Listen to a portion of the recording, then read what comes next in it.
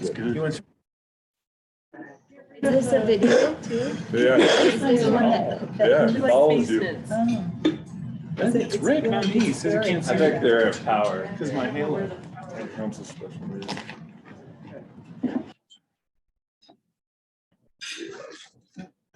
Were you able to get yeah, it's Beaver I was Road. over And just the park. code Yeah. is, It was like. How do you close those, Rec, put those capital flags down? B, 2023.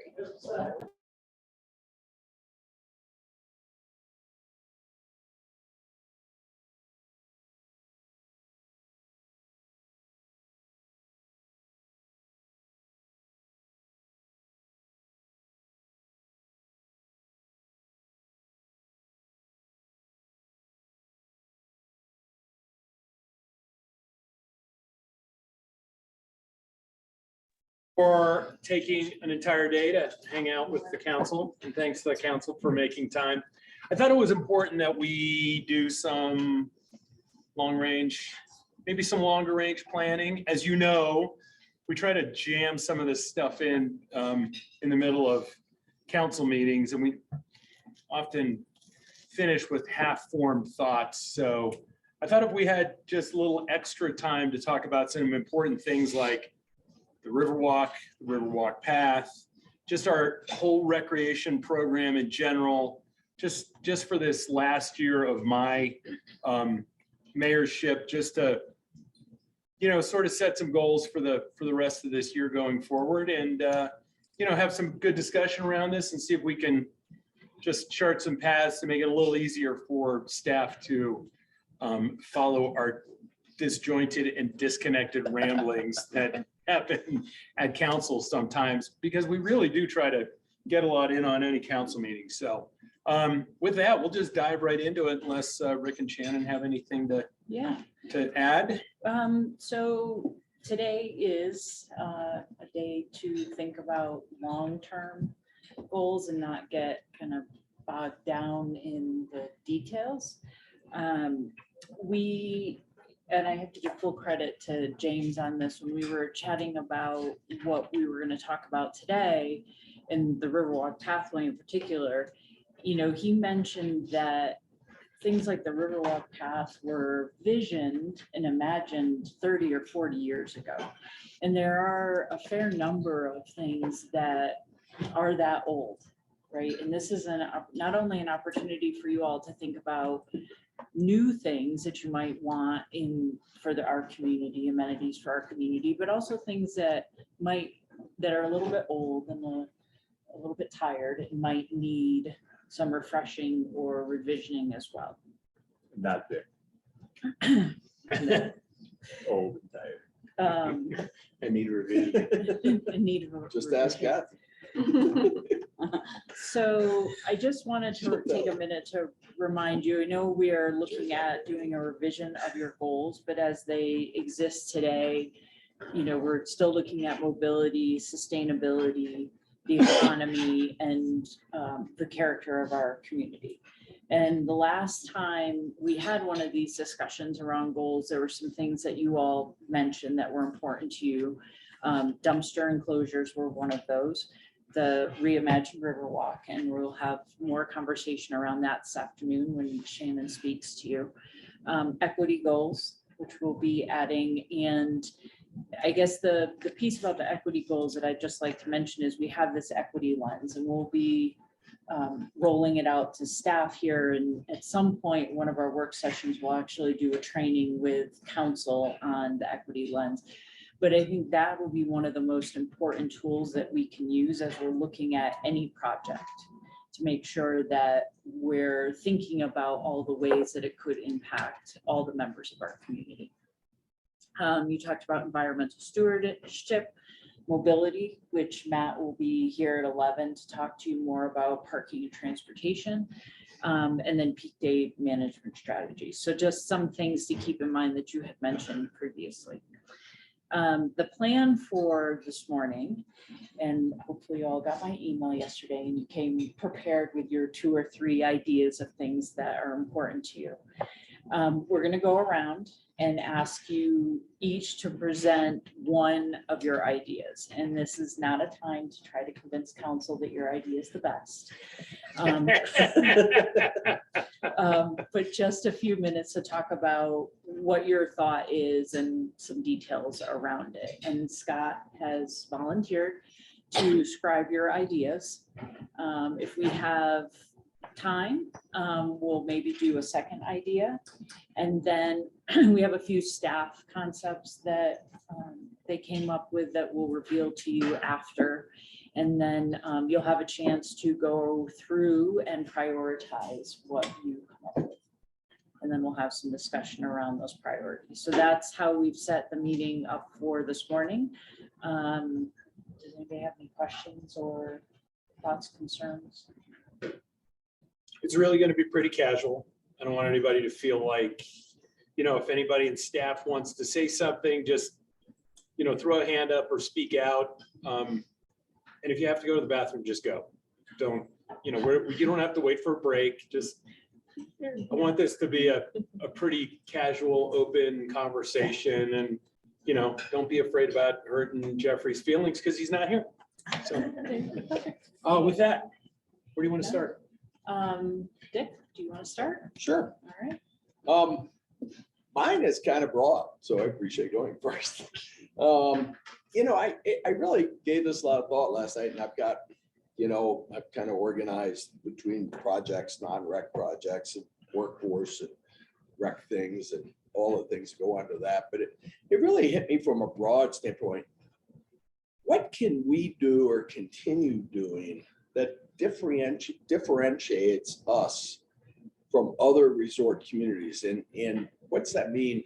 I mean, I think for guests coming to visit, but really more importantly for our citizens to be committed to this community and to stay and work here and be willing to give here. It's kind of like the right people, which has nothing to do with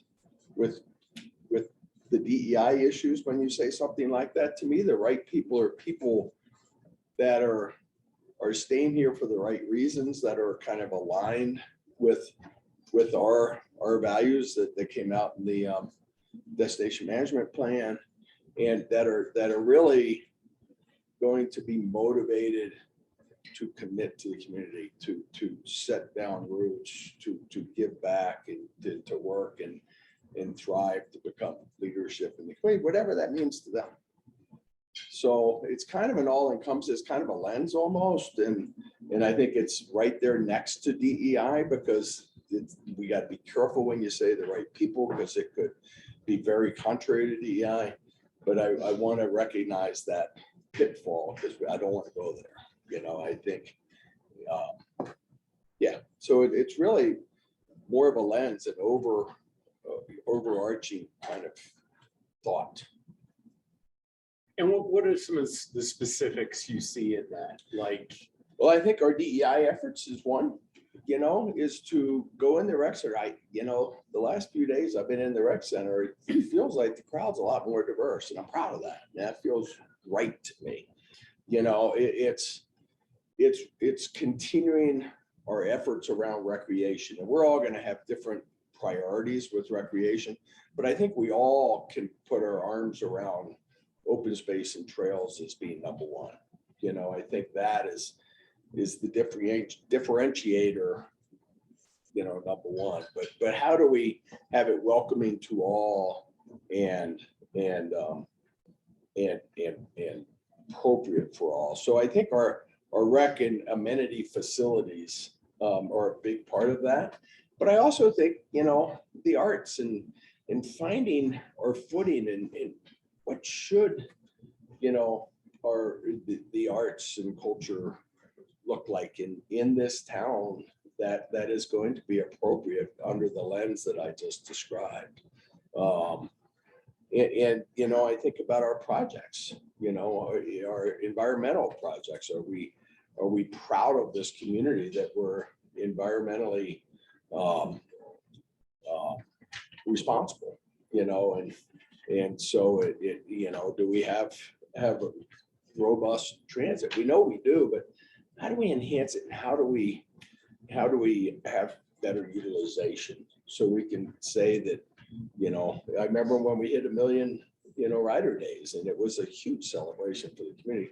Kind of get back that level of pride and that level of determination. You know, I think that the river project is big. I mean, I think that can bring a lot of pride and opportunities for people. So, I don't know if that was specific enough. Yeah, that covers everything. That's it. Good, we got out of here early. Yeah, that's it. Awesome. Todd? Yeah, I've got certainly a few thoughts, and thank you for that note on that. It's kind of a cool day to be able to sit down and kind of throw out ideas and work on a bunch of this stuff. And certainly share Dick's sentiment on, I think, investing in our people and making sure that, you know, it's hard living here, and that we have this opportunity to take capital and make it even more appealing. You know, when you have to shovel in May, make it, just kind of make it worth living here, despite high housing costs and high childcare costs. So I've got a couple of different thoughts, but to me, there's like this hierarchy of needs, and so I'm always starting with people, and housing to me is one that we've done an unbelievable amount of good work, and I think there's an opportunity out there that I'd love to see us get the right players together to make some progress. And to me, that's working with the school district. So I would love, as I think about people and housing and childcare and then all the stuff Dick brought up, on the housing front, I would love to see us get, whether it's through the Summit Foundation, directly with the school board, the town, and, you know, our staff has done such incredible work in getting, I don't know if it's 13 or 1,400 units through the years, but there's a certain amount of expertise in our housing staff. If we have all the right players and work with the school district to get housing for teachers, you know, the Summit Foundation had brought up this whole idea of like housing for nonprofit employees. You know, you obviously have police and firefighters that are having a hard time. And so the school has land. We have development expertise. We have capital. And I would love to see us get a task force to really focus and see what good we could do on some of those school parcels in the Upper Blue. I think there's just a real opportunity there to set us apart from all the other ski towns, and imagine a project that for all the preschool teachers, if all the preschool teachers all the way up through 12th grade and all the staff that work at the school, the bus drivers, the maintenance folks, the admin in the schools, if there was enough housing for that, enough housing stock there, and firefighters and police, and we didn't have to worry about like, well, where are you going to live? Like, I think the dirt the school district's got, that's a home run if we can get the right players at the table. I think it's going to take the mayor and the council, our staff, and the Summit Foundation and the school district to, that could be a priority. That would be a really cool thing. Thanks. Carol? When I first thought about this, we framed this discussion as amenities. So you first think capital projects and community amenities in general. And my first thought was, I think we have the major boxes checked.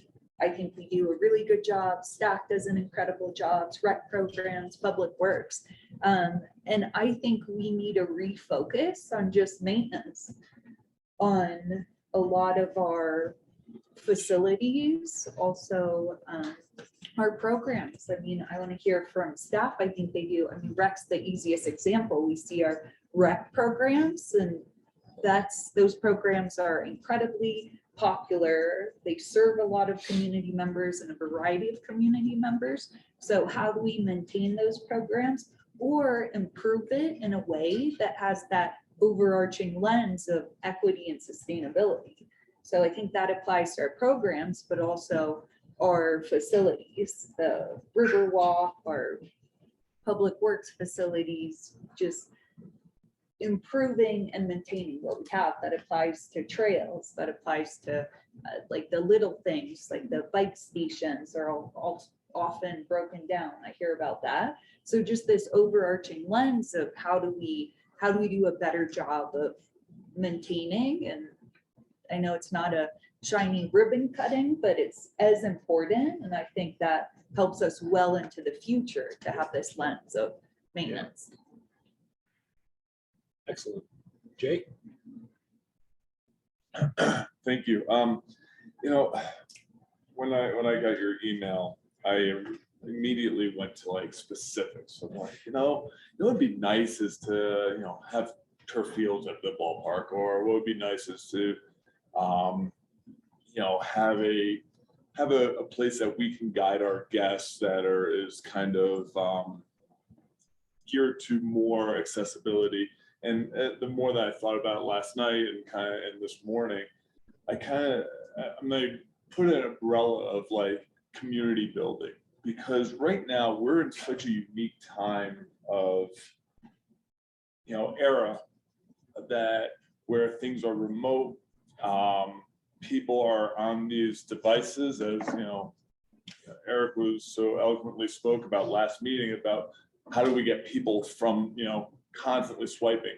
You go to any place, you go to the rec center, and you're in the weight room, and people are sitting on benches just scrolling, and it's just like it's infuriating. But like we are becoming more and more disconnected from each other every day, and so I wanted to kind of use that as an umbrella of going, how do we take care of our community, and how do we bring together our community? And it was either Todd or Dick were speaking about how, the first 5 years here are really, really tough.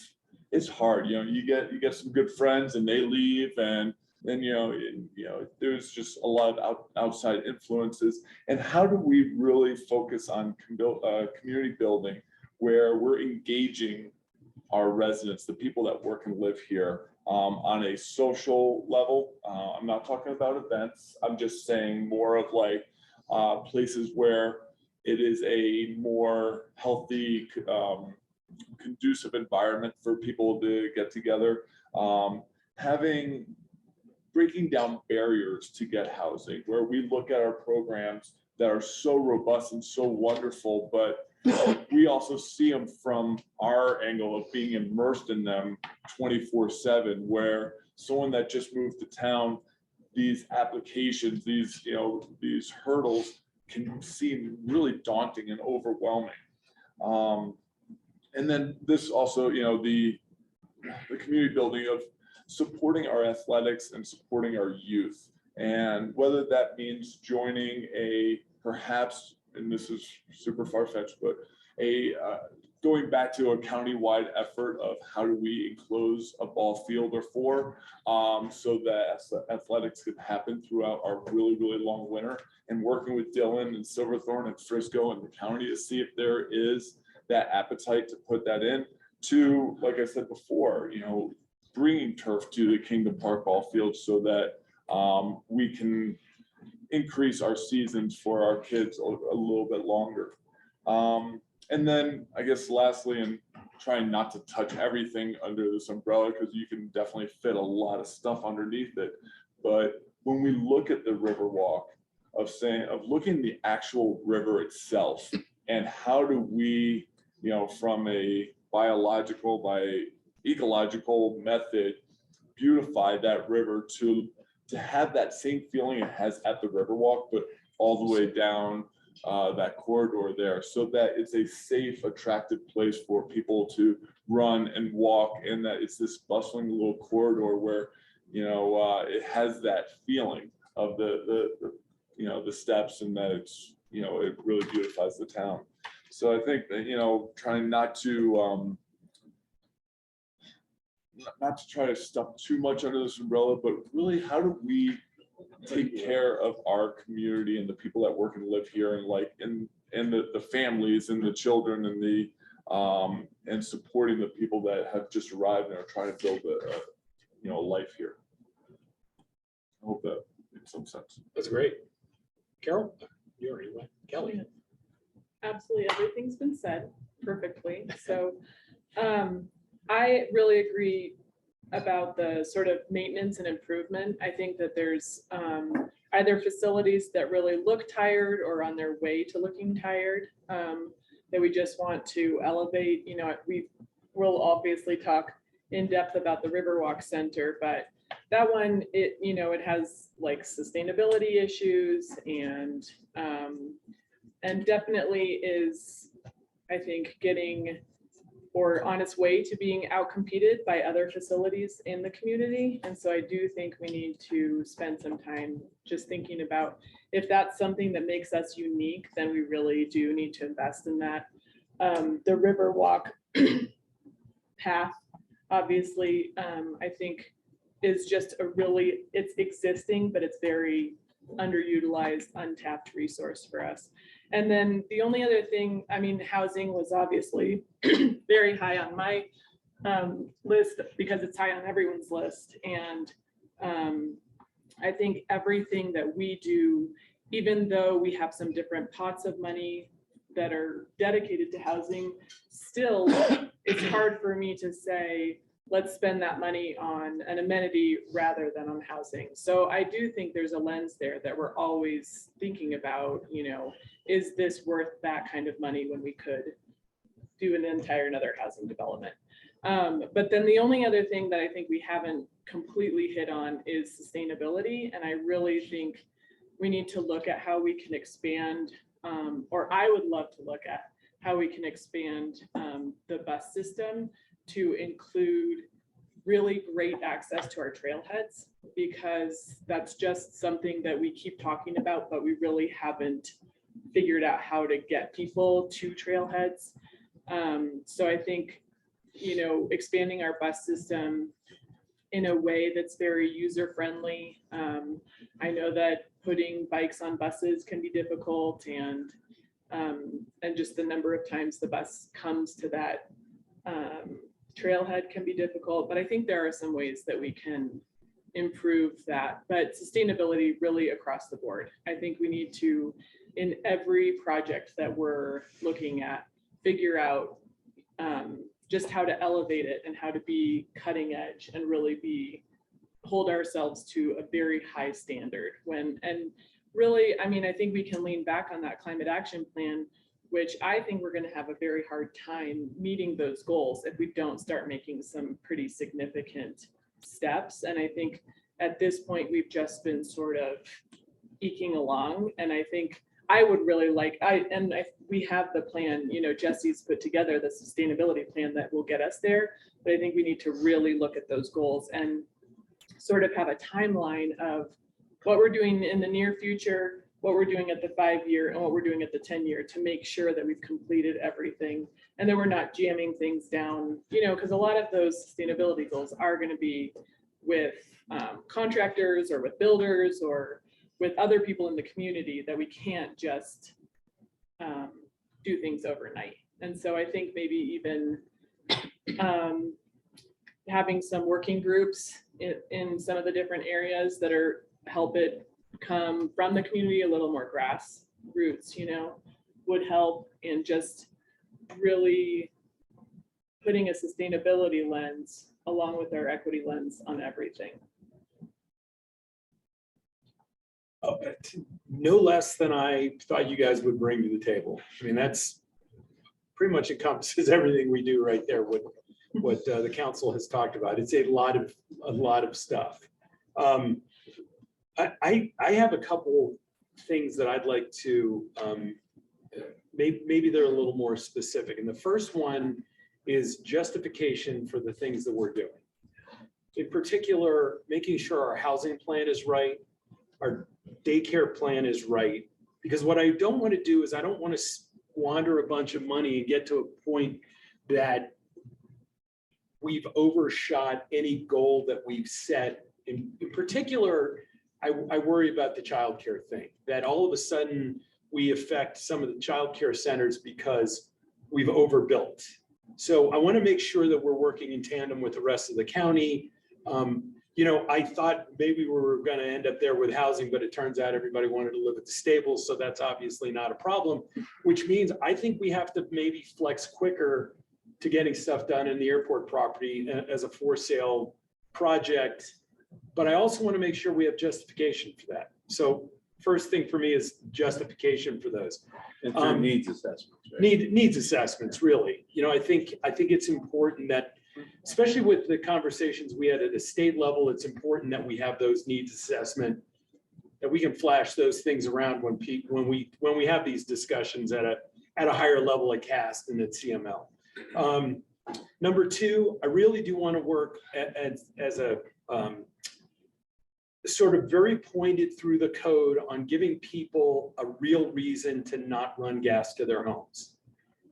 I think, you know, I know that there's places that have just said no to that. I think that's going to be a bigger push for us. I'd like to begin by giving some real credit in the code to people that don't run gas and use some alternate means. I know that,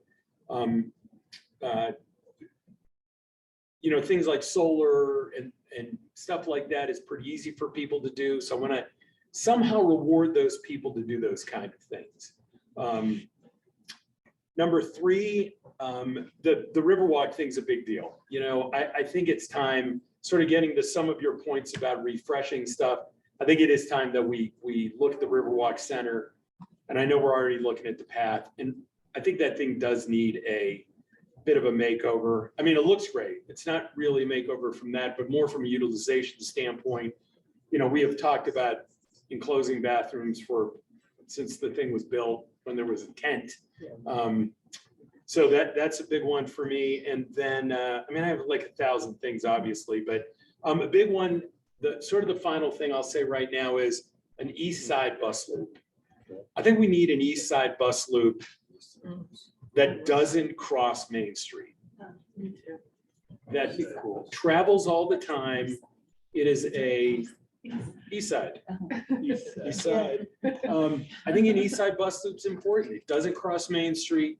It can move people without the delays that we have on a constant basis when the purple route's got to cross Main Street, and you know, and it's 45 minutes behind because of that at certain times of the day. It's really a local bus loop is what I'm looking for. It's a bus loop that gets people from the places they live, like, you know, the French Gulch area, Wellington, Lincoln Park, the new Stables area, and gets them close enough to town that they can get to work without having to cross Main Street and go to the transit center. You know, as it is now, if you ride the purple during the winter time, locals will get off at the corner of Wellington and French and walk to the transit center rather than continue the loop. So it's not a stretch to get people to do that, to walk to work, because it's not that far. And if that bus would somehow, you know, maybe we work that into the taking over part of the loop that goes up Boreas. And maybe that's how that becomes a bigger loop to get workers at town. So that's my like one specific thing that when Matt's here, I wanted to talk to him about. So just gonna try to take a minute and get some specifics from you. So I think buses to trailheads, some of this we'll talk about more with Matt and more with Shannon a little bit. But so to Dick, to this idea, and it came up more than once, of differentiating Breckenridge, do you have any specific ideas on what that might look like? Is it just maintaining open space, our trail system, or creating new trails? Is it, we have some ideas on things around recreation that can be improved, but are there any desires for new recreational amenities? Or in a few minutes, we can talk about some of the ideas that staff has around improving some of the amenities that we already have, and some, frankly, that I didn't realize were there. So let's just start on the recreation side. Is there anything new that you would like to see to add to what we already offer? I think we're still missing a beginner bike loop. And Scott and I have talked for years now about something down at where our new river is on McCain, about having a bike loop that had some features. There's plenty of parking down there. You're just capitalizing on Jeffrey not being here. Oh, yeah, Jeff, we're gonna ruin everything he's worked for. No, I mean, we've been talking about this for a long time. There is no, even if you would build something up in the French Gulch area, there's still a climbing issue on every single trail. You cannot move to this town, and sort of getting to your point about that first 5 years, to get somebody to come to town and throw them on a bike and say, let's go climb Chantilly is, I mean, it's cruel, really. So to have something that you could not only be for beginners, but also for kids, that was a loop, that was fun. You know, the river trail's great, but it's sort of an out back, and there are fishermen and dogs there all the time. And it's a little scary if you got a 5-year-old on that thing because it's close to the water. So that's one recreational piece I think we're missing. I'd love to see, kind of tying into what Jay was saying, almost pulling back a layer or two, and kind of having like some sort of simple document that unifies the council on like, hey, here's what we're working towards. Like, here's the hierarchy of, like, in my head, it's people, housing, childcare, food. And then below that, you've got this amenity piece, all speaking to the community stuff that you talked about, and the inclusion items you've brought up, to kind of have a drum to beat there, to be like, this is why we're doing this. This ties into all of these pieces. And I've spent a lot of time in the last year, like, thinking about the ice rink, and what it led me to was that I'd love to see, so not only having that like unifying 1-page, 2-page documents, like here's what the council's working on, here's our story, and being able to share that with the public, like here's what we're working on for the people in this community.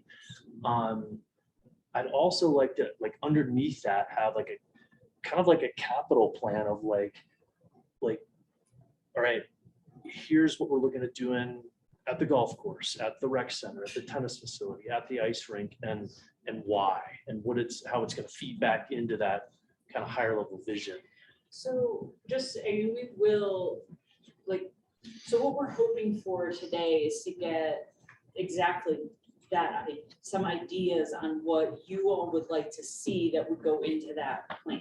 Yeah. And then Shannon, when we present the capital plan, will have all those things broken out, and we don't do it until budget time, but she always has sort of a backup for what each of those things is, and we could create a summary of those plans for each of those particular areas.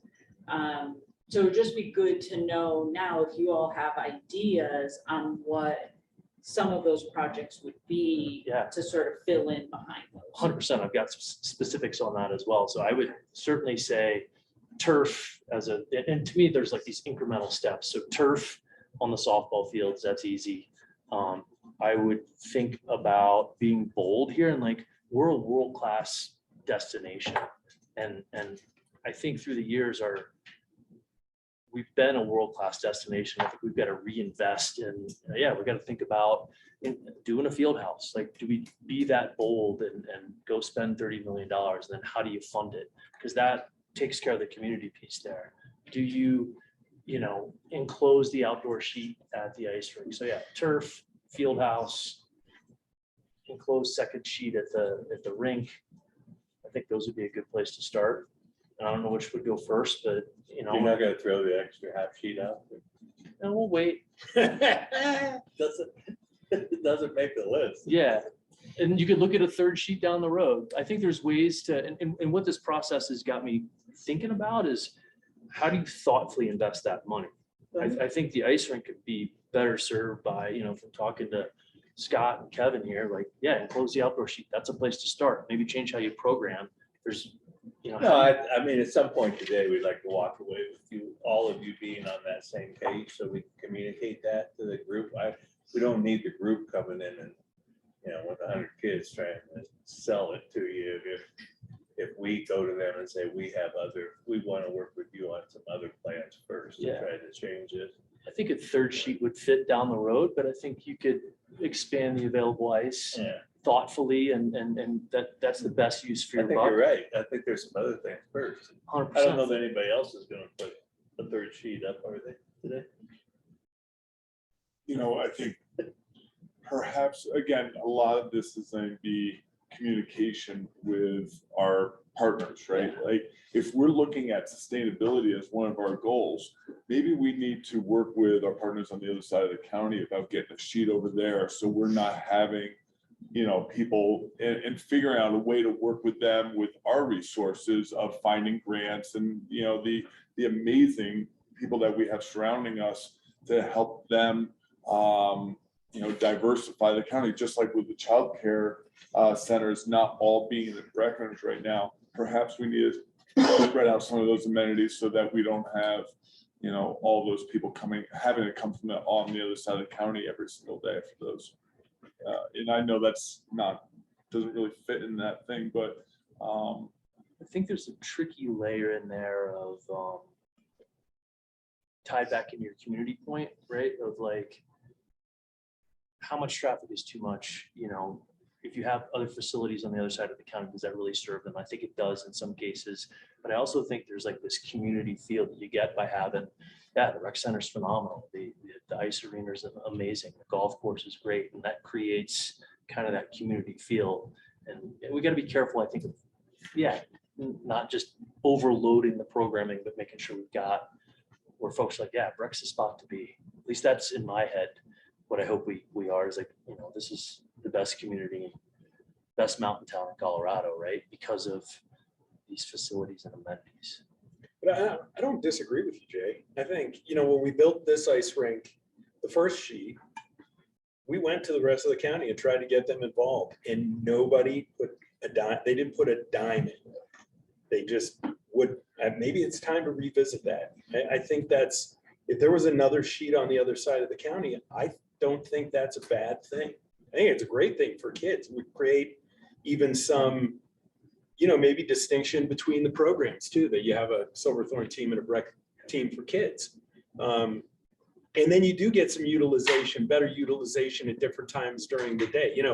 I'm assuming that when most of us grew up, we played sports that you had to show up at. I swam in high school. I was at the high school at 5:30 in the morning. That doesn't seem to exist here for some reason, and I don't know why. I don't know why we don't utilize more of that, available time. So, maybe if there was a sheet on the other side. But to the sustainability thing, I think for me, the most important thing is the turf. I think from a water sustainability and a just overall fitting into our sustainability goals, to turf all of our fields is the best use of our money, and to get away from what we've been doing with watering all these years. It checks multiple boxes. Yeah. I think to Jay's point, it supports our youth and our adults, and it, from utilization of those fields on a more year-round basis, or you can get 7-8 months out of a turf field. We are with the one at the rec center. It seems like, you got to plow and brush and all, but It certainly enhances it. yeah. a lot. The one piece that I keep thinking about here is kind of to your point, Eric, is that needs assessment. We spent all this energy on this destination management plan, and it was really a great guiding document. Now we're getting ready, in the next, Lucy, year or two to update it.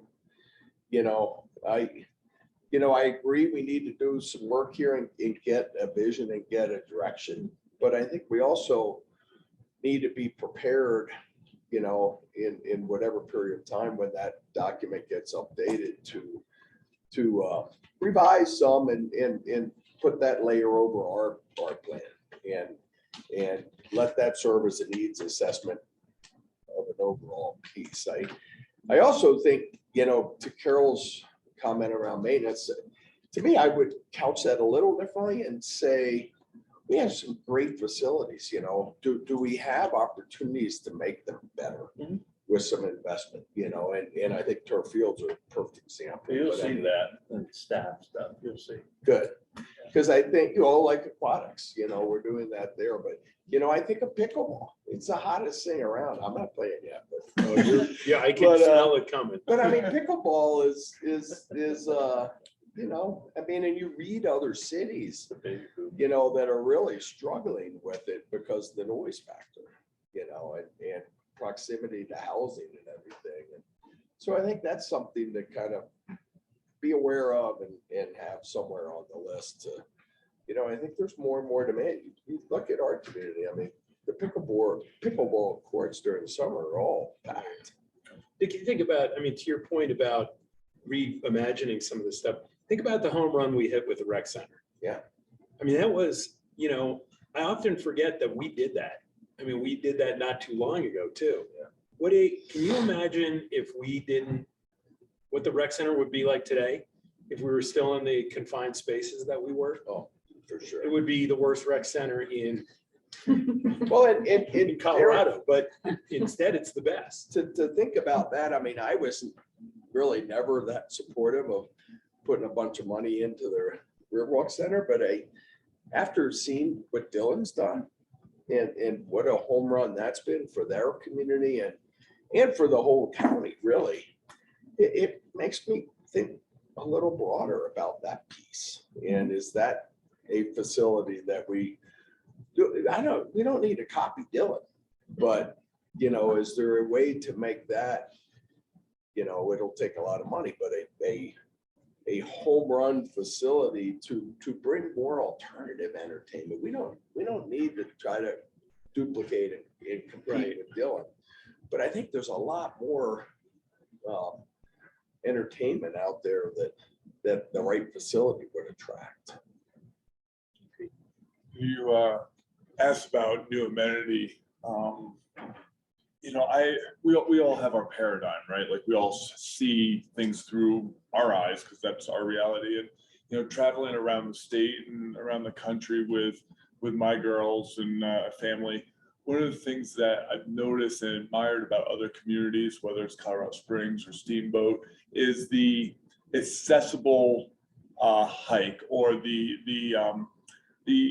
family-friendly, all abilities, bigger than, you know, more than the Isaac Loop, but it has a destination, it has a waterfall, it has like the incline, you know, maybe not the incline, but like you look at those and where there's parking, there's infrastructure, and then there's this very accessible, family-friendly, fun journey that has a kind of pot of gold at the end of it, that, you know, Beaver Run and all, you know, it's like that go-to place. And I think of like Boreas Path, you know, Boreas Trailhead, you know, that's kind of like that, where, you know, you have that big infrastructure, the big parking, and it's flat, and you have the tank as the pot of gold.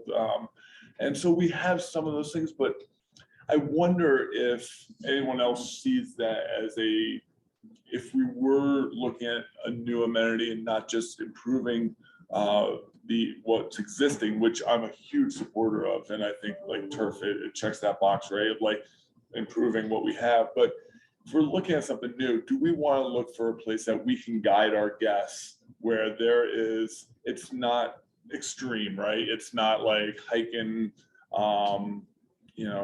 Peak 10 or, you know, doing the Wheeler Trail on a mountain bike. It's something that is very accessible, and that it's a place that we can maybe even improve the quality of life of the people that work and live here by perhaps taking some of the traffic off of the more advanced trails, think about like even Aspen Valley, and guide them to a place where the guests are going to be more happy, where they're not they have ripping mountain bikers flying down there or things that it's just like it's more of a catch-all for that demographic. I feel like I love that concept, right? And I hear that a bunch as well. And I think that's maybe one of the opportunities with the arts is, you know, you think about the river corridor.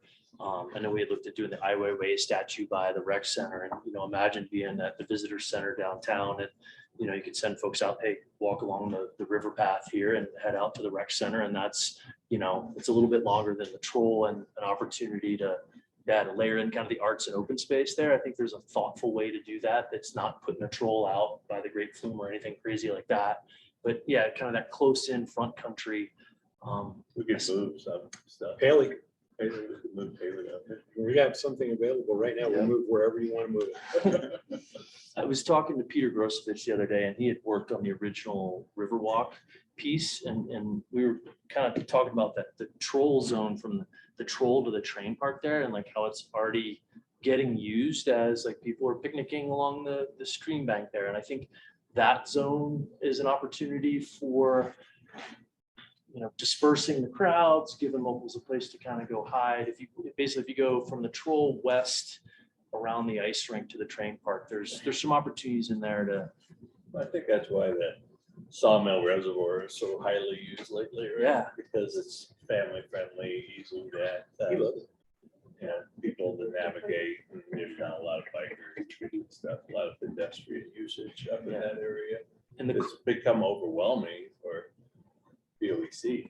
the cool thing over in that zone I was talking about was it's already getting used, right? Like there's already, like, it's, people are there, and same thing in Sawmill, right? Like it's people like it. So it's like, do you invest some additional capital and kind of make it a little bit more Breckenridge?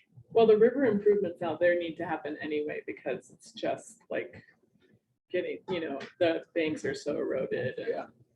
That area is hammered. Yeah, exactly. Yeah. Trying It's to say good. that nice. Yeah, it's beautiful. It's a natural place for them to hang. There's parking, Yeah. bus, like, The river is very, it's There a could stream, be a lot of not housing. a river. Yeah, there's a lot of opportunity. There is. Behind the ice And we have parking there and I mean, Exactly. it's, Don't forget, we did a lot of work on that river already when we converted that from the stables to Yeah. what it is. I mean, that place was a Oh, really? disaster Oh, yeah. when the horses were there originally. I didn't know that. Oh, yeah. It got so bad that one of the it's trails, rodeo. one of the trails, it was rodeo ground. One of the trails was this deep when you rode it on a bike. It was almost unrideable the way the horses had ground that thing down. And Holy Um, dirt.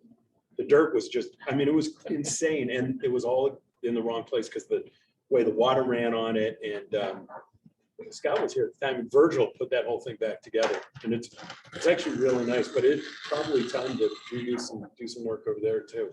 And again, that fits in our sustainability goals. Anything we do with the river Mhm. is a big deal.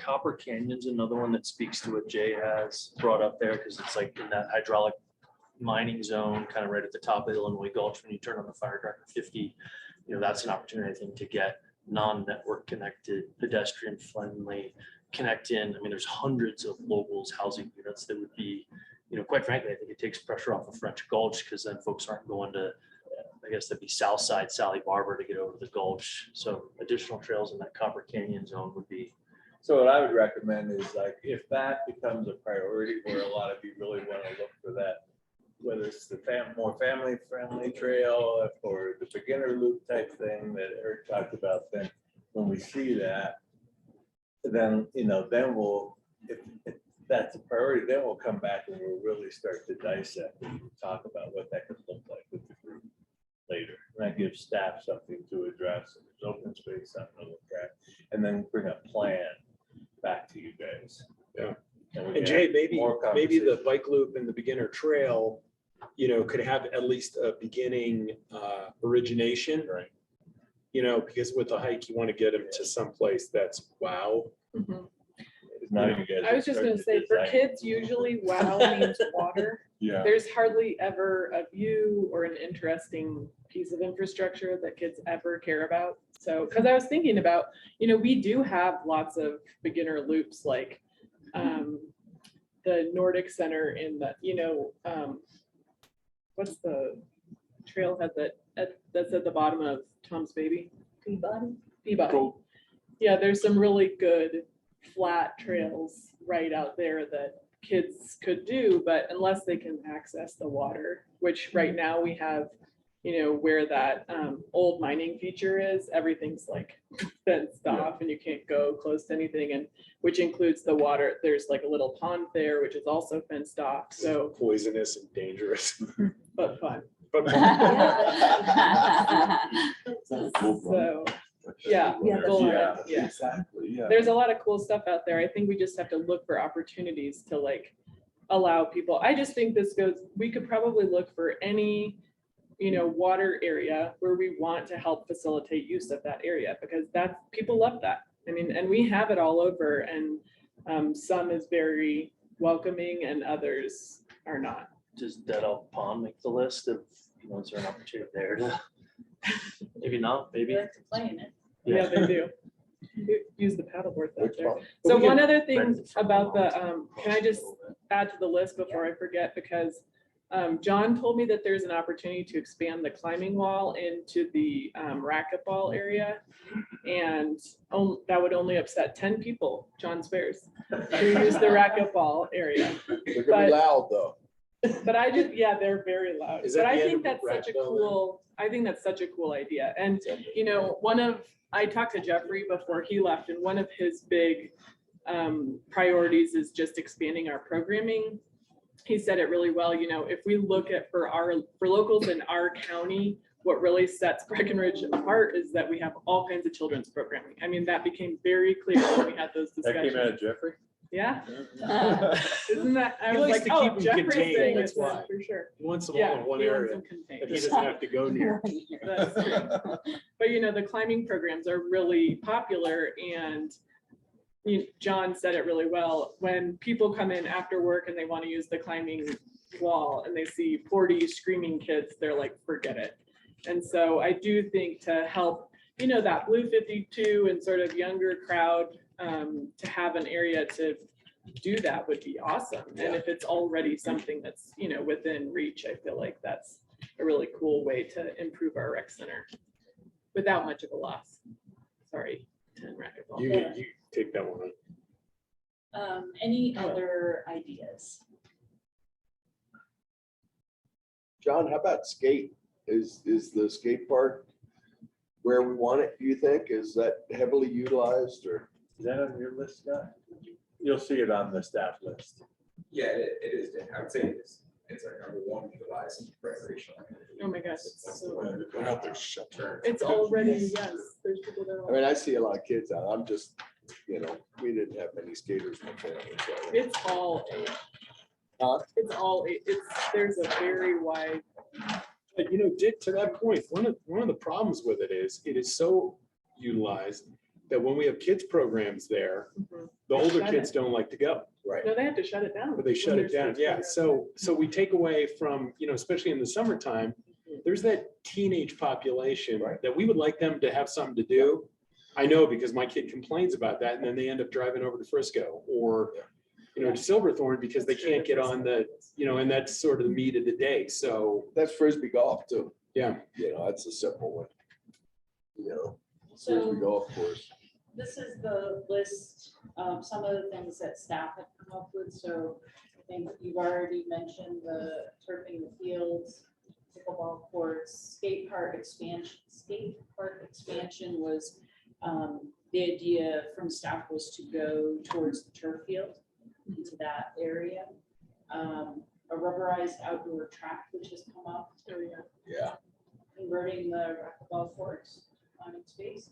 Outdoor splash pad, which I think maybe has been discussed with council Yep, previously. Bunch of times, yeah. Enclosing the outdoor ice sheet and improving the locker rooms. And then one of the things, and I don't know if this came from John, was to offer licensed infant and toddler care as a potential program expansion. And then the renovation of Carter Park, which is old and tired and Yeah. really that whole area between the dog park, which we've had some conversations about in the bathrooms at Carter Park, and then just, that whole surrounding. So, before we move on to the next step here, is there anything else that you all would like to add?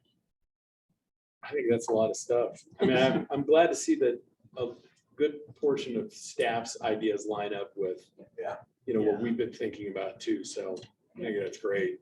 Yeah, the one thing I should have mentioned on the expansion, or excuse me, the turfing of the ball fields is there's James called it a honeycomb that's right in the middle of the two fields. And I guess if you don't walk in between them, you probably wouldn't even know it was there. It's kind of shielded by the trees in the parking lot, but it's a really old building that isn't used. Oh, really? Yeah, and playground dump- back. Yeah, playground too. Right, and what we were talking about the playground too, is that if we're gonna turf those fields, if that ends up being a priority for you, that maybe we look at that whole area and imagine what that could look like for all of it. So that was just. Especially that new. I would say absolutely. Oh, yeah. Be a lot of- Makes me think about access coming from there. All right, so the next step. Rank. Not rank. You all have in front of you 5 dots.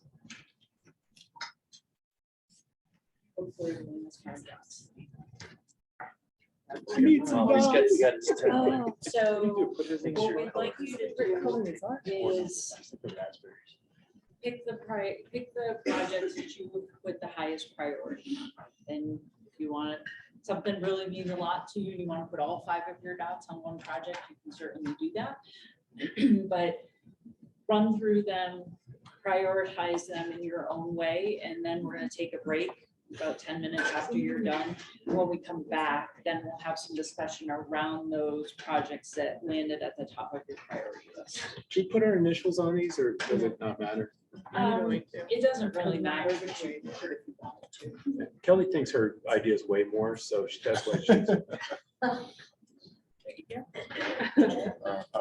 No, I'm We not can double thinking up. so. I'm just gonna build. Good Never color. mind.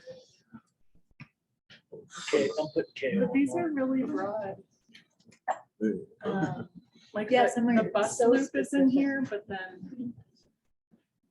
So this is every idea Or we look Or at just just. that. or just the rest? Rec projects to Well, start? you have something like Or the how, like Todd's idea around partnering on housing some school district.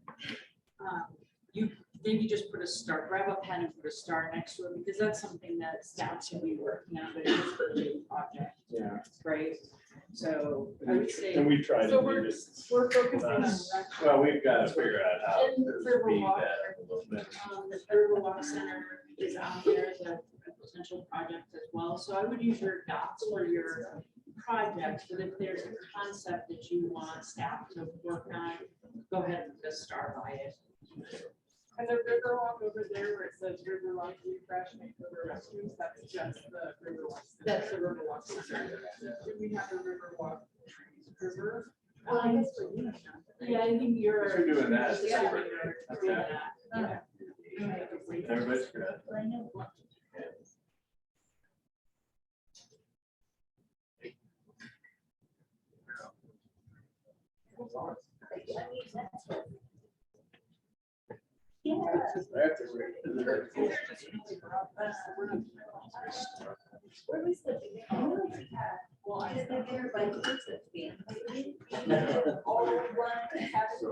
Yeah. Right, so I do the dinner like this. I think we heard you. So that's water too. Yeah, and water. Yeah. Water. It's kind of only the Yeah.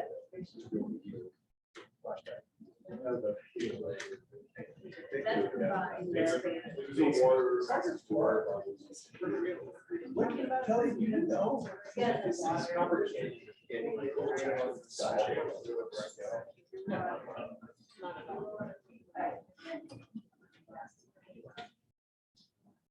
Girls cross that right. Yeah. Or- Because it's fine. That's why I was asking. I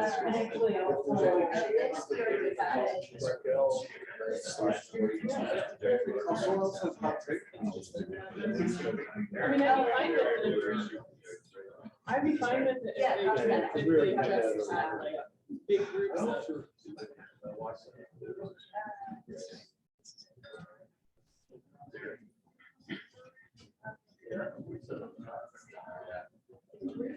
Except for me, this Who is the progress? where our needs, yeah. I think that's easy.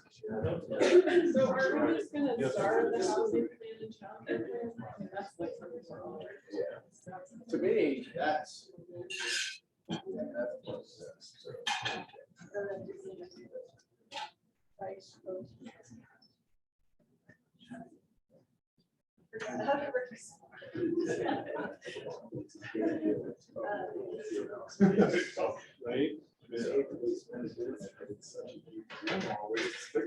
What do you, yeah,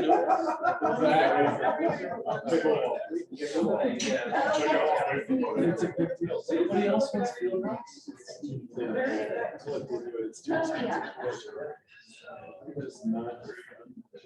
I would say, Looked at this so many times, and it's just, the ones we've looked at have been what they. what are you talking about? The programs that have to come up with money to the town, to county, they gotta be. It's almost that. Isn't this more better with this? Yeah, it Yeah, is. we'll combine them. Yeah, this is almost making me sick to my stomach to do that, but I think that's. Wait, The pickleball, I actually wasted a sticker on pickleball. Yeah, but those two, it's like, where are the needs? Hard to stick. Like, what is, like, is there more to here and one here? Would serve.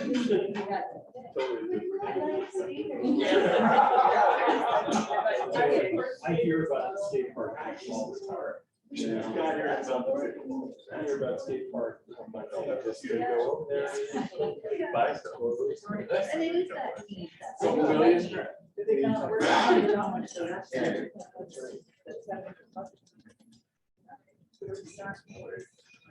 Is that? So this, is this already in here? Yeah. Yeah. The line just in. I think it's fine.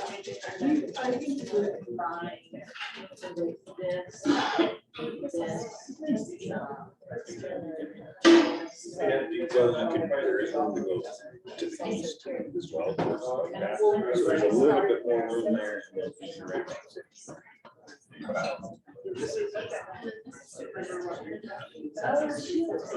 I thought we were already here. Street area. I thought that was. Just, yeah, like. Start. Doubling up on growing out. I was one of our relations with the streets. Now that it's easier. I just think it. We have to do it. It's a Good. Right. Right. Near spot. And this is totally different. That's just, They're good.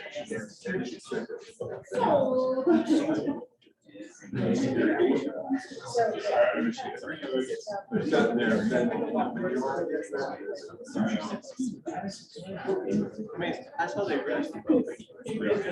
cross it out once. It's sort of like, you know, we were at the airport a month ago, 9 months ago, spring break, and went to the bar to like have a drink. And I looked around, I go over like another gate, I looked around, and every, like, hundreds of people on the wall. But I think that it's also. I'm like, robots, like that's all we do, is roll our. But I don't know if you it's just. It's like, Oh, that's what I should. In this, Yeah. there is capital, because you have to have access. Is that thing survive? Is that a, is that, is it a bad? They put it up there. John, what about the inside? Isn't that crazy? It has to be. It literally has to be. You literally-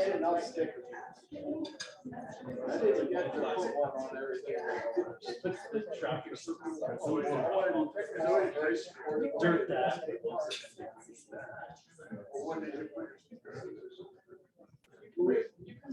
Can we put pickleball on our, Yeah. those kind of live together?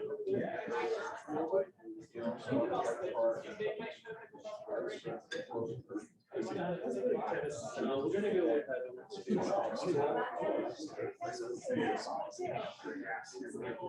So. But I get it, but you got, that's our choice, right? I know they don't like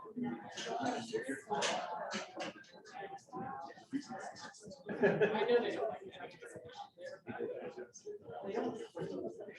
Orchids?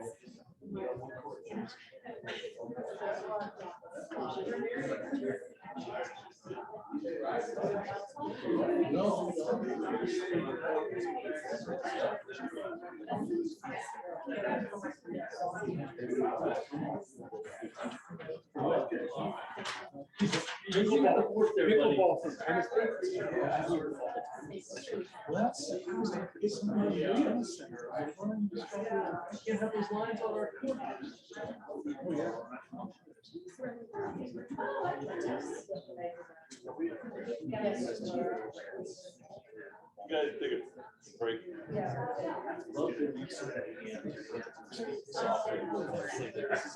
I've been through this 1,000 times.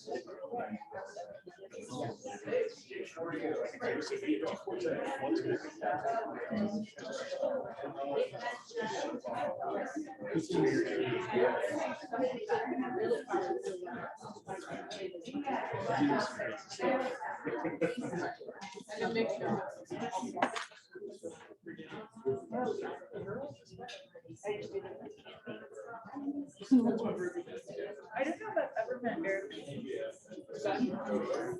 He doesn't look anything like that in the direction. I never. Oh.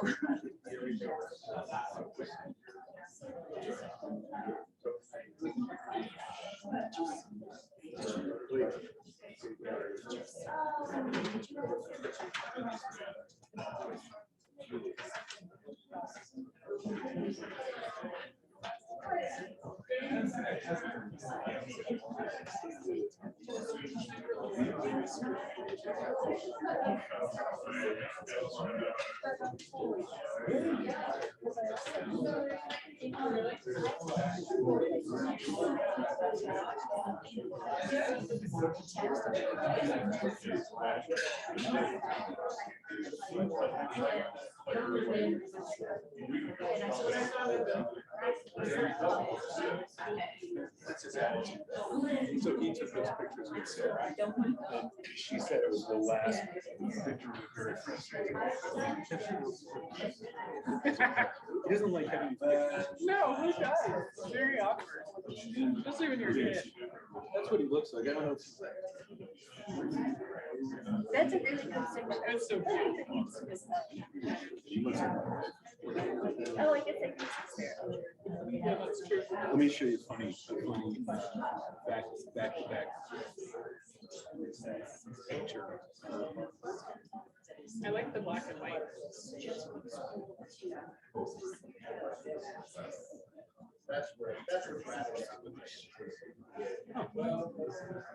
You have her sit next to it. No, I have me and I graduated. Yeah. High school. I didn't know you were a swimmer. Yeah, I was a swimmer in high school. I tried to swim in college, but we didn't have a pool. I got tired of driving. So. I remember that the swim kids getting up at like 5 a.m. I hated it. And I was working with my dad a lot. Yeah. So I spent a lot of time.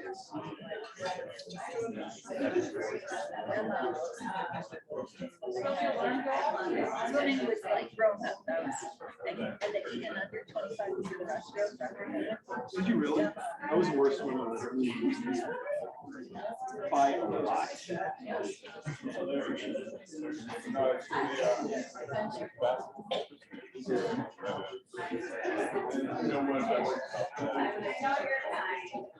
I don't know why it's over so much.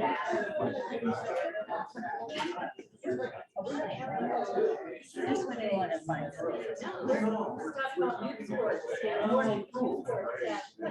Oh. Yeah. Isn't that hilarious? Crazy? Yeah. Yeah, you guys have the same nose. Yeah, that's my old nose. But no, I got Oh. Hey, Kelly. There's your. You guys look a lot alike. Isn't that crazy? Yeah, look at your chin is exactly the Yeah. same. We used to have this. And nose. Before I got married. Oh, yeah, nose. Yeah, this is this one's business. Yeah. Yeah, it was, my dad worked he saw that the depth of like 4, and he thought 4 meters, not 4 feet. So have twice in a. That's how people get paralyzed. That's crazy. Wiping everyone's stomach. Oh, they do. No, I broke my nose skiing a couple times. And then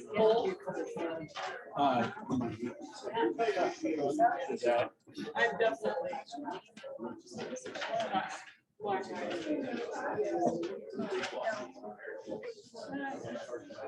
and just lost completely. To that, it would just stick me in the face, yeah.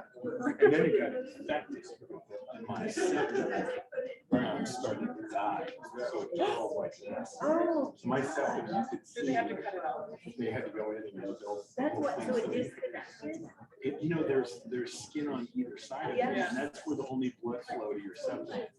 So if you get an infection, like pus stands it, so the septum doesn't get, and you get boxers. Oh, that's That's why. how this happened. So he went in and pulled my septum out. Yeah. It's my buddy Seth. A surgeon? That, He's an amazing surgeon. He's a weird dude. Oh, You'd yours never, or no? you'd never think this dude was a surgeon. Surgeons are pretty You weird. think he was some kind of, I don't even know, you think he was working plastic Yeah. surgery. Seriously, they're like, there's no fucking way this guy's, he's got these big clumsy hands, and he's such a delicate, just fine. unbelievable. Yeah, I was thinking, when I think surgeons and airport magazines, how they have like the country's best doctors. Yeah, he was, I mean, he is one of the country's best doctors. Yeah. He just doesn't. First time I met him, he was at the restaurant, he was sitting down, he introduced himself to me, we were talking, and he was looking at me, and he was like, I'll fix your nose for you. I was like, fuck, is this guy? Rude. Nice to meet you, I can make you look better. And we started You need a little talking. help. I was in Denver driving around. He was like, hey, where are you? I'm like, I'm in Denver. He's like, come over to the office. I was like, fuck, I gotta go. I went to his office. The waiting room is seriously this big. There was 100 people. It was crazy. I was like, oh, is this busy? He's like, oh, yeah. Come into my office. And then he just, Where is he located? he's down on the south side. The hospital is down on the southern part of Swedish? That's Swedish. It's like Lutheran something. But he took, I got done at Skyline or Sky a couple times. He took a big lump out of my neck too. Oh, so he's more than noses. Yeah, he's ear, nose, and throat. He does everything from that guy. Yeah. He's, a, What a tangible skill set. he's an amazing surgeon. So that, I don't have be a any. doctor, like, He did. I'd be terrible. He had a guy. Guy was using a nail gun. Somehow the ricochet of the nail gun, he shot a nail through the roof of his mouth and touched the guy's brain. So he, with a neurosurgeon, went in and he did everything from here down. The neurosurgeon did everything from here up. It was the most insane. It was like in the paper. It was a really big deal. He pulled his nail out of his dude. This is harder than I thought. It's only, you only have 5 stickers. Yeah, I know. And then to waste one on pickleball. I needed about 8. yeah. Who wasted theirs on enclosed the ice sheet and pickleball courts? How did those get? Which one? Enclosed the ice sheet and pickleball courts? Oh. It's not the same. I wouldn't have, I didn't give up things. No, neither did I.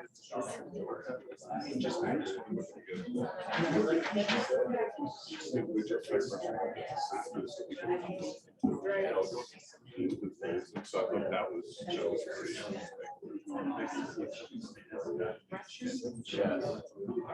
And that might, you know, when we're looking at material science.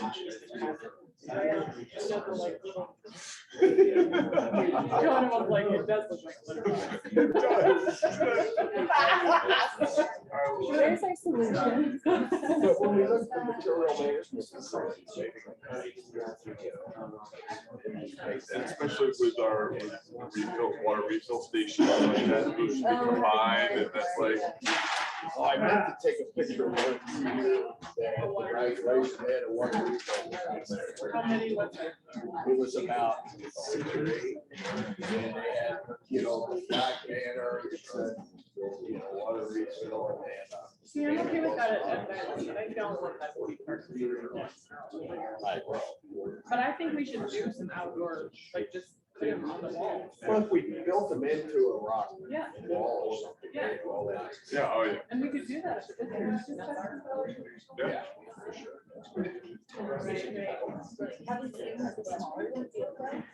They're just little, like, Same thing. Oh.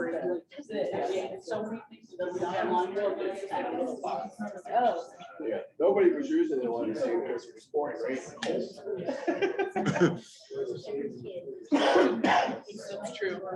But it would have got used if it was hot. So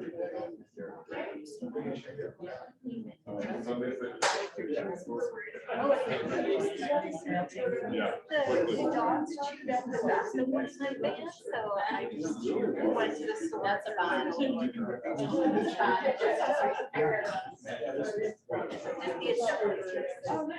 have the kind of color selection ever, like it's white, black, or. It's like a big change. Yeah, because that's in So the online. AC area. Yeah. It was actually on my way home from the airport. I was like, Dad, I need you. I was like, I don't know that story right now. No. I didn't think so. Maybe good. Why did you ask me that? Did I Oh, have me? Did I have a Oh, no, I was like, bitter face on there? I was like, close the door behind you, and I was like, but I didn't know. I didn't know there was a door open. Yeah, so I was like, man, this feels good, but I didn't Kelly's because I was just like going close.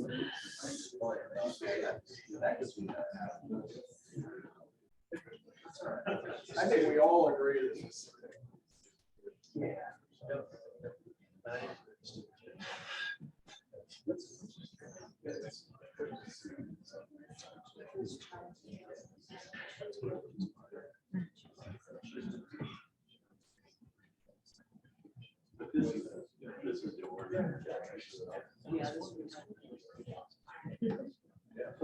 I think we should have gotten the stickers for Jeffrey too.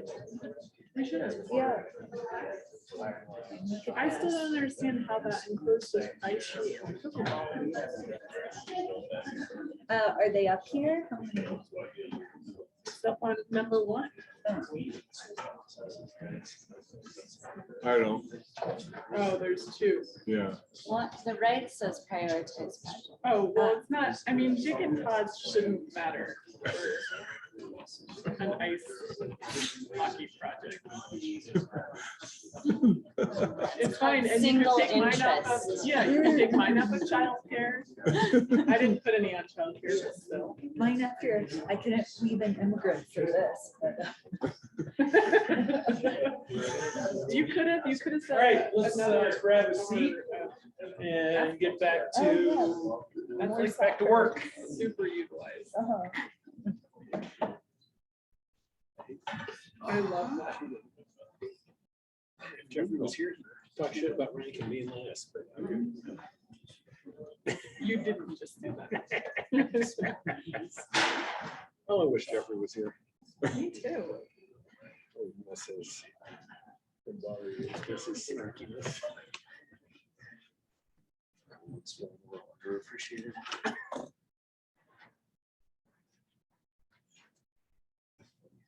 All right, Shannon. All right. I know that caused a lot of stress that you didn't have enough dots. Everything that you wanted. Everything that you thought it. Yeah. Right, and then we would get nowhere.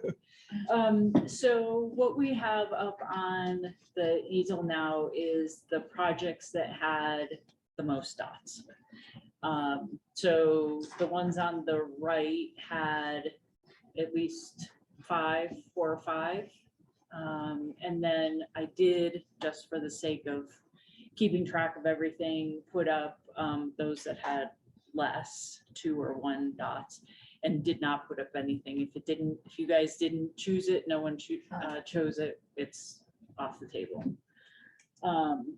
So I don't know that there's a lot to talk about, but we just kind of wanted to run through the projects that are up there. And one thing I wanted to mention, so in that transitioning of Kingdom Park ball fields from grass to turf, James came over and mentioned that this doesn't happen with very many projects, but that's one that could actually reduce staff resources, needed staff resources, as well as save on water. So when we bring that back to you, we'll probably talk about some of those things, which, like I said, don't happen very often. Usually our That's great. projects create a need for more staff. Well, as we look, sort of dive into that, I know that the running track didn't make the list, but is that something that could potentially be a part of that, you know, could, and if not, that's fine, but They as have we. to be oval is what I heard. I Yeah. asked Scott the same. Oh, question. okay. Part of that, so first off, I think maybe a better question is why can't we just use the existing track at the high school? Turn that to rubberized? The answer is because come springtime and everyone wants to use everything. They're pushing all the snow from the turf field onto the track or on adjacent to the track. And there's no drainage. So they need to have a drainage system like they have in Battle Mountain has that same thing, has a rubberized track and then a drain system all the way around the turf field, which is inside the track. So my guess is it would really constrain the ability for us to operate that as a baseball field or any other kind of field if we Gotcha. put some kind of oval in a drainage system adjacent to the track. Fair enough. But, yeah, I mean, maybe again. You know, why the school won't consider redoing ours, right, at the high school, Scott? Correct, because They have nowhere to push. there's nowhere to push snow. And then also Push it farther out. what happens is when and then it snows again, then you got to push it again. So they're plowing and they're kind of doing the thing we do with the streets and the sidewalks, right? Where we plow one, plow the other, and find a way to get it off. And then it snows again, you got to do it again. But Battle Mountain figured it out. I also They think, have because they get less snow than we do, And they need a bigger footprint. bigger space. Yeah. Like then they middle- ruined the last track, you know, within a year, and I think there's still a lot of hard feelings about that. Yeah, they had the wrong piece of equipment They out there, right? ruined the track. Oh, really? Oh, really? Yeah, they had the Well, right tires. I think Jeffrey had a really good point, and he said, we're just never gonna be everything to every person. And it's like, there are still, I know that this isn't the same, because those kids are training or whatever, but there's lots of places to run. I mean, we plow the rec strip path and things like that, so I just think I liked how we put that, and I think it's a really good thing for us to remember is, Yeah, that Yeah, I is just didn't know highly if there'd be a specialized. combination of, you know, yeah. forces there to, you know, if it worked. But it doesn't, it doesn't. Anything on the conversion of those fields in that space that you want us to keep in mind before we bring it back to you? No, That's I'd exciting. say make it as all encompassing as possible. Yeah. You know, if you can, as you look at that, you know, While we're talking about tracks, you know, one thing, Aspen, their school, you know, they have all their schools together. They've got elementary, middle, and high school all together. And they have a huge athletic field complex. And they have a trail, a track, kind of it's a soft surface track, I think, that goes all the way around it. And during the winter, they groom it as a Nordic. And, you know what I'm talking about? Yep. I mean, that doesn't sound like a tremendous amount of money while we're embarking on a project like this. So it's just something to think about.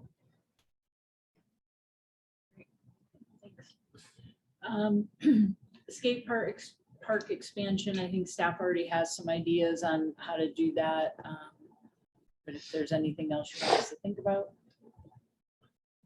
I think to the conversation we had and just bringing those comments back up, that it allows for division where there can be camps and that be separated off so that the bigger kids aren't beating up on the lower, aren't, you know, knocking over the little kids, and that there can be some separation there.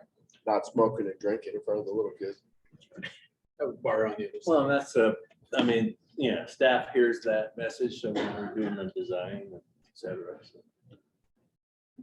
I think we heard several ideas from you on the beginner bike loop and the family hike loop, so we'll push that over to open space and come back to you. You've got to go staff and get some ideas on that. On the Riverwalk Center, we thought we might take a few minutes to just hear what you all feel is important in that facility. As you know, we've been through that exercise once before. There are some challenges with expansion, not insurmountable challenges, but just notable challenges. And it didn't, there were a lot of issues with how it was designed and what council felt was important at the time. And so we didn't move forward with it. So we'd like to hear if you have some specific ideas on what you think that renovation should take into consideration. I think we need to hire a different consultant, not DTJ. I think we need to hire somebody that's their main focus in their company is performing.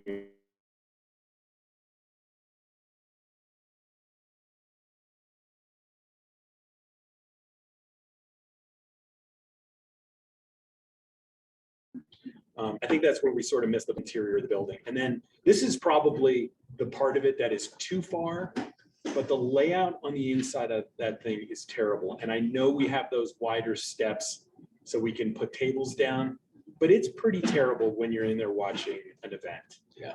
And for the amount of money and the amount of stuff we have going on, that it's not an actual tiered interior, bugs the crap out of me if I go to a show and I'm sitting in the second row. It's like going to Speakeasy, honestly. I mean, Speakeasy sucks when the place is busy because there's always somebody's head in front of your way. You know, and it's really a bummer that we let that happen there. And I feel like the same thing happens. And I understand why. I get that we have that other use there with the tables, but I feel like a consultant that comes from that background would have a. Eric, I mean, you're hitting, I mean, to me, I think we need to look at it and decide what we want it to be. And we need to think of the 3 or 4 things we want it to be. And I'm with you. I do not think it needs to be an event venue. And then I think, you know, we take those 3 or 4 things that we want to be, and we challenge ourselves to be great at it. Because like I said before, I mean, we're not trying to compete with Dylan. We're not trying to be everything to everybody. You know, we need to determine what is our niche and what do we want to be and how are we going to be great at it. That smaller niche for performance arts, I think there's a need there. You know, Dylan does humongous shows now. I think there's a niche for stuff that, you know, they're doing it with Graham Nash, the NRO that I think the NRO is that's a big piece of our brand, I think. That's a, you know. And Dave needs to be a part of the process. Yeah. And I think we need to hear from those I guys. think it would be important as we go through this to have, you know, that whole crew. But I agree. I don't think it has to be an event venue. I think having a performing arts venue that is just performing arts, that events can work around, you know, make the events a secondary piece. And added on to Dick's point, I mean, we have to talk to Tamara, the NRO, our partners that use it the most, to hear what they want. And it's things, I don't know, that we think of acoustics, layout, but I think back at the high level, like it is, I mean, fixing the bathrooms, that's not just for the Riverwalk, that helps us with all our traffic in town with the eventual walkway. I mean, years ago, when we looked to do the lobby, right? We were going out to pushing it to the west, off the west side there. There's some issues. We got to move a main sewer line that comes through. We got to look at how we route pedestrian bike traffic around the Riverwalk as that connectivity part. We lose some parking. Don't remember how many spaces, but we lose some parking. And at that time, I believe it was 5 or 6 million back in 20. Well, I mean, 2016 or so, it was 5 or 6. So we know today it doubled at least. They won't honor those prices anymore. But Rick, I think that's something we got to look at. In my opinion, it should face town. It should play to town. We're trying to be walkable, right? We want walkability. So why are we facing the cars? I mean, I know the mountains are beautiful and all that, but I mean, we see that all over town. I can't remember why, if there was a challenge with that, but again, it was campy and, you know, so. Yeah, you know. and you know, I think, again, the big lobby and there were a lot of offices and I think that's valuable valuable real estate that we need to really focus on. What do we want to be great at? And that's what we need to prioritize that real estate for. That is the massive building in the middle of town. Yes. I mean, that should be like a shining beacon in the middle of town, and it is. I mean, when the summer, when the river is filled with kids and the lawn is filled with people, you know, I used to be one of the ones that poo-pooed doing any work on that thing, but it is, I think I was too. we're past time to, And maybe we look at, you know, when we move your statue, we create a small, little outdoor amphitheater. Well, and You I know, would that's say, for non-ticketed events, so we don't try to make this facility be too much. Yeah. Is it an indoor facility or is it an outdoor facility or is it both? I don't know if we can do both or not, but you know, I think we could supplement the outdoor with, that's just a natural spot for a little amphitheater maybe on the opposite. So- laying out onto the lawn. I think one of the things that I'd like to convey to whoever does any planning for this project is that, like, to look at Breckenridge and that we are like a walkable and friendly Yes. place, because a lot of the arts facilities are very imposing. You know, they have like super tall, square, you know, wood walls and things. And I think one of the things that we did really right with the Riverwalk Center is it's very approachable building. Like, it looks like anyone could walk up and go there and check it out.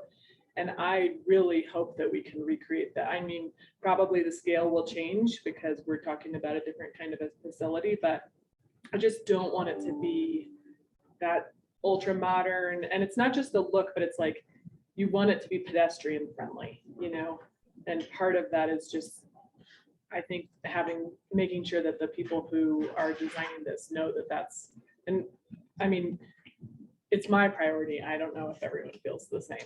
That's why I want it to face down and not the parking lot. Yeah. So here's how I would envision this will unfold on this particular project, that we would, you know, we would go back, we would start to work with the partner groups to get an idea, but you would see money in your budget. So the CIP, as we, you know, we'll start giving you the first glance at the CIP budget for 2024. You're really your 5-year plan in a few months. So you're going to see planning dollars in there in 2024 for this particular project. And so then there'll be a group of stakeholders, right, that works with town. We'll do our RFP process. We'll identify the consultant. We'll engage them.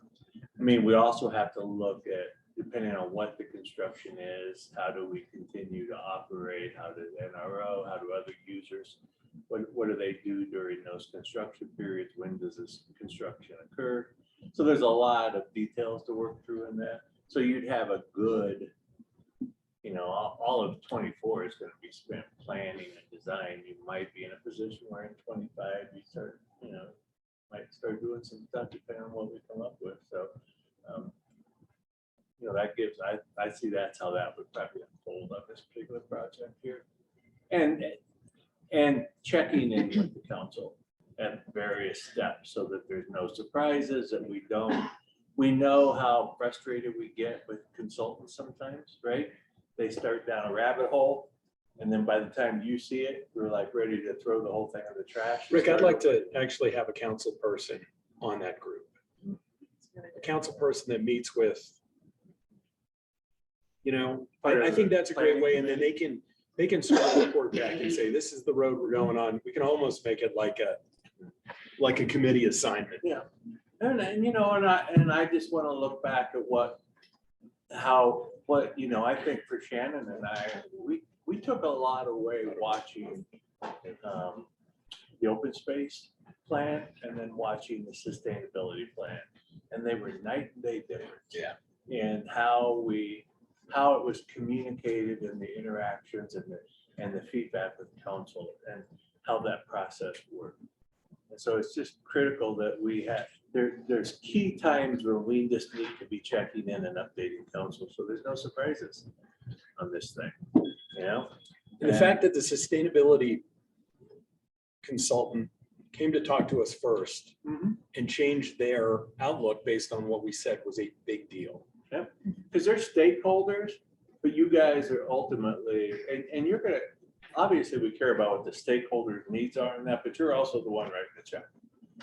And you're stewards of the money, so, you Yeah. know, Well, I it's a think we're- difference of whether it's a $10 to $12 million project or a $25 million project. And we, you know, we're gonna keep it more at the $10 to $12 million project line is what we need to be doing, if not less, but I don't think we'll do anything less than 10 on this, so. No, I think council needs to be very involved in determining what do we want to be great at. And then we get the stakeholders get more involved with the consultants or the designers too. But also if you read the article that we're gonna talk about this afternoon on what, you know, that Kirsten sent you again, it's your job to have the vision. Yeah. It's your job to say, what do we want to see? And then it's our job to make sure that we meet those expectations and do that stuff. Try to get those things, you know, make those things happen.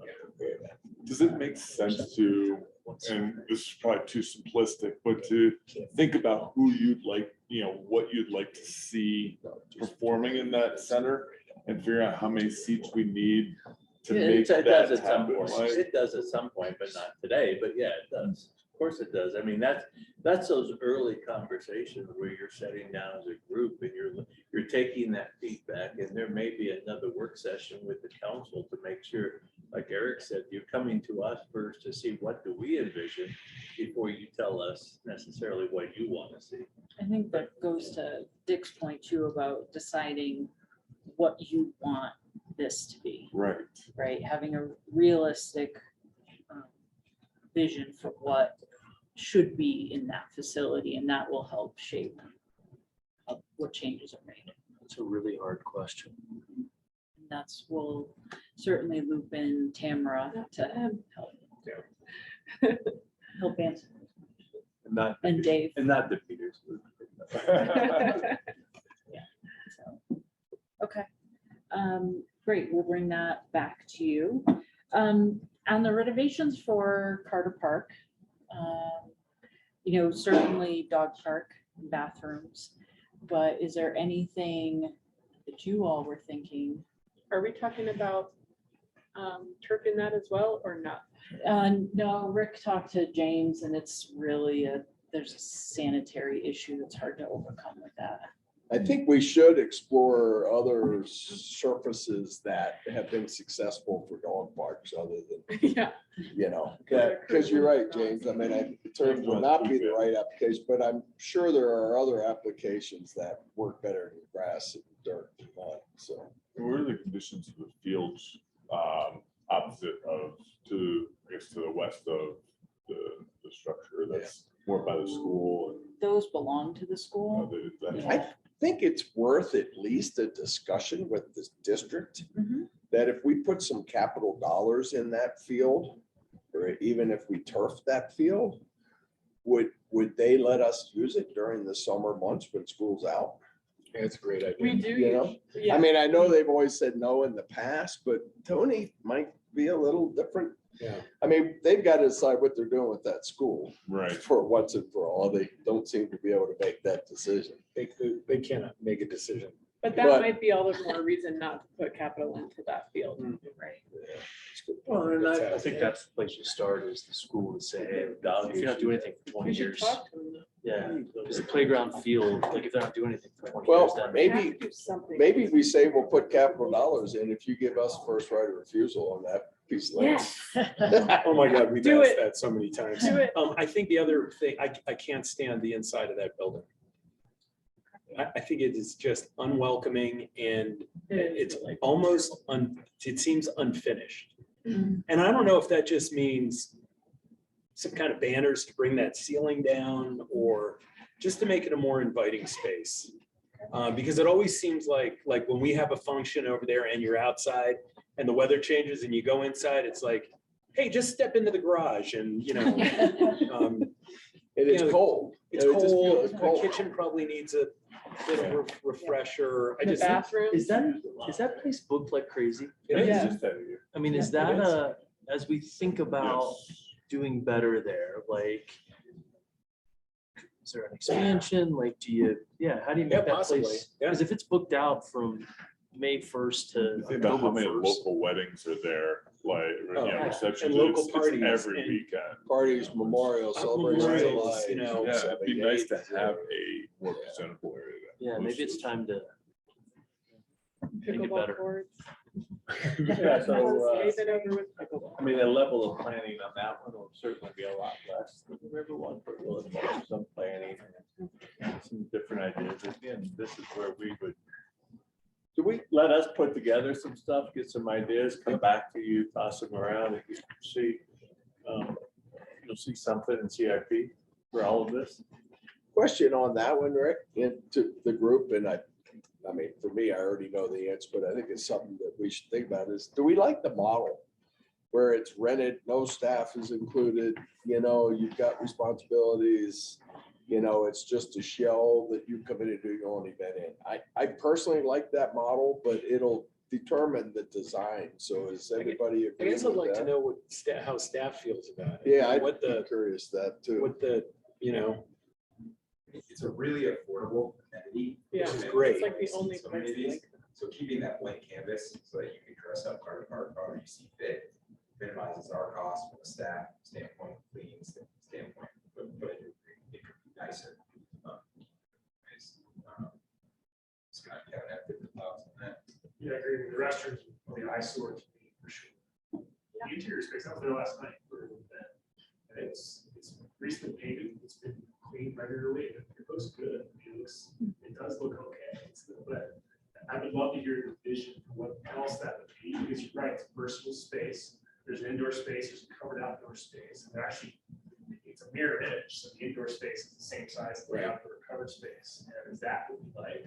Want to try to expand the outdoor space or expand the indoor space, or what that looks like, right? No, In general. for me, it's just making the indoor space more comfortable, maybe just trying to bring that ceiling down, whether that is hangings or a new ceiling, or, maybe we do a ceiling and have some storage above for town stuff, or, I don't know. I never feel like I want to hang out in that room.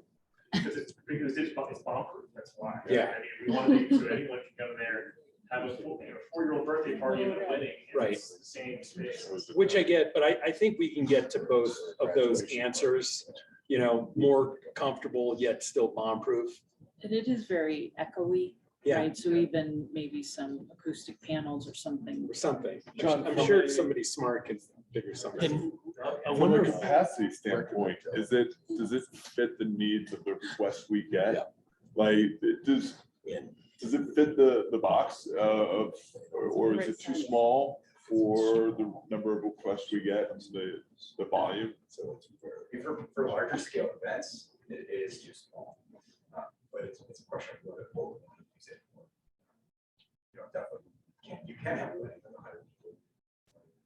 Infrastructure, these college events or something like that, it's great for a baby shower or, birthday party. Yeah.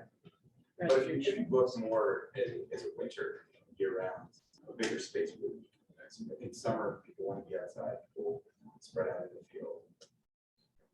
All the groups that rent on the weekend, summer rent the entire area, minus the dog park, just so we don't have those.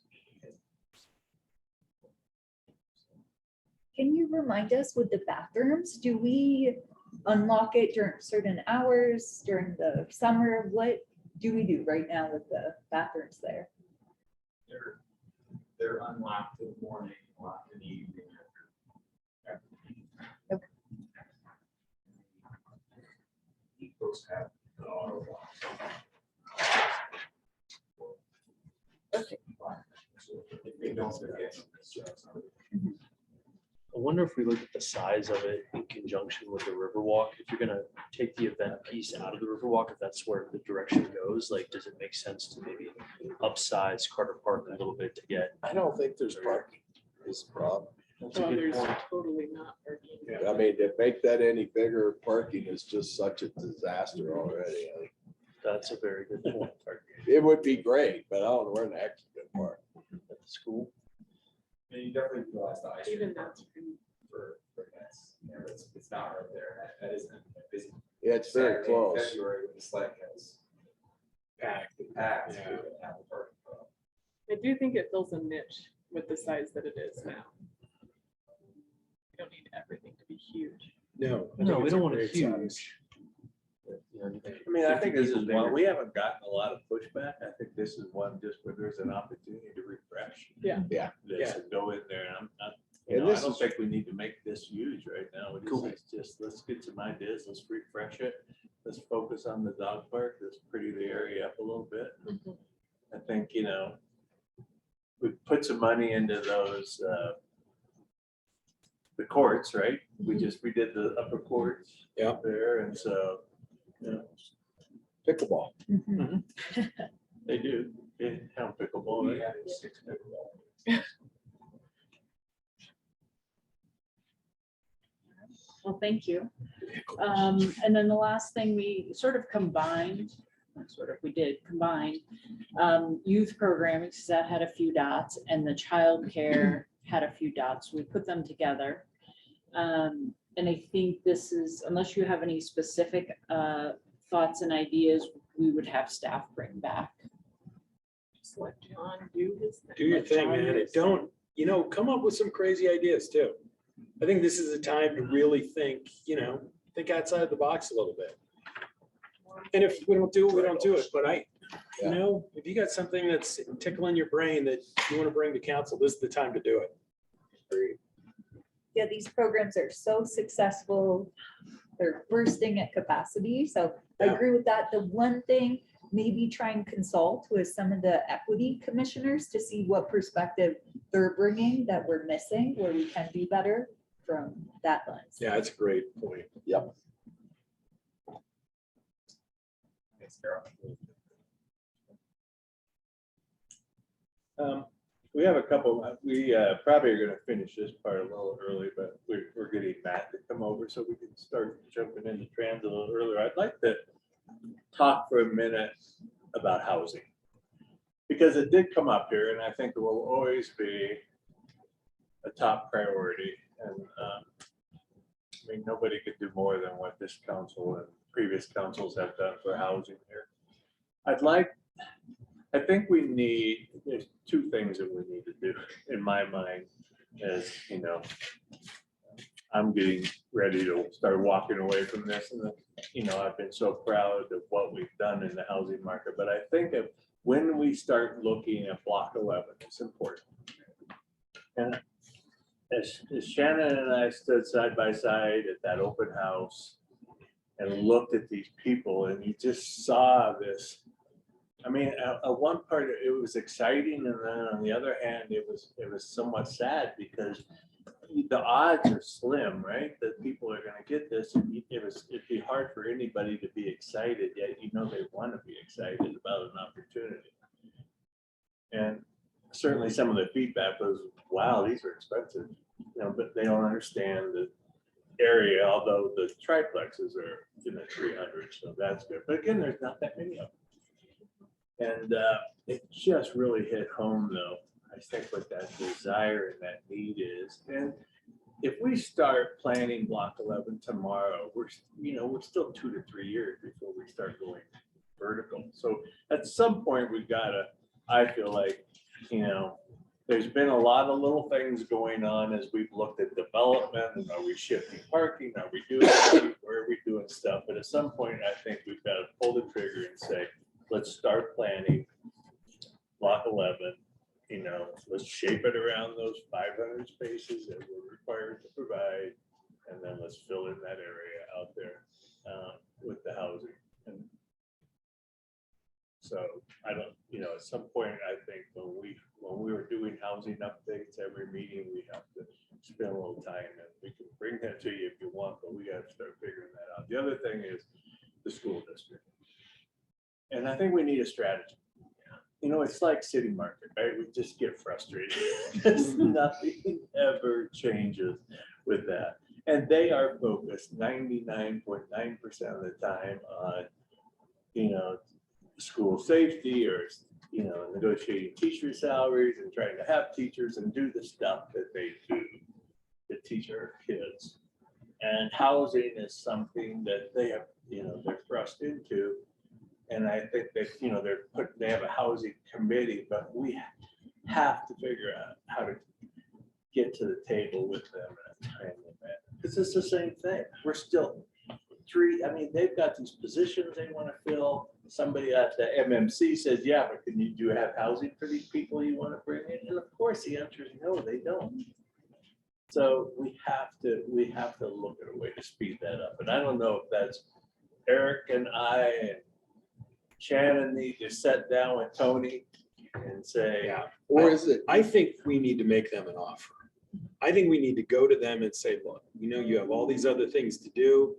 let us help you. Carve out a piece of land and let us develop it for you. And You get X number. you get X number and we just figure it out that way. We do If- some, Are we partners with the county in your mind, Eric? Is this? Oh, yeah, It'd we be have to have Frisco too. If you're talking you know, about high school, yeah. that needs. We could do this on a whole MMC basis of, look, the high school's got property. Let's build some stuff, you know. Oh, any- there's lots of ways to do this, lots of opportunities if we can just get a commitment. You know, they finally did their long-range planning and they know that in the next 20 years, their projected growth, I mean, they're gonna be doing this, right? It's not gonna be that much different. They don't have future facility needs. And that's the question they were trying to get answered before they committed that land potentially to something else. And so they've done that. If we could just take that off their plate, you know, and I mean, in my mind, it's like the offer we made on Lake Hill. Any housing built anywhere in the county relieves a burden that we potentially have.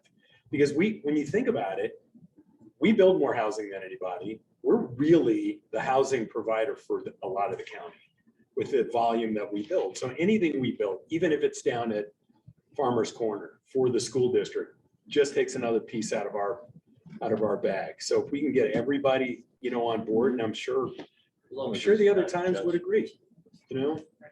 I wonder if carving out some of block 11 helps them in the short term and maybe gets them to the table as far as like a development agreement saying like, hey, we'll give you X number of spots in block 11, kind of queue that up, get you some success here. Cause They have property they need to give us. They have 10 I think we acres could- on. well, there's that too. McCain that they need to just take an acre.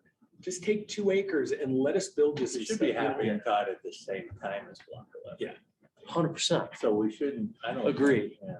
It should be happening when we're Give building them another Prosperity ball. 2 is really what should be happening. Yeah. but- Yeah. So And has the school district been using us as a resource? I mean, you look at No. Lori, our housing staff, I mean, I think that's something we No. go to them with, to We- explain to you them the know- different options we vetted. They have new leadership in the superintendent.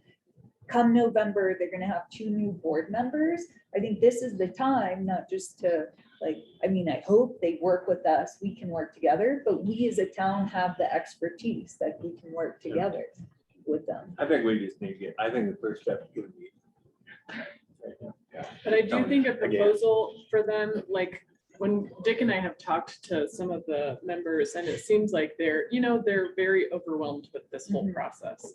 So I do feel like there's a lot to be said about saying, we want to build this, you could have 10% of the units or whatever, 20% of the units. Mhm. And I think allowing them to say, yes, but we want this, or no, I think that's a lot more manageable for them than any other scenario.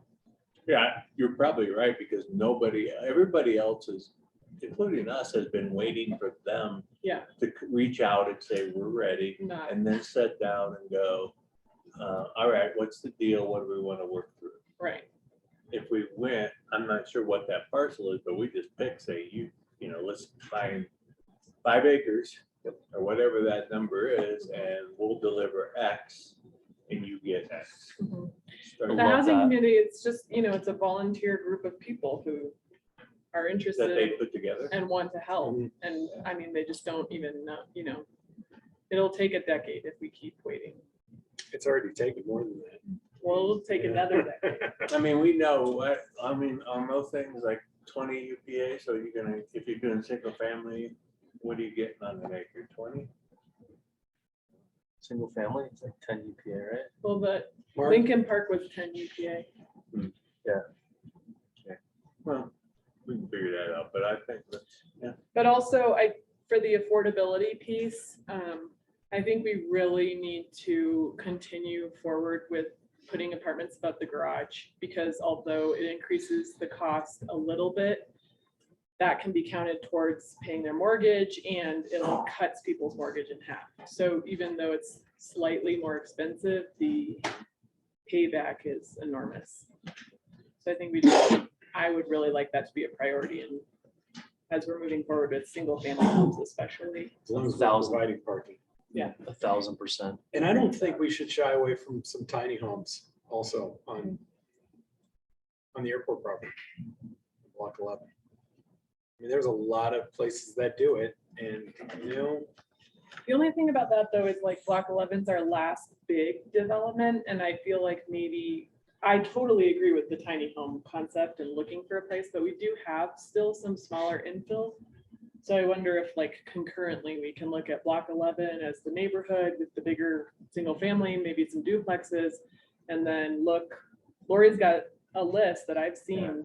We could several revisit times. that back. We could actually do a work session sooner than later with the council, come back and look at some, what our parcels are, what, Yeah. some things that are there again, is kind of actually say, what's council's direction on Yeah. starting to look at Reprioritize. these and what can we do? I would like to think once, when we identify the developer and we've started to hand this off to the developer, then we can back away and focus on what the next thing is without waiting for Stables to complete. Yeah. Right, because that's, the developer should be doing their job. But I know there's a certain amount of handholding that still has to occur in there, but I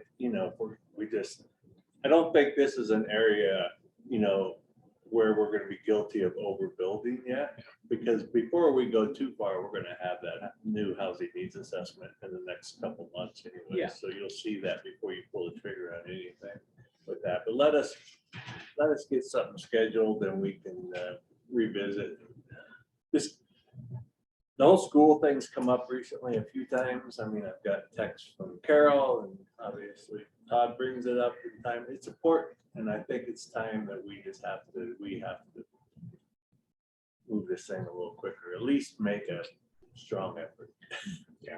I think at the same time, when we're talking about partnerships, I don't want to lose sight of some other partnerships. Like, one is the nonprofits have come to us many times over the last few years and asked, is there any sort of, could we reserve any of the new units that you guys are bringing online or whatever? So I don't know what that looks like, but I'm very interested in figuring out if there is a way to support Burke, Building Hope, some of those. Well, Summit Foundation's working on something there. They really want to put a committee together to look at that, and we visited that at the. I mean, that might be something to do in conjunction with the school district. Use their land for something like that. Yeah. It would be a good. And there's a lot of details to be worked out, right? Is it for rent, is it for sale? It's probably both to a certain degree. What's that look like? What's the whole equity part of that versus, yeah, they're important, but a lot of things are important too, so. But In the same light of partnering, I'd love to see us, engage with BSR a little bit and see if there is some mutual beneficial way forward and maybe redeveloping Breck Terrace in a way, or looking at some of the things where we can partner up with them and be kind of aligned and moving forward with housing. Yeah, I think they would give us money. I think that's At gonna this come up point. in your future discussions here, of what that role looks like and what that is, so. Well, maybe bring them in as an additional partner with the school district. Yeah. Well, it might get too messy. Yeah, that's A lot of a lot of hands. But I do think in the long term, thinking about talking to them about redeveloping the Breck Terrace area makes sense to me. I just want, there's so much, and what I want to do is I just really want to look at where do we get the bang for our buck? What are we biting off? We're not eating the whole elephant, right? by one chunk at a time here. But what's that next chunk now that we're gonna focus on, right? And what the bang for the buck? I think we seriously focus on block 11. We focus on a for sale community. And then we talk to the ski area and the nonprofits and everybody and see what kind of contributions we can get, even out of the school district. You trade us land out here and we'll give you a couple of these units, or the ski area throws some money We in. have and they buy 100+ units on block 11.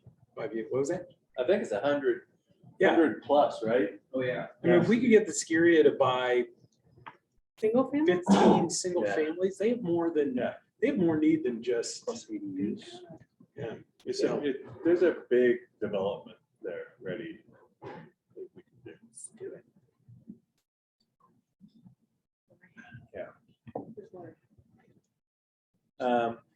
yeah, All right. she's not allowed to leave.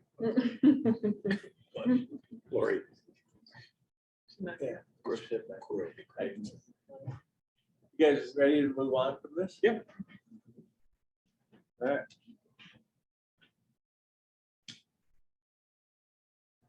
We might need a refresh.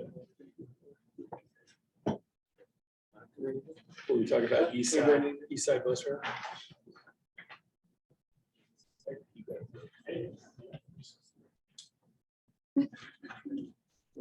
East side.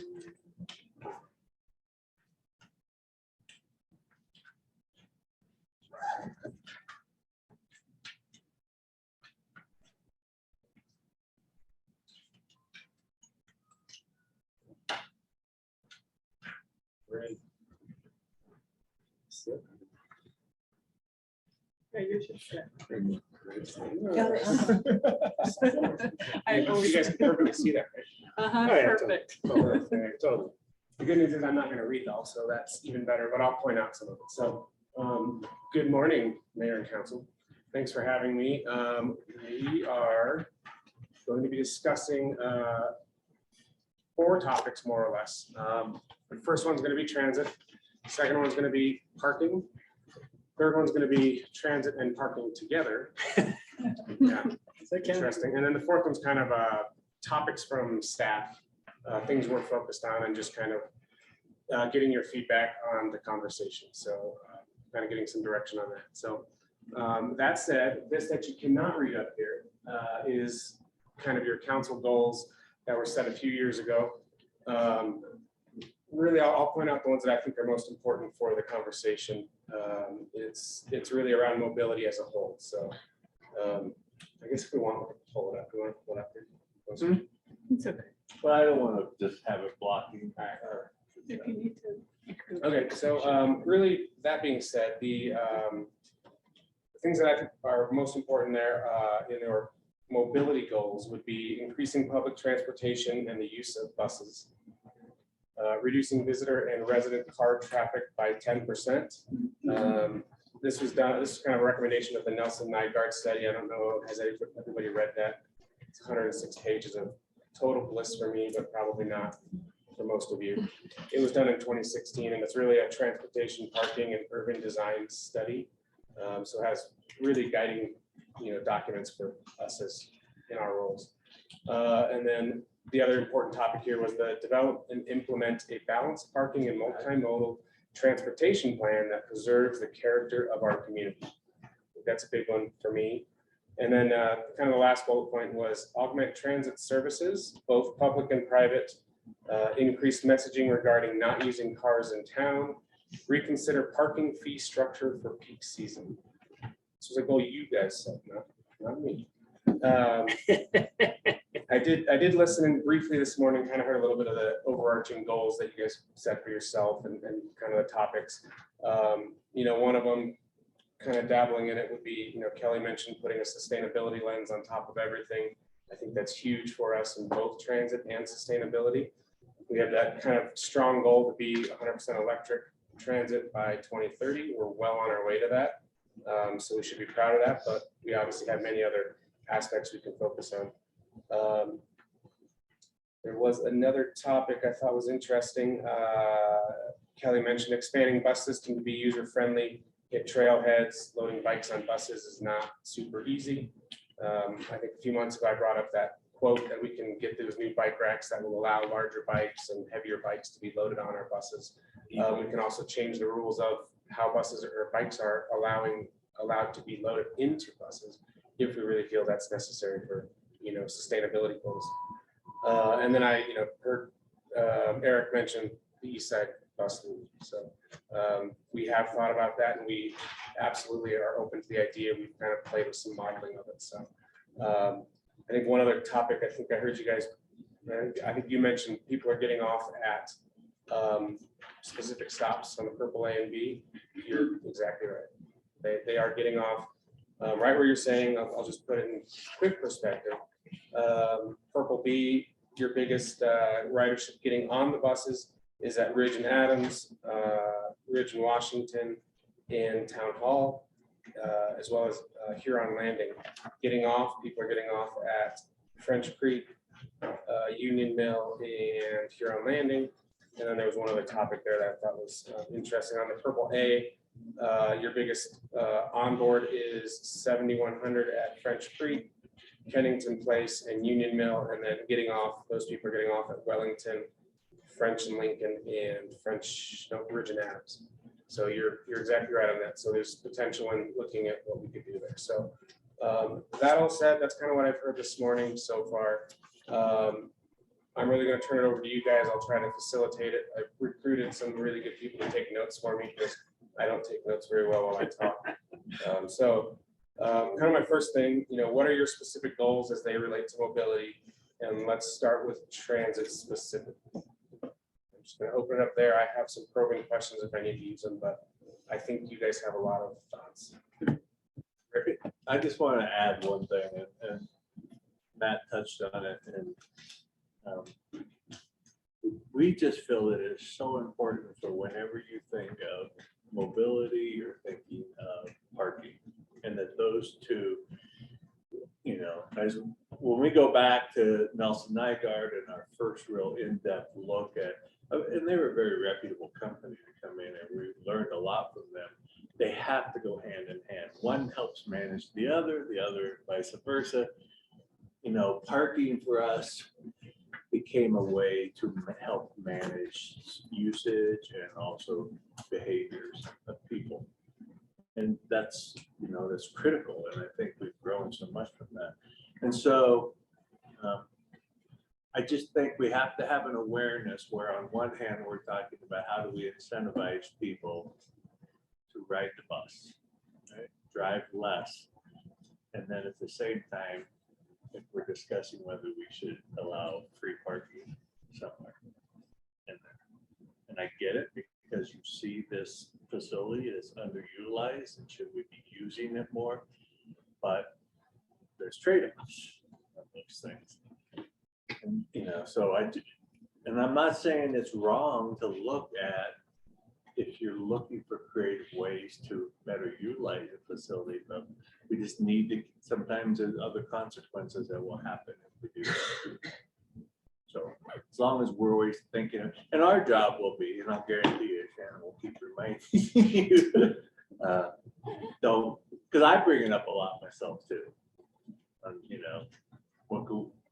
When we have people, we should be, are we looking at different permit systems or something? Don't make it too easy on people to describe. So yeah, I think one of the things that we're still missing, and Dick and I have talked about this for years, is that late night service for employees. That drives, that 3 o'clock to 1 o'clock or 2 o'clock drive. You got to drive into town because if you're a 22-year-old woman, there's no way to get home after 11:15. I ride those late buses a lot and they're pretty packed. But we don't operate after that. Do we need to start looking at more of a demand service, smaller or on demand, a smaller type of bus that can do a Main Street loop and take people to French Creek where a lot of people live? Or I don't know. We haven't talked about it in a while though. Or does this East Loop do that? Right. Because I like the idea of the East Loop going up on Boreas and capturing more than just the French Creek workforce hub, and the Boreas use a ton. Well, it'd be nice to get the Summit Stage to pay for. Yeah, Like they pay for for sure. the Purple A. Right. You know, if we could somehow integrate. Yep. That piece of it. Yep. I'm sure they'd be happy to get rid of that, right? But the late night piece is a big deal. You know, when we think about, I know this goes through both of our minds, and probably Jay's also is, well, you know, the parking garage is great, and if we're not using it, those late night people should park there for free if they're parking, coming to town, Well, unless we can offer an alternative. makes me wonder, can Breck Park charge if you stay, you know, we charge for the structure. But if you stay longer than 5 hours or 6 hours, whatever the golden thing is, it goes free. So you put your credit card in and you're on the hook for this amount of money. However, if you leave your car there, like we're trying to get people to do, at some point of time, all of a sudden that charge is waived and your parking became free. Or you get money into your account. Yeah, something like Whatever, that. however you Yeah. skin that one, Like but yeah. net metering for solar, right? Like. Yep. Can you? Yeah, so we can do exactly that. We can't refund them once they paid, obviously, but we can put it into a wallet and then they can use that amount later. We can work through that. That would motivate those people you were just talking about to not. Leave your car here and get $5 in your parking wallet for next time or something. Another theme I've thought of with transit mobility, I think we do an incredible job, but it is how many community members are fully aware of it. And I wonder if we can really push out that message. I mean, the app, especially lately, has been so easy to use. You see exactly where the bus is. For trails, what is our stat that 90% of the population lives within a quarter mile of a trailhead? I think we have a pretty similar stat for our mobility, and maybe use that as a point to amplify to the community really how easy it is to use. I think we're all struggling after COVID, getting back into that habit, but anything we can do to support those efforts, like the bones of the program, I think are great with some ideas, improvements, and it just how we change human habit, which is going to be the big challenge, but anything we can do to really push that message out. I think the mayor's challenge was a great idea and has helped getting more out there, but continue to just push that message, get people to take public transit. We have to, you have to realize too, that it is definitely a bit of an inconvenience to take public transportation. What we need to do is prove to people that the inconvenience of me walking from my house to the bus station, which is like a 7-minute walk, and sometimes I have to run because I'm late, and all these things sort of go into it, is still more convenient than trying to find a parking spot in town and paying for parking. I don't know how, that's the message I think we have to get across, because there are definitely, the bus obviously doesn't go everywhere.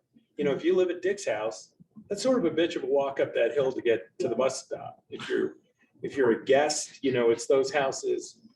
That's why I don't mind that he doesn't take the bus. I'm okay with him driving because it's, but there is, I always talk about how convenient the bus is, but I'm in the mindset, I'm used to, if I'm early, I walk down to the next stop. If I'm late, I cut through the neighbor's yard, even though he doesn't like it, But if you're not an all the time bus user and you don't live right in the Wellington, there are definitely, how do you hurdle that barrier and get people to realize it's still better than trying to find a parking space in town and paying for parking.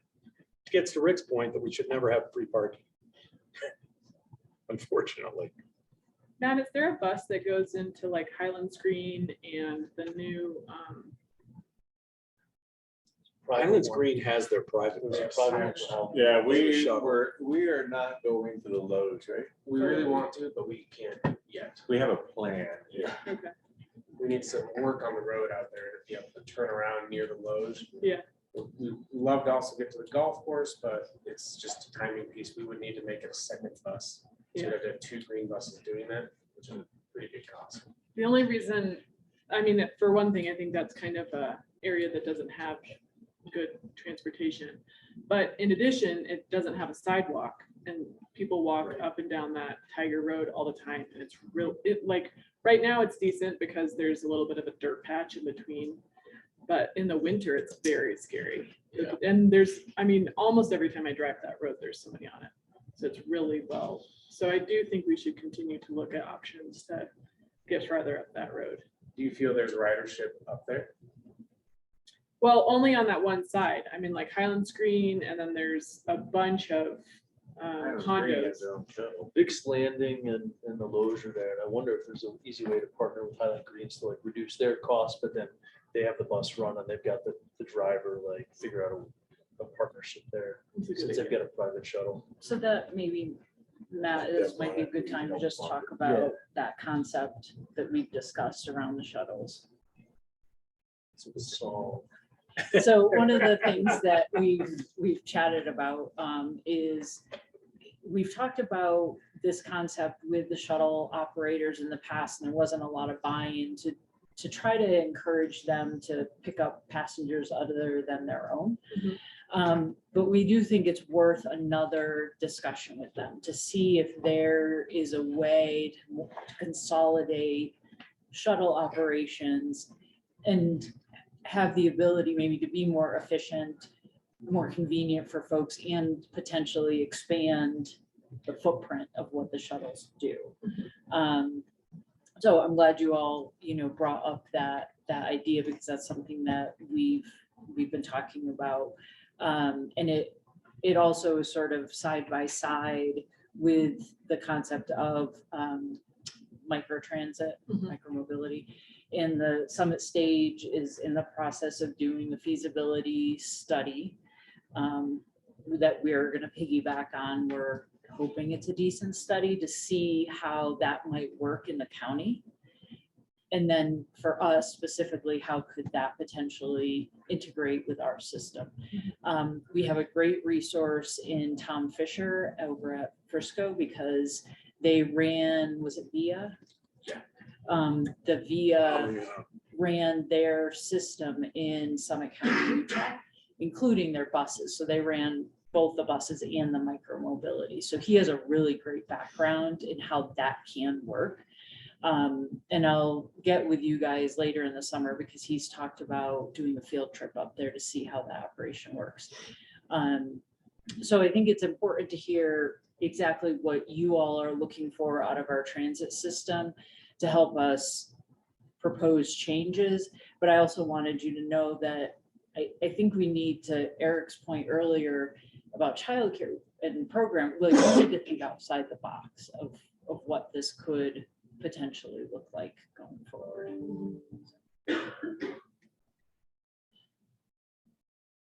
Are you talking like, thinking about what you just said, is that kind of having a municipality sort of an Uber? It's like an sorts? on-demand service. So you would have your fixed route transit and then an on-demand service that complements that. So it gets to, like, for Dick, if you don't want to walk up the hill to get to the bus stop, you could do it on demand. Eric started it.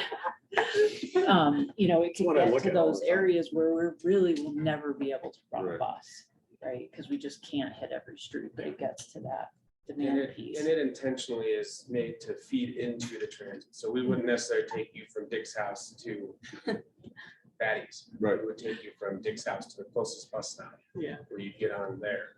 So. And part of what makes those systems valuable and expensive at times is the software that runs behind it, right? Because we've had internal conversations, couldn't we just do our own thing? But what you need is the software that runs in the background that says, Dick needs a ride, and I need a ride, and Todd needs a ride. And so it tells the vehicles where they need to go to most efficiently pick up people. I think just, you touched on Uber. I think Uber is very anti-sustainability. First of all, a lot of our Uber and Lyft drivers drive up here from the Front Range to work, and then they idle all the time. At any night, there's 5 Uber or Lyft cars in front of Eric's just idling, waiting to, move to pick up people. So there, I think that's the whole Uber model is very contrary to what we're trying to do as a community. So I have no problem decreasing their numbers by doing a different program. You can make them electric, right? Like if it was micro mobility, it's mandate electric, and there's something there for sure. Yeah. With the micro transit idea, the system is very smart. It learns quickly and it is able to, it's going to carpool you. If you're one person picking up at Dick's house, you go by Eric's house, it's going to pick up another person if that is the most efficient way to get to the next bus stop. So it's a really good system. There's abilities to purchase the system as just the software, and then we manage it internally. There's also the turnkey service, which is more of a whole service as a wrap package. So we have more or less an a la carte idea we could do if we want to do our buses on this dispatch system, personal vehicles or their vehicles. We can basically tailor it how we want to. But again, we're piggybacking off of the county's study right now, and we should know more on that hopefully late this year. Cool. And this might be an unattainable goal, but my hope and vision is that we are able to push the stage, work with the county, somehow get some of the other folks in Summit County to think outside the box, because this really works best if we are All doing it. right? And it's a county-wide effort and the whole system works together, right? And we're not there yet with everybody. And from looking at the minutes from the stage meetings, that it would appear that there's some room for there.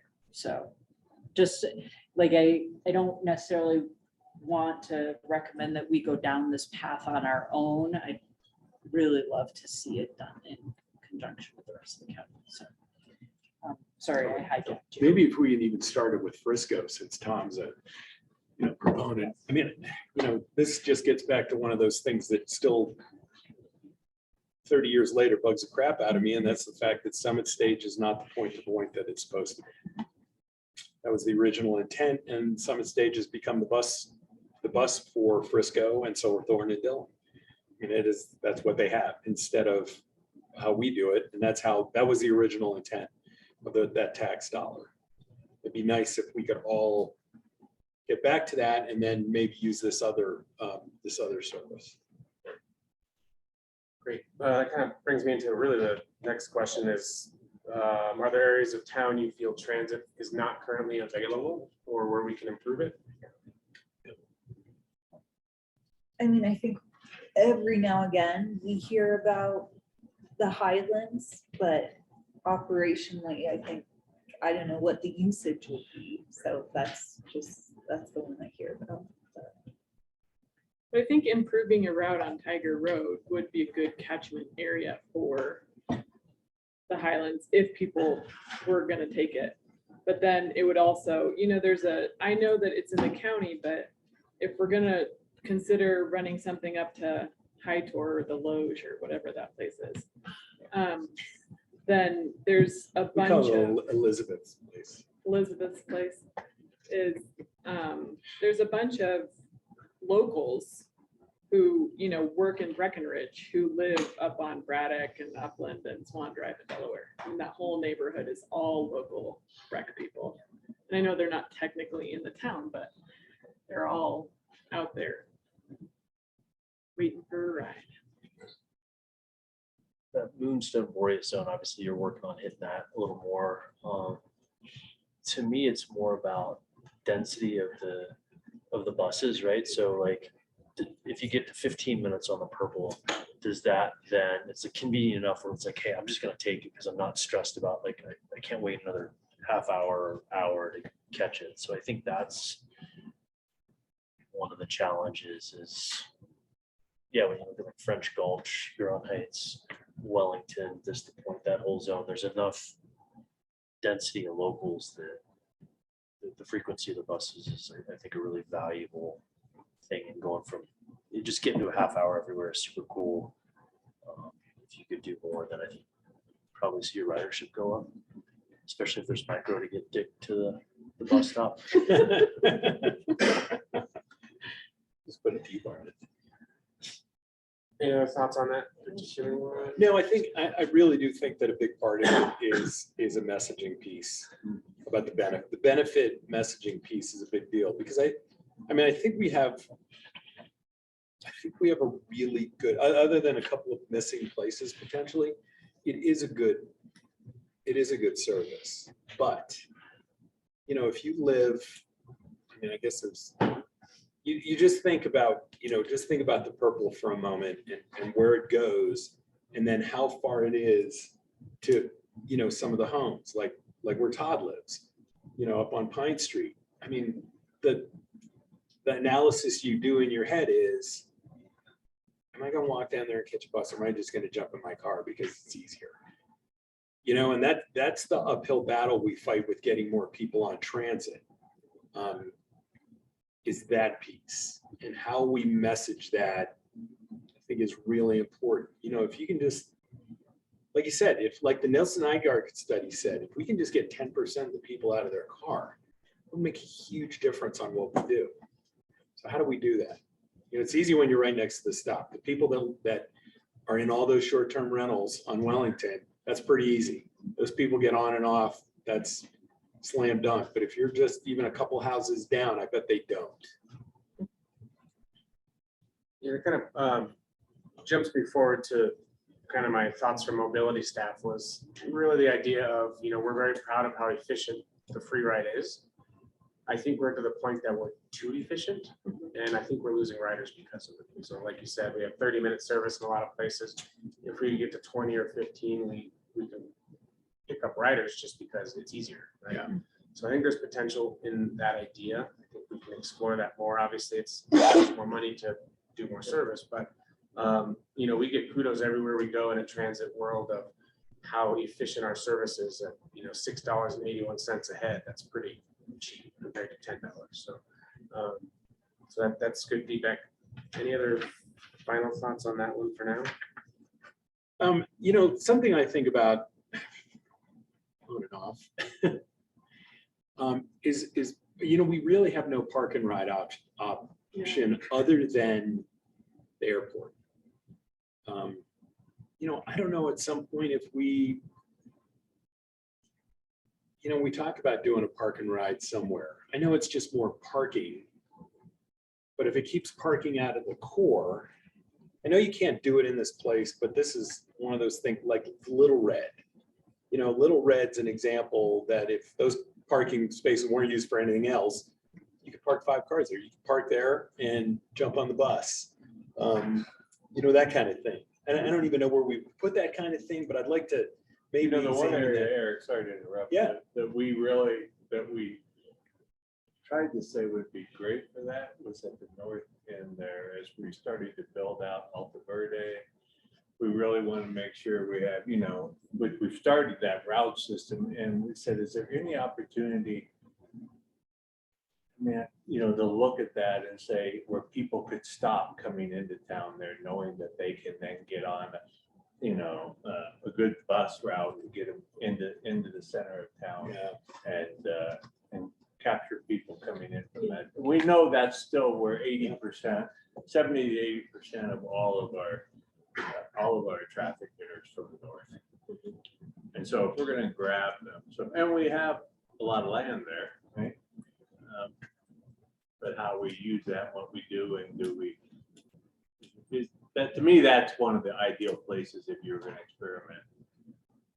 The other one would be how you utilize the ice rink from the south. But I think, again, with the volume that comes from the north, we have that opportunity with McCain and to look at that area around Alta Verde, and knowing that those buses are coming in there right now.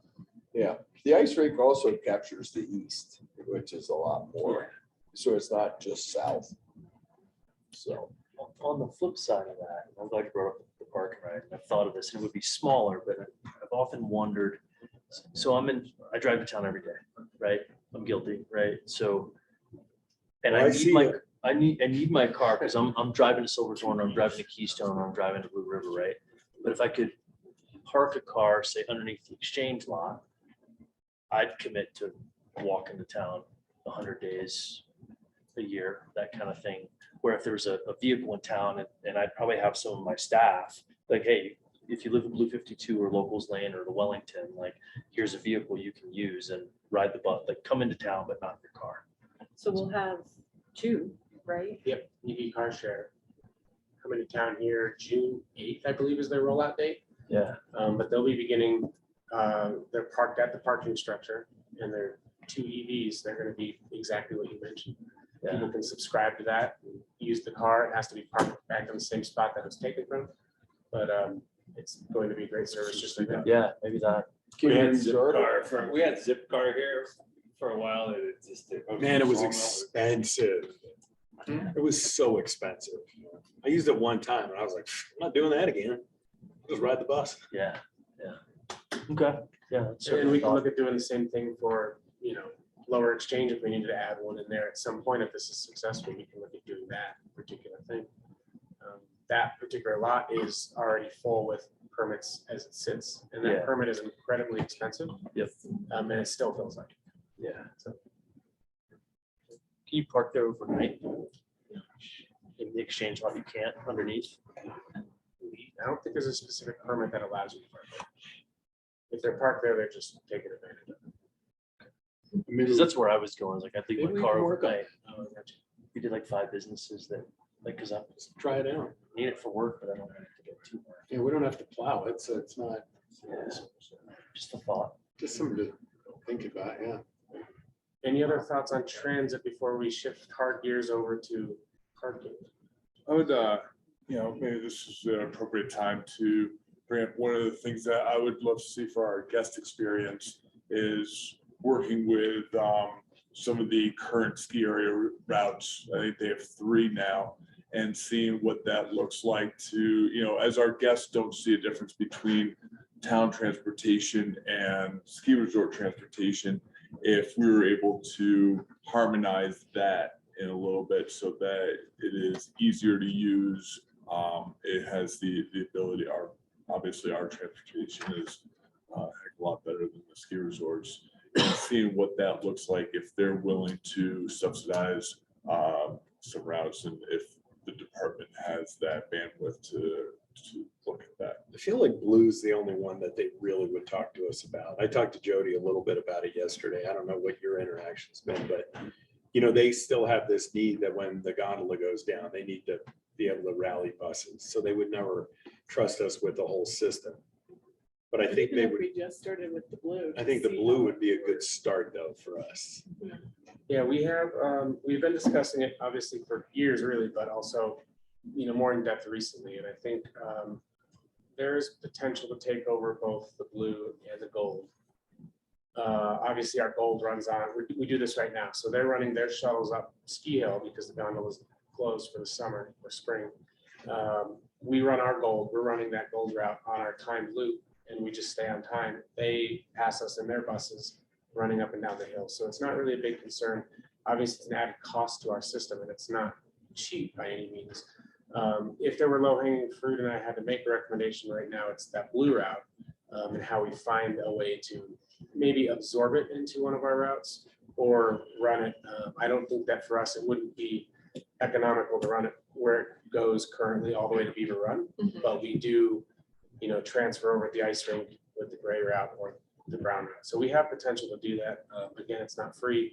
Kind of that discussion at the table of, how does that get funded is important. I think you should ask them how they're going to meet their sustainability goals if they keep running those buses. Might look a little bit better to them if they know.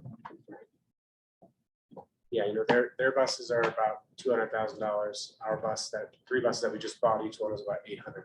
So they're not cheap. But they were 1. You can't tell by looking at them. No, exactly right. Those things off the impound lot. And I think if there is a mutually beneficial agreement that can be made, I think our guests benefit the most. No kidding. And, so those buses, I don't know if you've ever seen like either an old person or a young person trying to get up on that first step, and Ridiculous.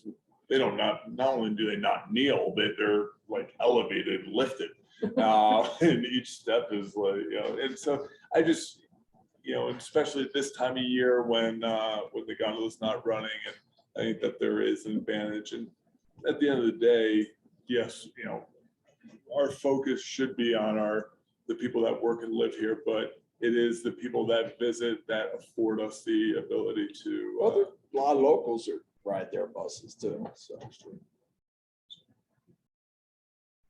Yeah, and I think from the transit perspective of the free ride, we would appreciate getting additional ridership. We know that, but we also have to realize we're moving 1 million people on 8 buses on average throughout the year. If we take their ridership and we added a couple buses and we take another 600,000 riders, that's a lot of wear and tear on our buses, on our fleet. So it's probably not quite a level playing field to say that we absorb it and we just pay the same amount of money per person per ride. It's going to cost quite a bit more, especially with skis and everything that are going to be jumping around those buses. So I don't think anybody's saying we absorb it. right.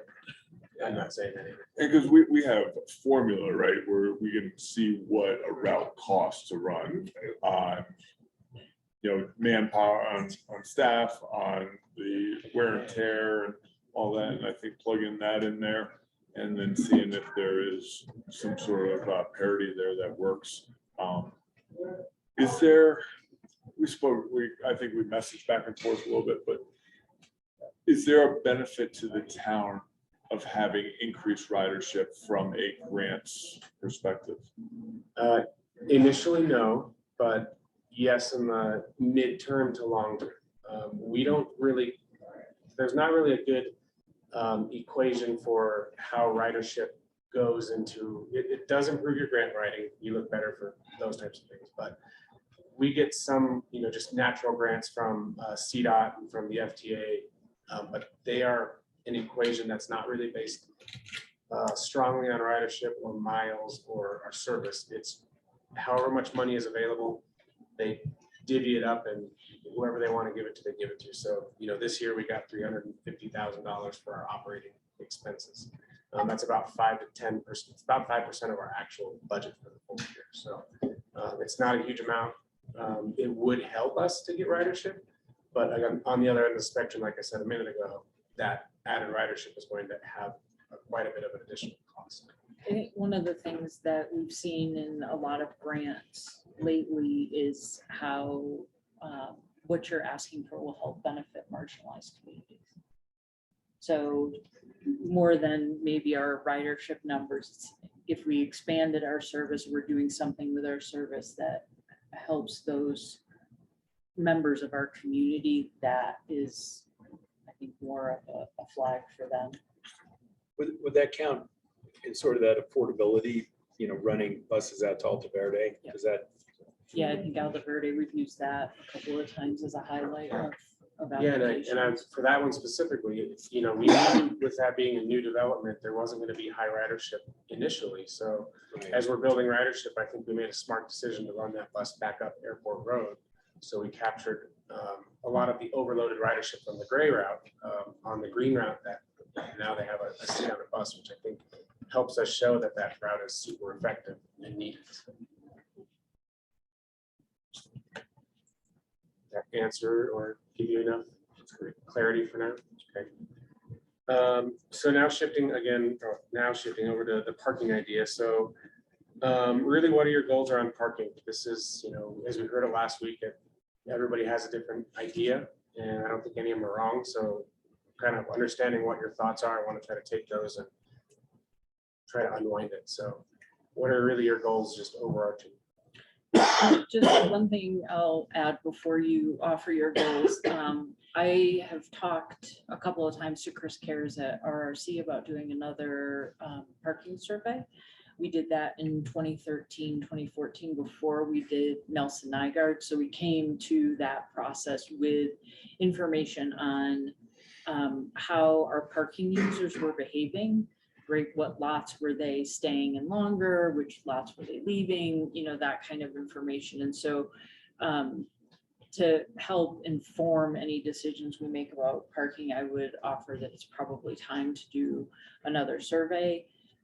Just a decent amount of time has passed, people's behaviors over COVID have changed, and we've made a lot of changes between the implementation of paid parking and the construction of the parking structure and things like that. So I think it's great to brainstorm now, and then we'll use whatever data we get out of a parking survey to help kind of fine tune whatever we decide to do.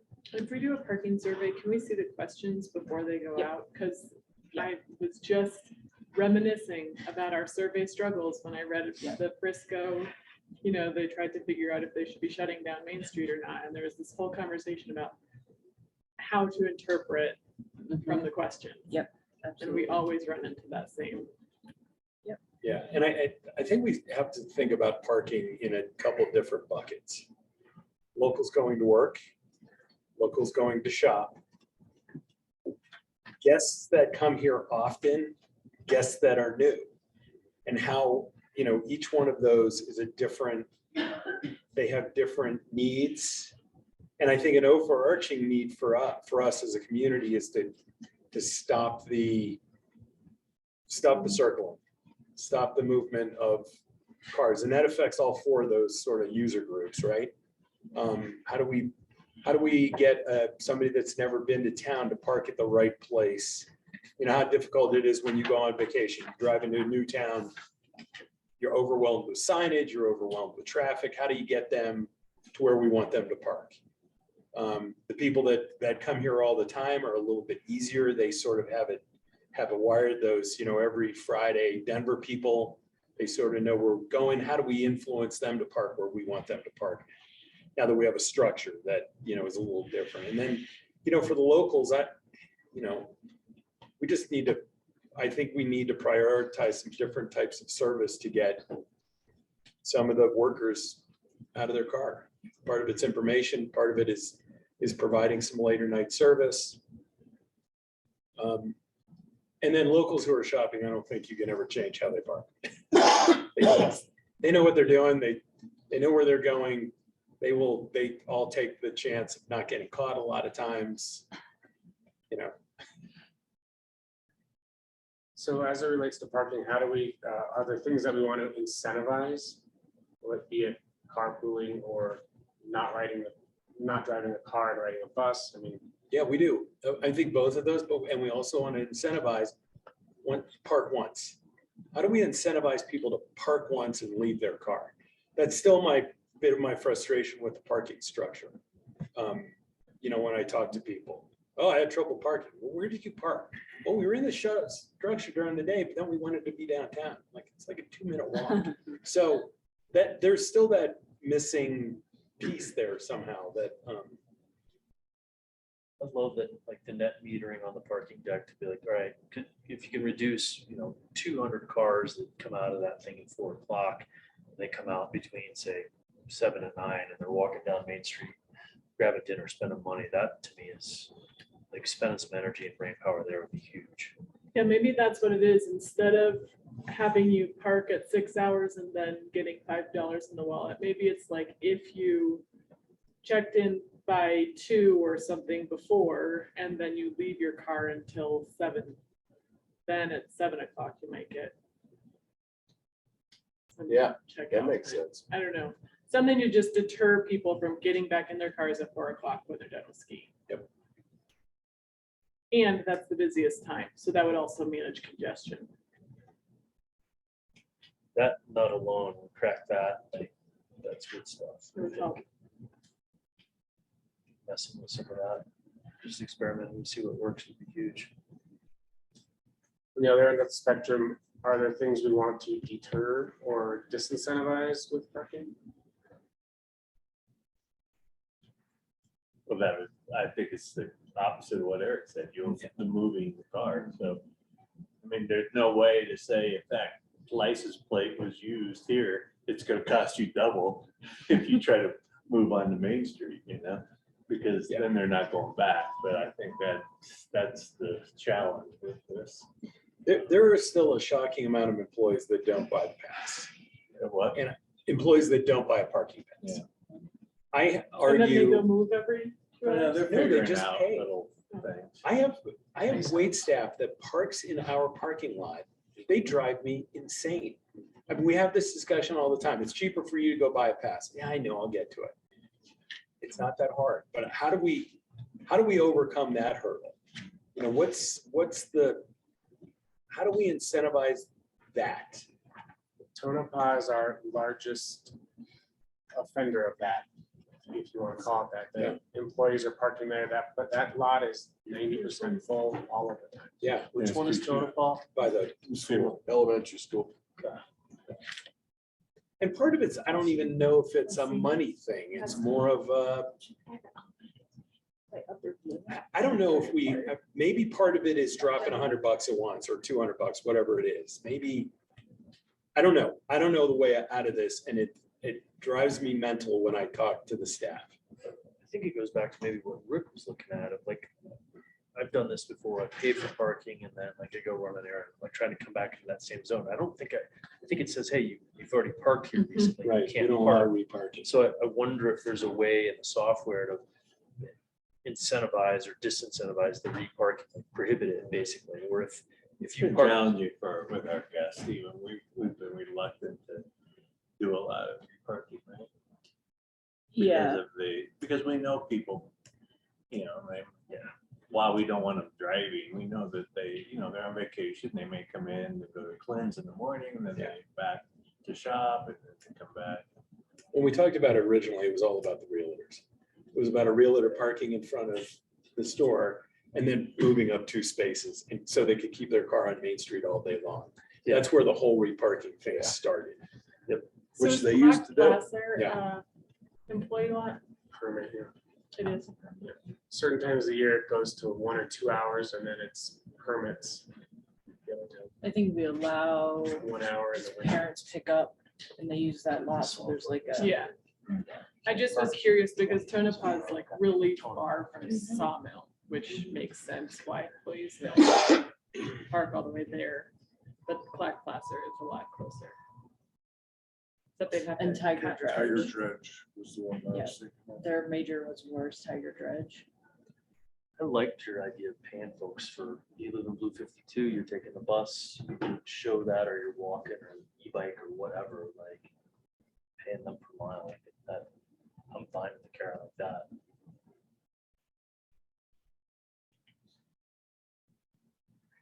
So, I think one of the things that I envision coming out of this session and as we continue to build upon, mobility and parking and what we're delivering, what we're showing to you is really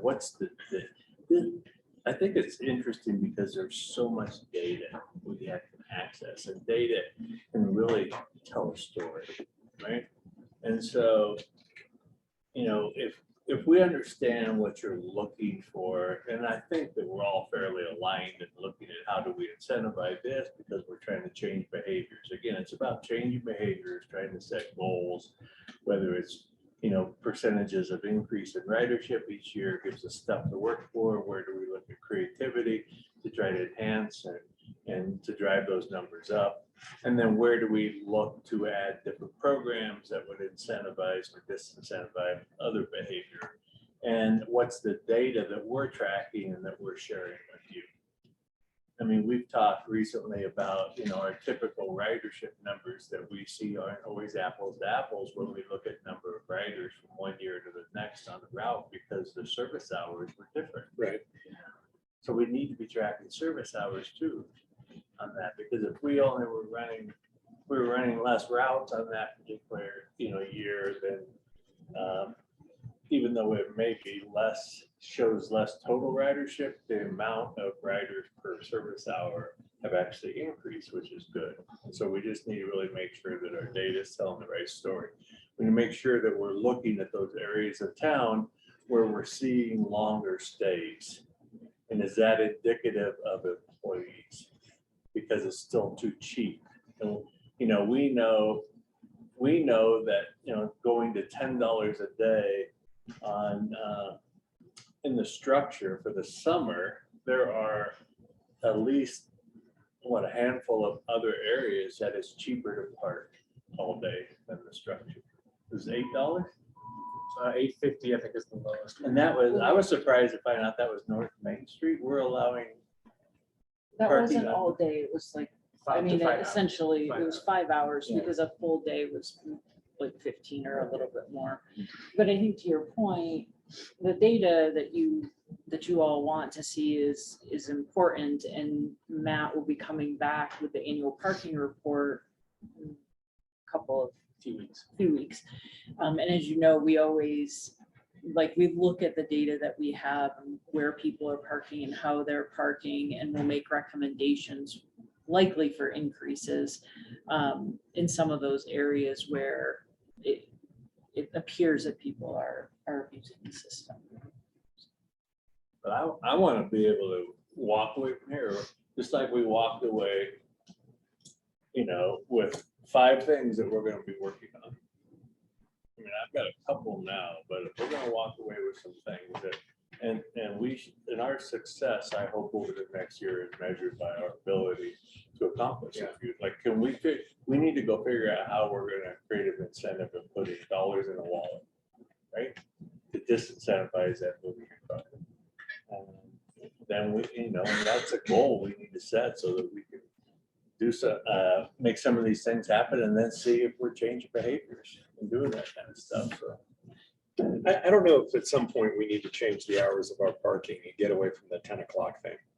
There's so many people that park. I mean, I see them in the ice house lot just because I'm there to go ski. And they show up at, they show up at 8. They park in the ice house lot. They get 2 free hours.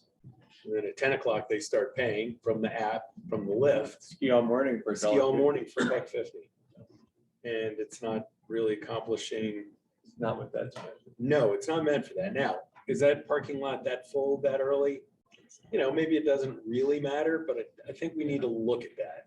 I don't know. I mean, to me, I guess that's a little bit of a tough conversation, because that's locals, I think, who are doing No, that. they're not.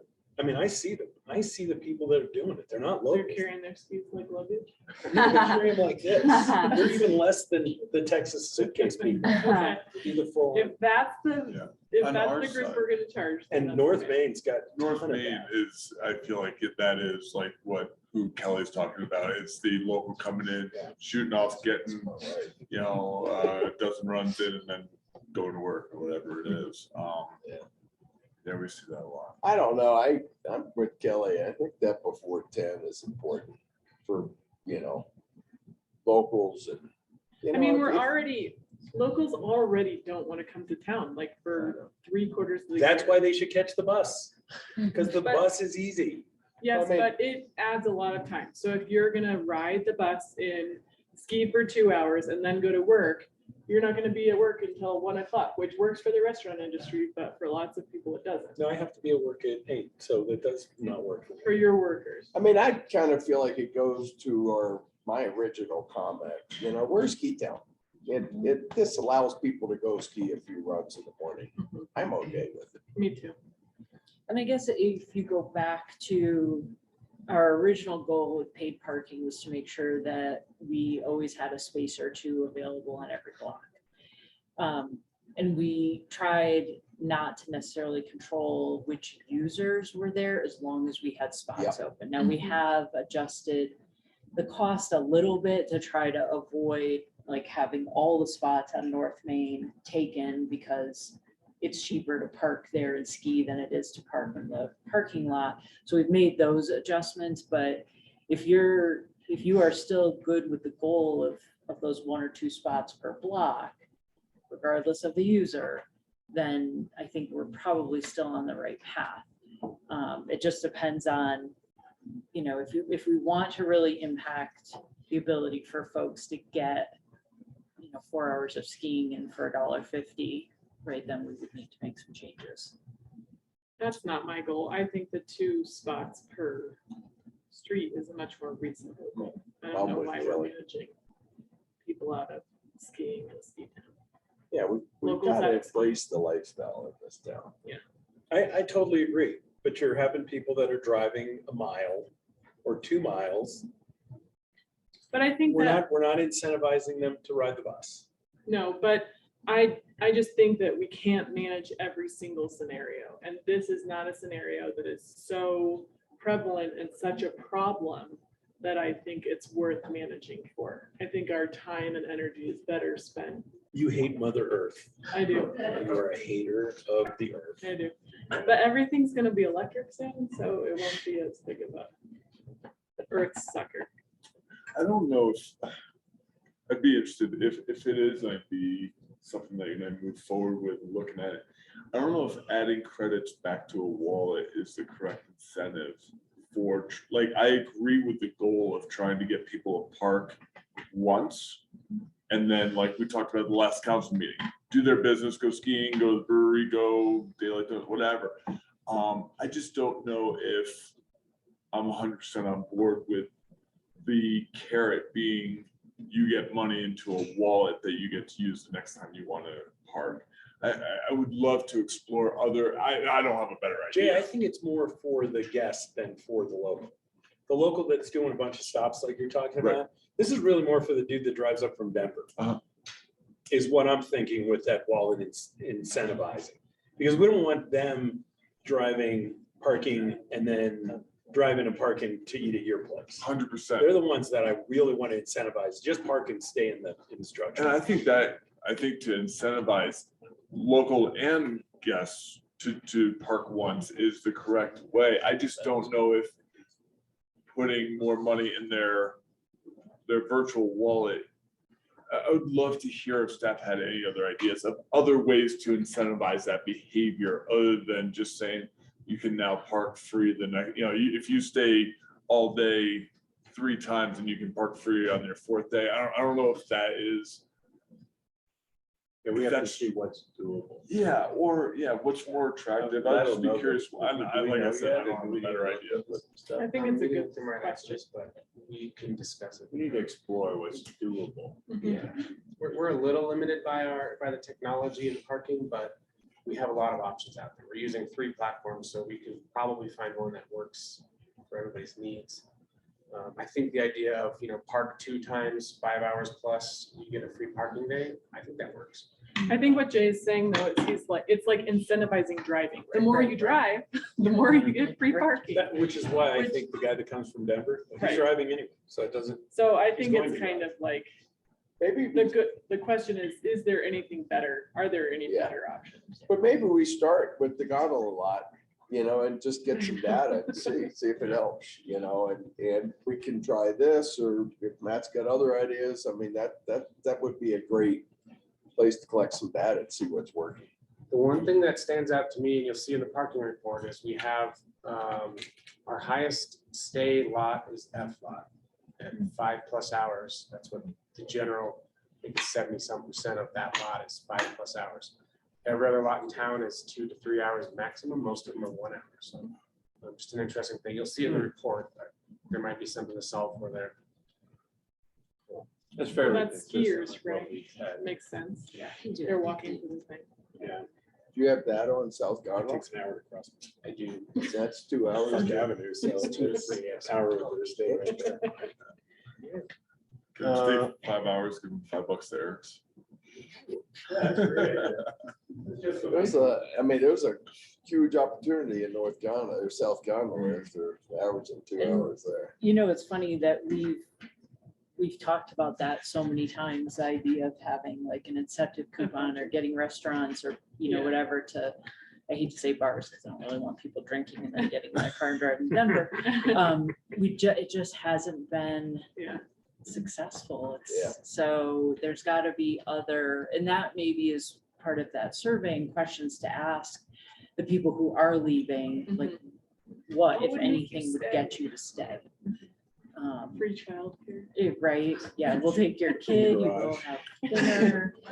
Well, and also, if you are just coming for an hour or 2 hours, why wouldn't you be parking in the airport lot at that point? If you're not going to stay in town and enjoy what the town amenities are, then why are you parking in town? Convenience is what I would say. I On the mean, because if bus. there's No way you can really, get on a bus. Because Americans are lazy. Maybe if we had a better bus. Yeah, from the airport. It was a train. 2 hour rate. I say South gondola. Or gondola. We talked about that. I know. I tried to bring it back up, but it was. Well, no, but I think that's the other interesting part is if that's the kind of usage we're instead. seeing in the South Gondola a lot in the winter. They're, not only are they driving into town, but they're paying premium to park there for a short amount of time, Yeah. right? So.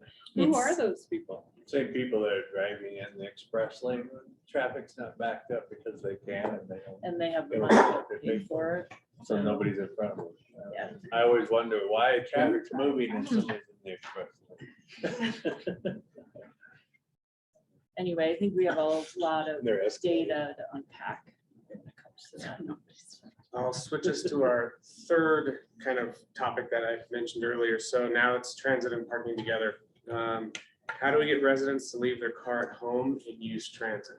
We kind of talked about it, we and everything, but what are your thoughts? We have to shame them.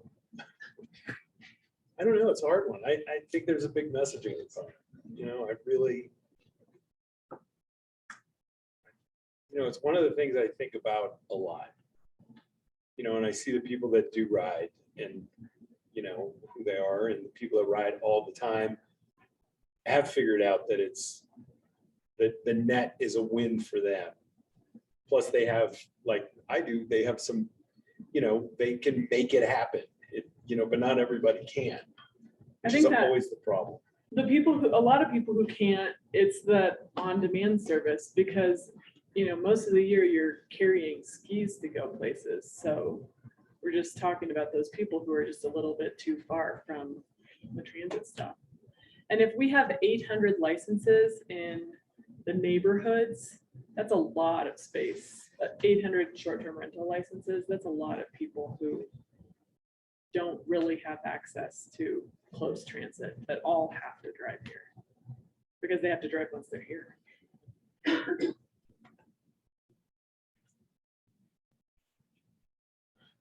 It's amazing how packed the bus is in the season though with skiers. Yeah. That don't live here. Yeah. So there's somewhere getting out. So there's definitely.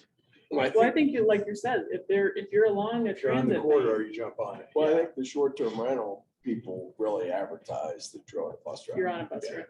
Which is great. I mean, that works in our favor that they do that. Yeah. You know, even though it's a benefit to their bottom line, it still does help us. For sure. I do think that in some instances, you can definitely make transit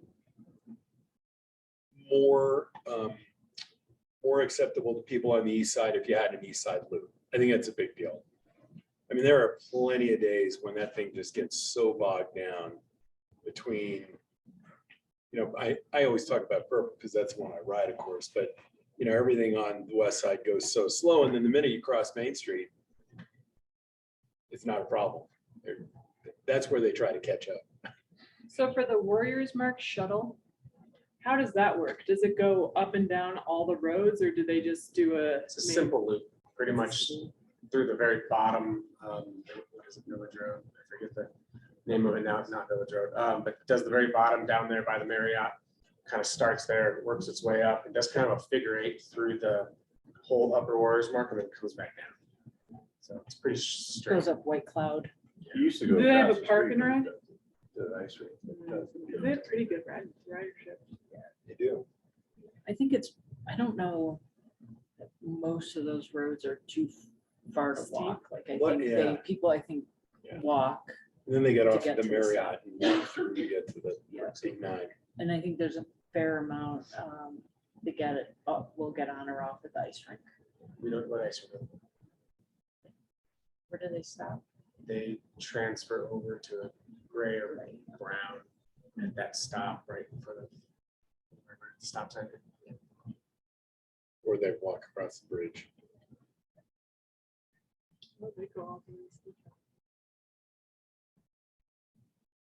Are there disincentives that we want to do to get people to stop driving cars and to ride transit? Are there thoughts on that? I don't know that we want to go that far yet, but I just want to hear it.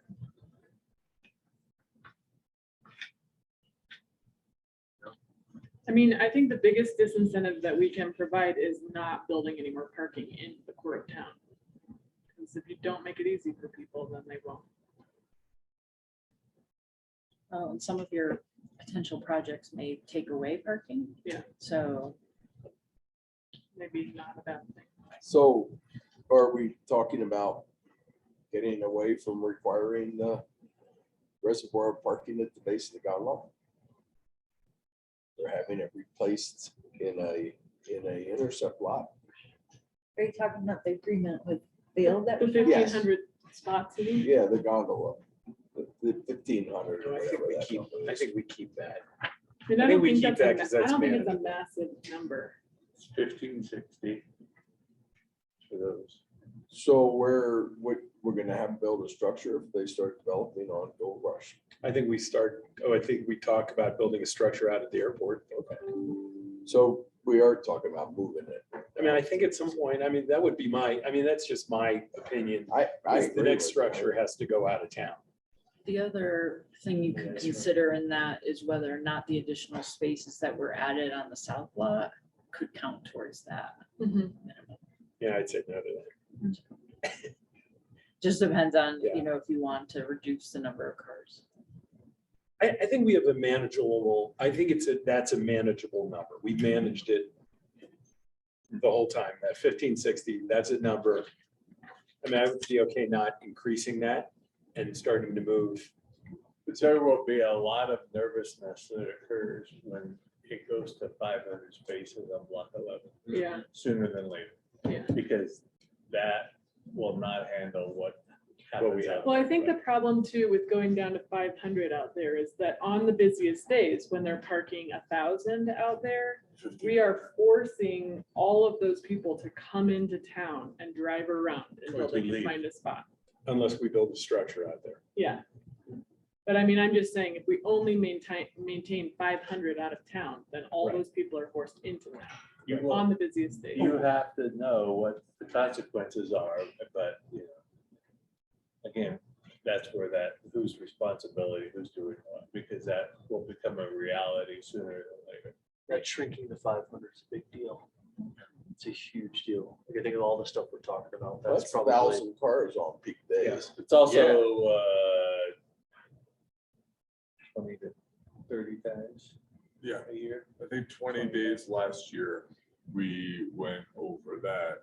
Well, they might go over it more, but there's still other spaces because there are people that will choose to park out there Mhm. for free, Because it's free. right? Even though we still may have spaces in town open. But we know, I think almost every weekend we fill the gondola lots and Gold Rush. Just happens and they usually fill pretty quick. Gold Rush? We didn't use that much I didn't think. On Gold Rush? Yeah, it was very. But when we tracked That's the good. gondola lots, they were generally nearing capacity on most of the weekends. the hard part is, if we have 30 days where we were getting to that 1,500 out by airport, like an extra 1,000 cars coming into town, circling, trying to find a spot, like that is, to me, that's a Jerry of the day. The line at the gondola is all the way around to your place. But to that, devil's advocate being, we're already talking about how South Gondola structure is empty too much and how it's so upsetting, to see those empty.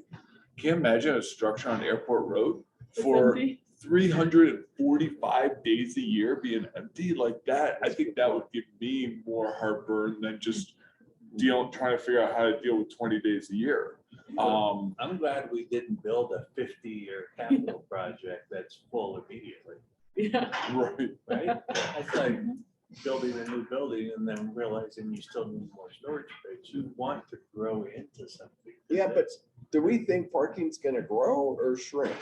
I don't know. Well, you hope it's gonna shrink, right? Yeah. With autonomous driving and autonomous I think shuttles. that's still farther away than we think. My problem with the parking structure is not that there are days that it's empty. It's that the evacuation at 4 o'clock. It's keeping those people And the later average that is are 2 there. hours. Right. Yeah, that's my problem with it. I mean, Mine could be. those 30 days will grow too, you know. Just don't. I wish we didn't have to build any more parking. And maybe you're right, Jay, like maybe it is, you know, if there's more thoughtful mobility and higher usage of mobility, so Dick and I aren't driving into town. You take 1,000. That's not work- just me. Yeah, right. 1,000 of us take public transportation or walk into town, and like, maybe that's the way to get to fewer cars, you know, and the That's the skiers biggest still come. disincentive. Not being, you know, it's like really inconvenient to take your car into town because there's no parking. But That's, on our peak days, the Todds and Dicks are such a drop in the bucket. Yeah. I think compared to like the massives we have coming on our peak days. So maybe part of our planning process needs potentially to consider a sort of temporary parking that's only used. It's sort of an overflow that's only used on those busiest days. And I don't know where that would be, but we should. give some thought to CMC and that. BBC and like all those areas, there's like this, yeah. We have that agreement. Yeah. We have an agreement. yeah, shared parking is Yeah. really. Schools. Like people start Upward. parking in town. Raquel, Right, sure. Raquel, you're coming into town. Yeah. We're trying to avoid. The only thing we've, I think, South side successfully is used Raquel sparse. for is employee parking on busy days or during snow sculpture where they'll Raquel allow. is so tiny. Yeah. That's like 10 spots. Well, and you can't have visitor, like you No, couldn't, but for Route. employees, you could sure. advertise it, and that's an easier option that frees up some parking. I don't want to spend a lot of time right now on it. I'll just tell you that probably one of the first things that you'll be, you know, when we start getting into discussion on June 13th, you know, you'll get an overall, you know, an overview from the developer of what that proposal is being done.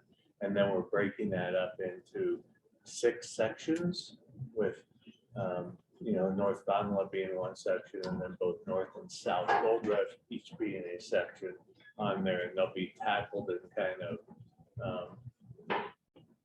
separately doing that. And so and those will probably be ones that will get addressed at the very front end of that conversation. So I think this whole concept of what's being proposed on North Gold Rush, what does that look like? What would be, you know, what would the town look like, and all that we'll be tackling and having that conversation within the next 30 days or so. Well, we can kind of wrap us up on this particular topic. So success, both transit and parking.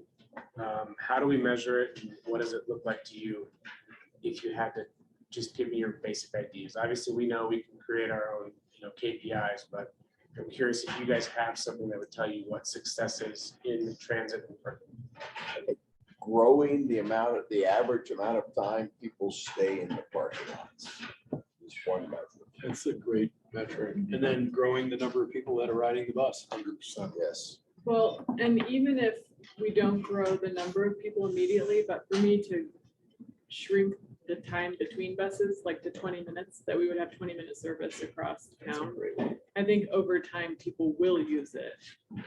More people will use it if you knew it was always going to be there. And also probably, I would love to see more consistent on-time bus service. That would be a big one for me, because I think that's a big deterrent is when you can't count on it being there. And the problem with that is traffic. Yeah. That's the problem. Well, that's why I've always said that East Loop is. Yeah, but the problem is always the traffic piece, because the bus drivers, when there's nothing, they're so good at driving on time and not driving too hot or too cold. I mean, they really are good at it if they don't have, Yeah. if they don't have to deal with Airport Road. Yeah, our big hang up is on the south side. It's not the north side, we make up time, but the south side we fall behind. Same as everybody else. I wonder if there's Eric, you talked about park and ride, which I've been thinking about just from, personally, why don't I use public transportation more? It's because, well, I have to drive into town to catch a bus. And then, the problem with park and rides is creating more asphalt, more parking lots. And I'd love to, in planning, we talked a lot about shared use parking. And for our residents. To allow it. Right. And for, especially to decrease the barriers to public transportation for the people that work and live in town, to try and find some way to use existing open parking that is not used during those high periods. For me, it's Timberline Learning Center. We drive down Timberline, park there, and then grab the yellow bus into town, skis or bikes or whatever it is. And to have more of those like little access points, and I don't know if it's feasible, but just kind of seeing if that, is there a way to have our cake and eat it too, right? Of not creating more blacktop, more asphalt, but also having pocket park and rides. Micro parking rides. instead of Certainly micro when transit. we own the building. We have a lot more influence on, I don't know, I just, that's a good, I mean, yeah. You have, two of them that are right there. Yeah, Carrie House, you'll see the right up there. yeah, absolutely.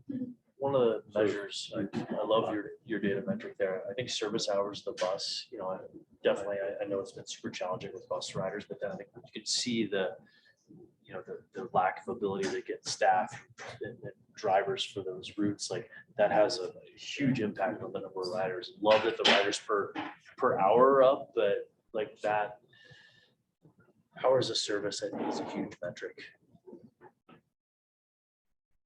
Any other thoughts on that one? And we got to get new riders on the bus. Got to get, I don't know how to do that. I don't know how to get people that have never ridden on it to see how great it is. Some hand holding. Yeah. I don't know what we got to do to incentivize it. What kind of special program we have to do to try to get people out to take a loop. Just to sort of see how, it really is comfortable. It's really easy. I run into all kinds of people on the bus all the time. I think it's great. I'm a huge fan of the bus. I like the way, the direction you're going. I think if you start off small, that challenge, everybody could try to do one day. Just right? one day. One day a week, it will change the behavior. How do we work through employers more to really communicate and have them incentivize that and try to change it? We look at town hall of trying to divide it up by the different departments at town hall and getting everybody to look for an alternative form of transportation one day. So we're not maxing out the parking behind there. And so I just think there's continue multiple. to hit that message home. And like you said, when you look at it from that perspective, it seems more manageable, right? We could all try to do something one day a week. But Other thoughts on any of these goals that we're kind of setting that are more urgent or should demand more of my team's attention? Obviously, we're pretty small, so what should we focus on immediately? What's a midterm? What's a long-term goal? I think you should decide that. What seems the most attainable? Yeah.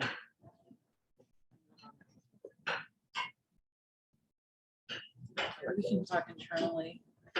It's easy Some stuff ideas you guys about get done. Yeah, exactly. Yeah. Or what's somebody really excited about? And I think as you flesh out, your staff and it gets easier to hire.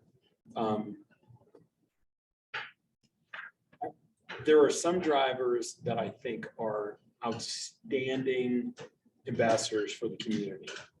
And some that just aren't. And that's not, there's some people there's one driver I see all the time who's super nice, but he's super quiet. I would never expect him to be like Jay DeBadges. But Jay provides a service for this town that is super valuable. The amount of information that guy gives out is insane. I don't know how you, as it becomes easier to hire drivers, you can, get the drivers to be a little more, where are you going? Rather than waiting for people to ask questions, And that's sort of an easy one because that doesn't cost any money. That's more of a, sort of an internal. Yeah, we've all learned that bus drivers are unique people, so. Yeah. Okay, that's all that I have other than just my thoughts as mobility staff. I know we're coming up on lunch, so I won't hold you from it. So Shannon pretty much dabbled on the idea of the parking survey. It was done. I think that we should complete another one, also our opinion. So we'll work through that idea.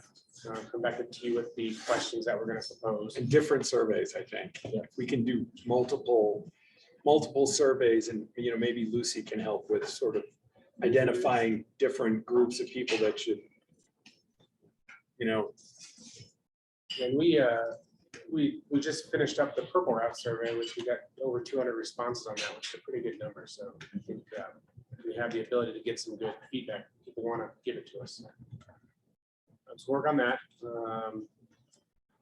Integrated transit plan, Jay kind of talked about that already. Kind of the idea of working with BSR and what that looks like. So don't need to touch on that.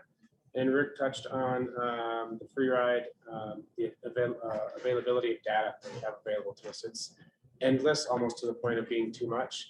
I know where every person gets on and every person gets off and every stop. So we want to kind of work through a new version of the report we give you every month for ridership, a little bit more tailored to what you'd like to see. So if we'll kind of test some things out the next few weeks and see if you like things, if you don't like it, if it's valuable, if it's not valuable, just let me know.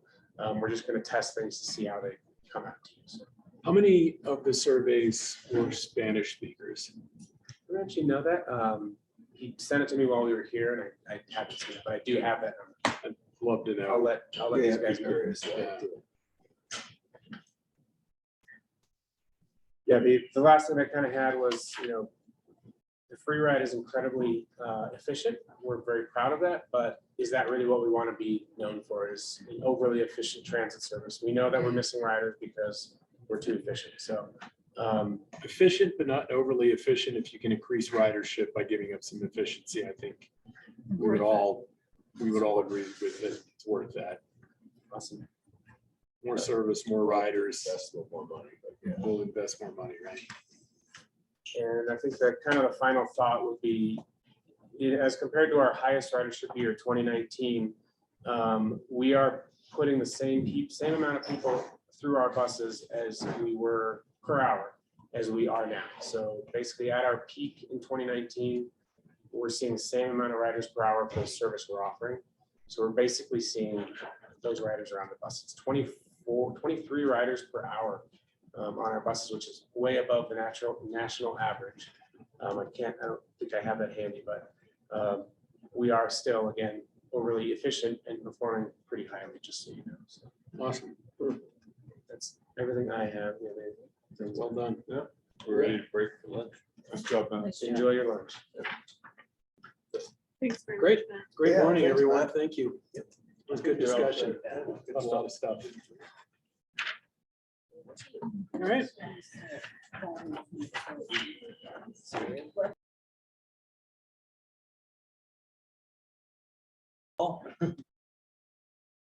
Yeah, I didn't hear you because he goes to too many of those concerts. I'm sorry, I can't hear a thing. Have you found us the money to pay for everything we okayed this Well, morning? we're gonna work on like a 3 or 4 year plan this summer. We'll see what Shannon comes up with.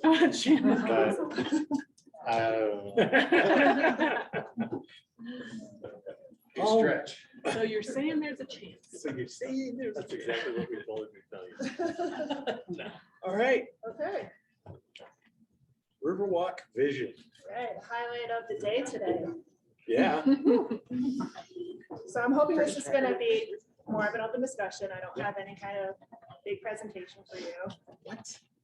But I put together a nice memo. I started file diving for hours in the engineering files. You know, sort of looking at, from my understanding, how the Riverwalk today like came to be. You know, what was the vision of the councils and the community of the past to create the Riverwalk we see today, and how that can help us create the vision for the next 40 years of the Riverwalk. Because these projects, you know, date back a solid 40 years. And, you know, a lot of those themes and concepts I was seeing in those early projects are the same as what we talked about today. There was river health, bikes and pedestrians, redevelopment of adjacent businesses, the Riverwalk Center, the River Plaza, shared dumpster enclosures, and connectivity to parking. Yeah. Also, I think it's important, Kelly and I were just chatting about it. The geographical vision for the Riverwalk was from Ski Hill Road to South Park. We can really see that today. Everything north of Ski Hill, the river hasn't been improved. Right. Only with the recent Living Lab project have we really worked on any bike and pedestrian connectivity. So I think that's part of what we want to consider today. Like, what's our geographical area for our vision to define the Riverwalk? And, you know, let's think about what's changed. The type and number of users, is that the same or is it different? How we use the Riverwalk. And then I really need to come out with an understanding of what our priorities are. You know, we're very constrained in this downtown area. And something's gonna have to give. Or Jeff would probably say, we have a 5-pound bag here. Like, what are we gonna fit? So I think that is really Shannon important. is quoting Jeffrey. Yeah, right. For the record. For the record, someone's got to. And you know, that's really all I wanted to share with you to set this up. Kind of think about those things and share with me and the rest of the staff what your visions are. We don't And need make to sure they're still, I'm sorry. Go ahead. We don't need to solve all the problems. We'll come back with options and solutions once we really know we understand what our priorities are and what we want this to look like. And make sure we're, you know, we had kind of, it took Shannon to remind me that we had agreed to kind of, you know, breaking this off and tackling it in pieces, right? So, you know, it's not like we're coming in here today and trying to redesign the path. We have to hit some of the things that are important to her. And again, remind and agree to the process that we'll be bringing this stuff back in incremental pieces to you in work sessions. So do you think it'd be nice to go around and each one? I do. I'd like to know what everybody's sort of main priorities are and what everybody's vision is, geographical area, you know, just sort of some of the Similar touch to what we did points. this Yeah, morning, Scott said he would help great. back there. Me? Yeah. It's good to think of it in sections. I mean, I think we've talked a fair amount north of Ski Hill, or, I mean, do you want? I mean, to me, north of Scout Coast section wise, north of Ski Hill, we want to enhance walkability from the structure and the gondola in general, not just the structure, but really the gondola in general to Main Street.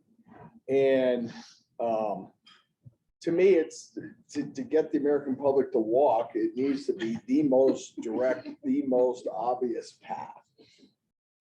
So, I mean, if it ends up on North Main, I'm fine with that, you know, which is probably likely, just right to Jay's joint.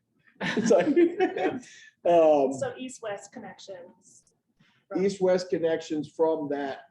I mean, that is a huge gathering place for lots of people. Mhm. And every day, we've just spent an hour and a half, 2 hours talking about how they all drive away. And how do we prevent that? Let's make walkability.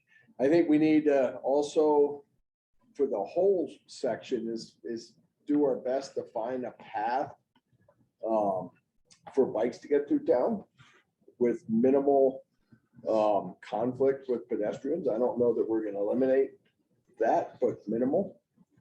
I think moving south, I think 100 block of Main is challenging, and I think we're gonna probably have to lose a little bit of parking and have some division in there to carve out the pedestrian walkway and maybe the bike walkway. We can utilize the current for one or the other probably, but that's probably our most challenging block, so I think, the living lab to me, but I'm not the trained eye, but it seems like maybe the most obvious, but we may need to do some trees and some planters to divide more permanently, kind of along that alley.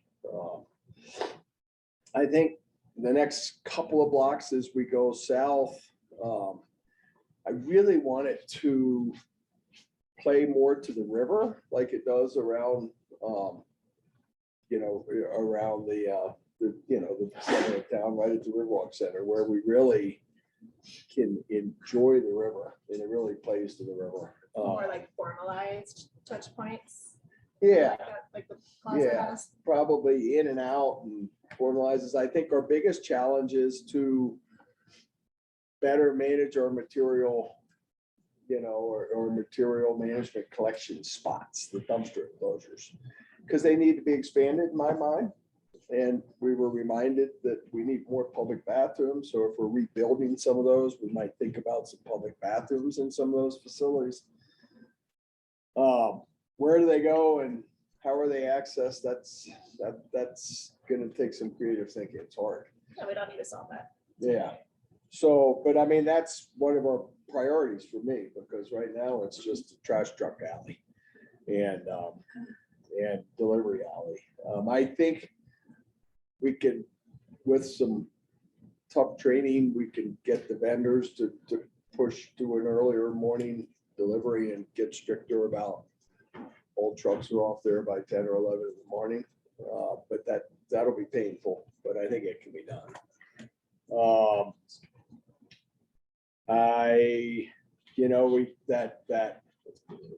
Right by Mikasa, that path from, that new section of, Cool River basically to Park Avenue, going over or under, that's, we have a path now, but it's not perfect. And, it kind of goes through a bunch of decks of restaurants and stuff. And is there a better path and can we figure that way out? I don't know, but that one's challenging too.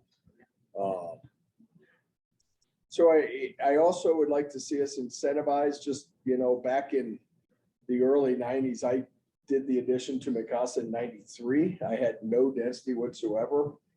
We had a 1,900 square feet of restaurant in the same underneath in parking structure of density that I didn't have as an incentive for deeding the land around that circle around it behind Mikasa.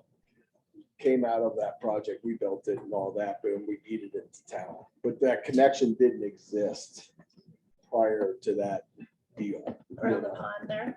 Pardon me? Are you talking around the Yeah, pond? the Skelly Pond, around the Skelly Pond. So basically the Riverwalk ended kind of right behind Cool River before we started talking with Jan Brow. And we're able to strike it. So I think point being, I think it's going to take some incentives for businesses to enhance the backs, of the businesses back, prior, for those who don't remember, prior to our addition, Deer Steermark was a 4-story straight building with dirt parking lots in the back, and it was dirt rocks everywhere back there. And it was just a sheer mass of 4 stories, parking structure and 3 stories above. So it was really ugly.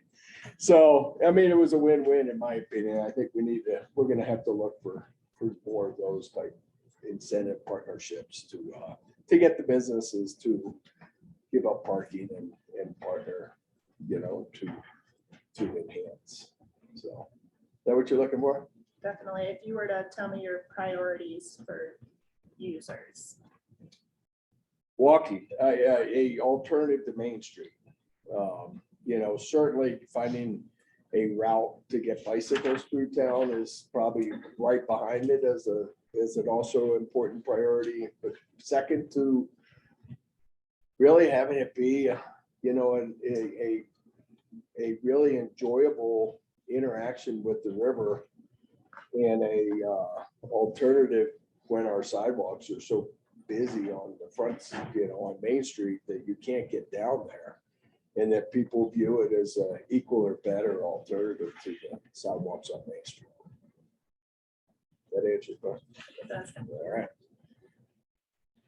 Yeah, I think everything Dick said, I'm in agreement with. I would probably personally expand the geographic area and almost start at, and obviously I want to focus on the Riverwalk piece, you know, because I think that's the most bang for your buck in the short term, but I'd love us to look at like Breck Rivers and have like a 50-year vision with our partners on the Swan and out French Gulch and like, hey, we're gonna, you know, work on some of the historic tailings out French Gulch in 15 years. And what do we want to do there?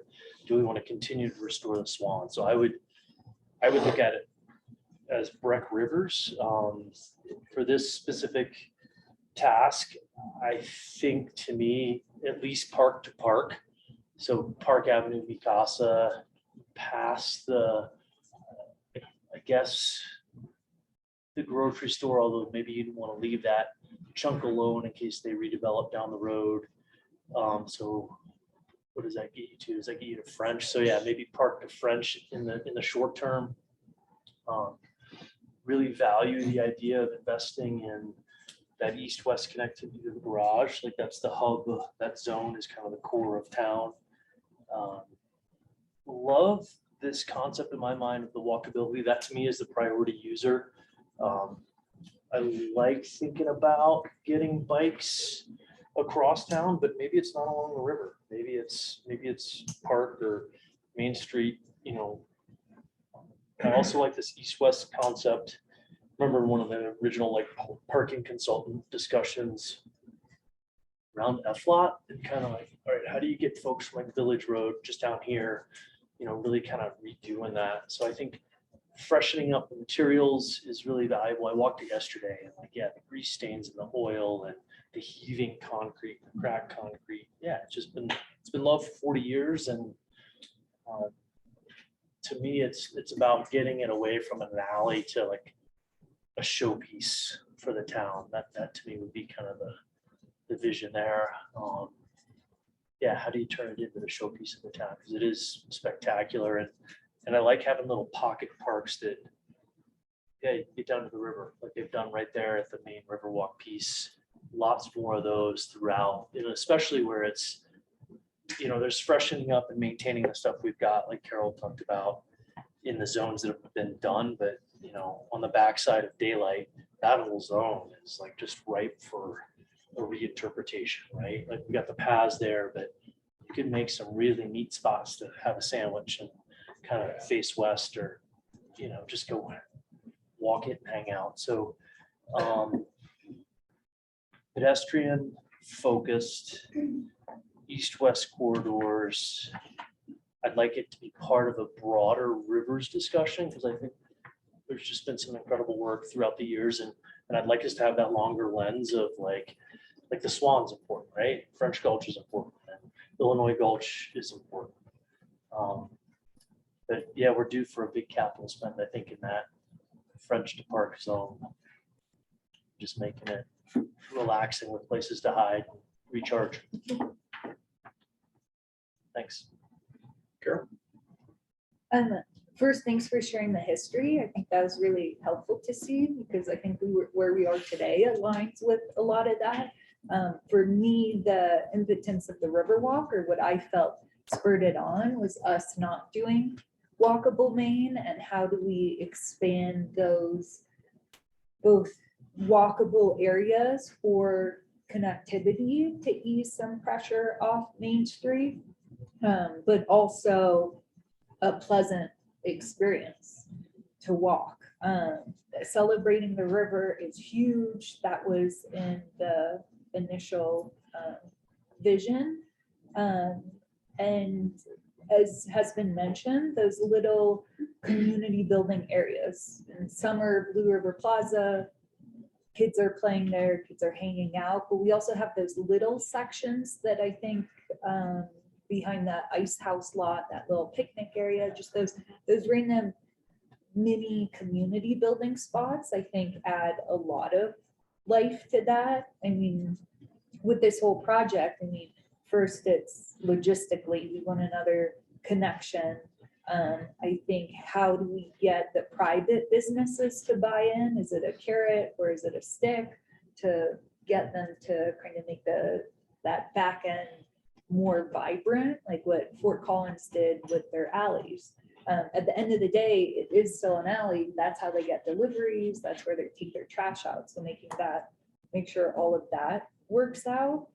And I agree with what's been mentioned. My one overall vision for this project that hasn't been mentioned yet is that make sure that we incorporate some authenticity within this, be it working with Breckenridge history, incorporating that like welcome to the kingdom sign, working with PCA, BTO, but certain things that don't make this area just a nice river walk and feel somewhat sterile, soulless, making sure we have some sort of authentic traits to our community.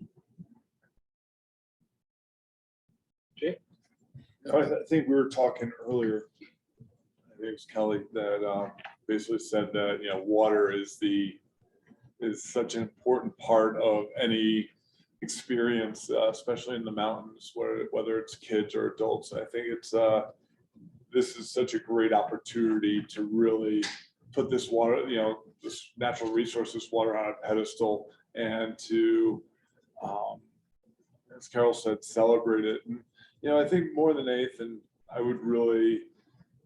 think this should be multi-use. If there is a logistic way to separate the commuters and road bikers, like the charging road bikers that are, you know, really, you know, the traffic that's going over, let's say 30 miles an hour, if we can put them in and I know that sometimes if you're trying to get them down Main Street, then you got them versus car doors opening, right? And that's dangerous. But I would really love to see, I think maybe I've changed my tune a little bit in the fact that I could see our e-bikes going down this path with pedestrians, with dogs, with kids, with, you know, a family experience, and having these different access points. I do think it's worthwhile addressing the river down to Valley Brook, which is, you know, quite the ways, just so that people, I think people at this, our guests get to right around City Market and they look around, it's like they're entering like the bad section of town, right? Like they're hold on to their wallet or whatever. And so if there was, you know, if it's conceivable to make it inviting, you know, down to Valley Brook, because once you pass Valley Brook, then you have the natural part takes over. So if there's a nice transition from like a lot of activation and art and the whole thing, and then before you get to the purely natural part of past Valley Brook and the river trail, that there's a transition area that doesn't feel so transitional. I think that would be fantastic. Yeah, I think refill stations would be really, really key around this area, of trying to find a way to get them below the frost line so that they could be used all year round, and whether that is in a Nordic way in the winter or just a dog walking loop in the winter. I think that would be great. Yeah, you know, I think there's a couple of us in the room that can really appreciate the wear and tear that these material management closures take. And I think that is the biggest challenge, is to find that material, that construction, that we can beautify these enclosures with art installations and, you know, murals and stuff without them crumbling every time a trash truck hits it, you know, for the 100th time in that month, right? And then obviously, it probably goes without saying, but trying to see into the future a little bit about what the compost, glass, single stream, landfill, how that should work logistically to make it as easy on our haulers as possible and as easy on the end users of you know, all the things that we've talked about over the months of, you know, the trash bag going up the metal serrated stairs and getting caught and dumping out, or, you know, Been there. the Slim Jim that's full with compost that now weighs 400 pounds, and like trying to think into the future a little bit of like, what is you know, waste look like moving forward. And some of that may, and I know these enclosures can't be everything to everyone, but grease collection's a big part of that. You know, we all have, you know, our grease collection containers that, and most of them are outside the enclosure. But really think of what that looks like visually. But I guess that was a lot of my thoughts. So are you talking so much about materials management, sort of putting that higher up on the priority, or what are your priorities for the land we have? All of the above. You don't get that.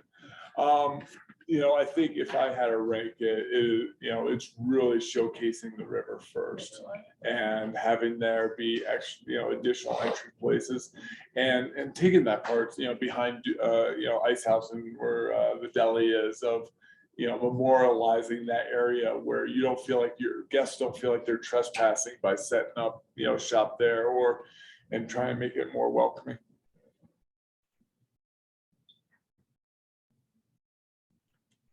I agree with pretty much everything that's been said. I love the idea of sort of, you know, we're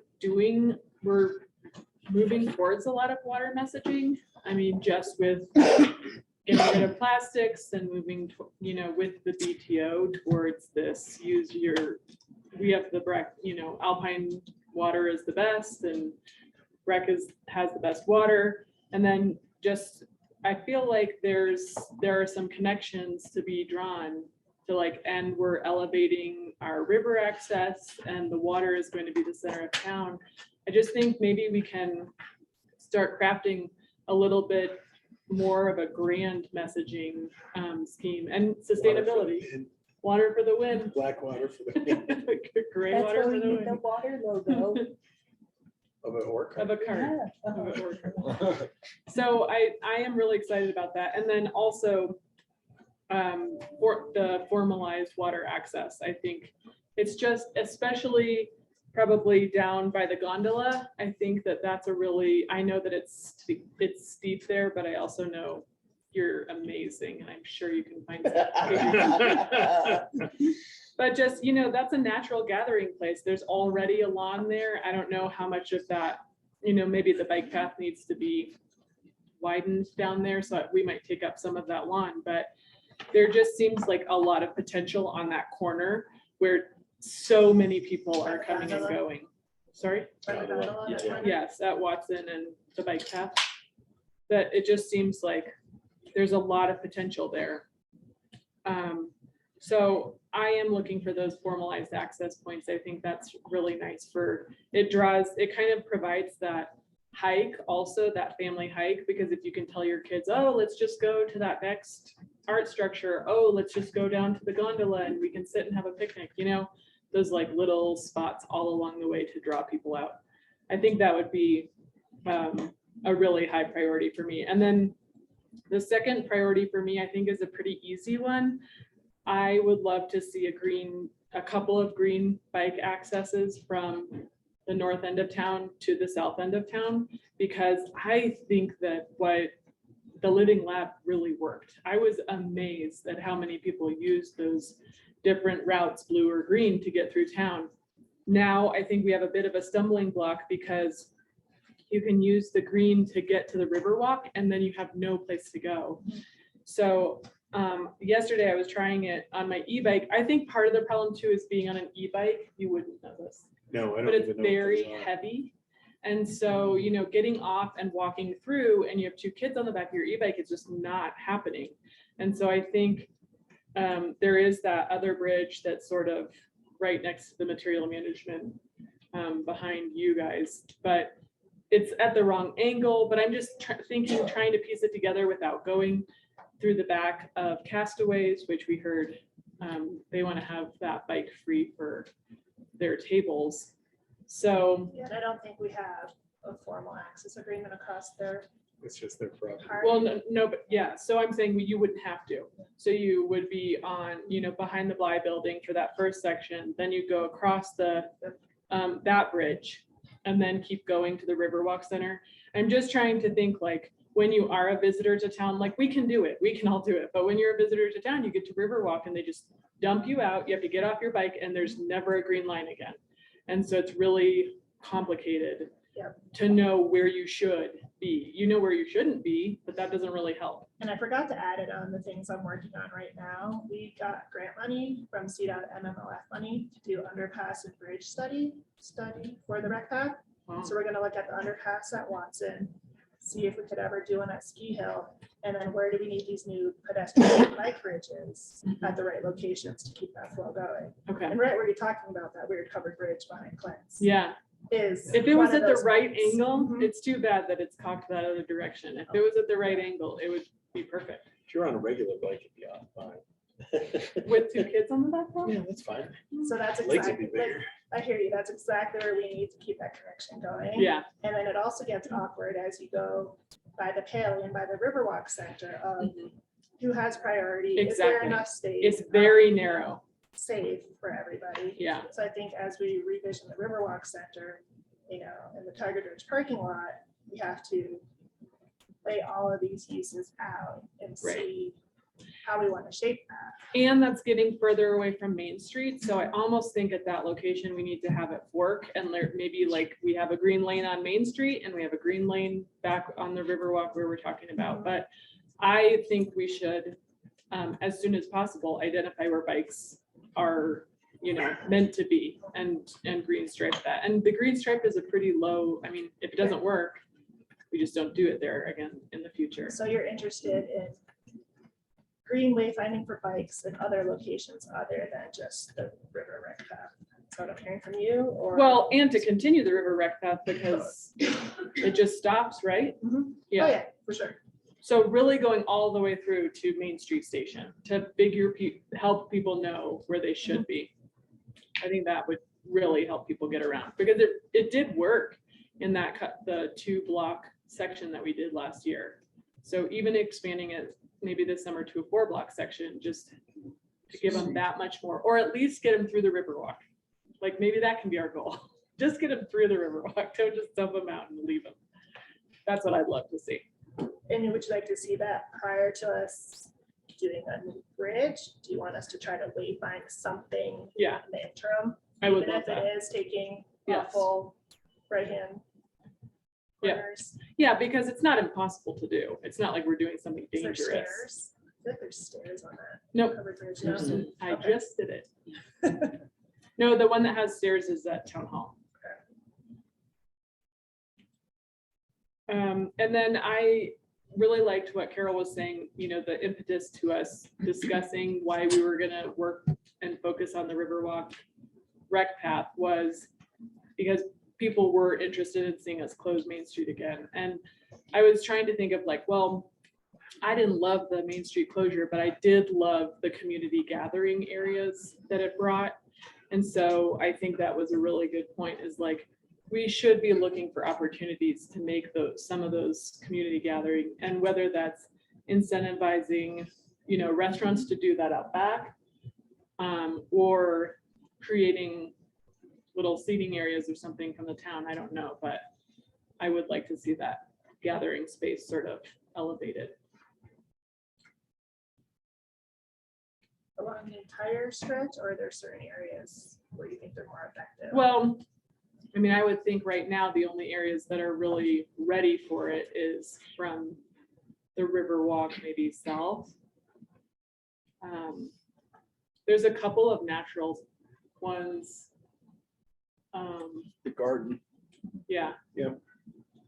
But also there's like Castaways has, I mean, we have like some chairs out back there that are not part of Castaways. I think Like that is across town. the river. I think those are, Both those sides. belong to River Mountain Lodge, I think.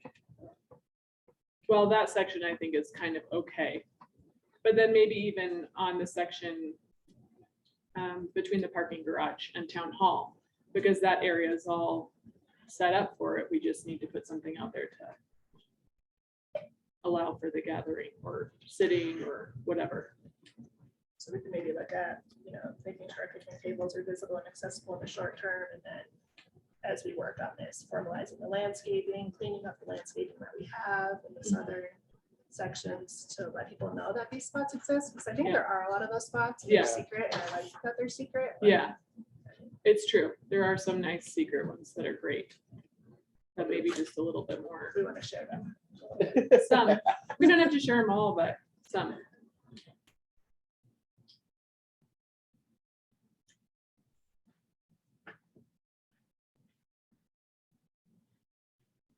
Ken Nelson's mother's bench is really nice in the garden. Yeah. Yeah. I like working in the current geographical area, but I don't disagree that we should, you know, at some point in the future, expand. For now, there's too many broken pieces of what the original intent was. And for me, the number one thing is material management. I think that's the thing that breaks this the most. And secondly is delivery. So I don't think we should shy away from using larger material management buildings to direct traffic either. And when I say that, I mean like at the back of the ice house lot, you know, going from my place to Clint's. If we can use that to direct traffic, while I do think that the walkways worked last year, I still don't think that's the solution. I do like keeping people on the path because the river's beautiful. You know, I'd rather see more people along the river all the time and more east-west connection than taking them right down the alley. And if at some point we have to reconfigure that parking, maybe the parking goes closer to the building, or I don't even know at that point, but those are the big impediments to success is materials and deliveries. And until we solve those, the rest of the stuff is going to be just temporary until we can really figure out how to keep trucks off, you know, the garbage truck idling when you're at Cool River, trying to have something to eat and it idles for 15 minutes while he's picking up trash. That is just not okay. So we need to figure that out somehow. So you're saying materials management is our number one Yeah, issue to solve, but that's not who our priority. no, but you gotta users.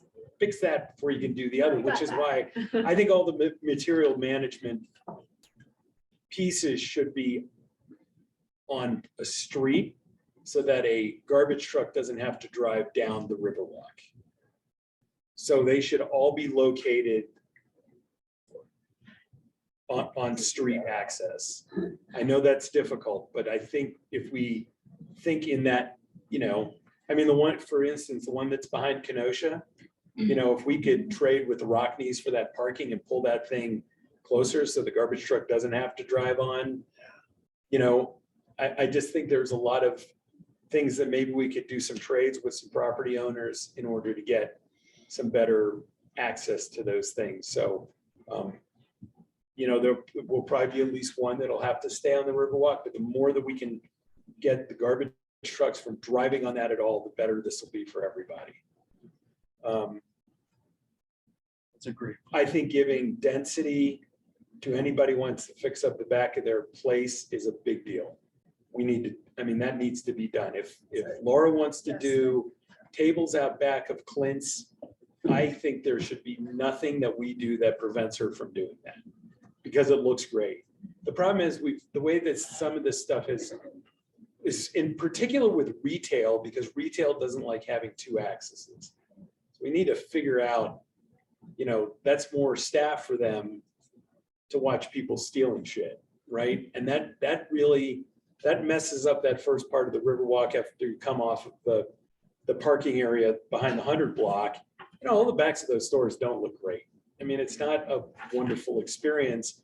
As you get farther down, what they've done at the Crown is great. I think we need to really incentivize, like we did with Mikasa years ago, and giving density, giving whatever those shops need in order to make that more successful. I'm okay with bike and walk interaction. One of the groups that scares me the most that uses the path a lot is the beer tour from Ridden. There's at any one time, there's 10 people that have never been on a bike, on an e-bike, cranking down the bike path, on their way to the next beer stop. And that's, it is what it is, I guess. But I'm okay keeping the bikes and the walkers together. I think we need to sign it better, though, that it's got to be signed walk and bike, so bikers understand what the intent is. Two things we need to keep in mind. Number one, there's a chance that we're going to be fixing or changing the Riverwalk Center. So I don't want to design any bike go around on the one side where we may be doing some lobby work. And the transit center is something that we want to tear down and replace closer to the horseshoe eventually. So we may have some really good opportunity there, in the summertime. If they use that as part of the maze in the wintertime, maybe there's something we can have there for the summertime. I want to make sure that we include everything in this materials management piece, including compost. We need to reach out to some of the grease haulers. So Brooks does do an interior pumping station that I only found out about because I went down to that show in Denver, and I've been talking to them.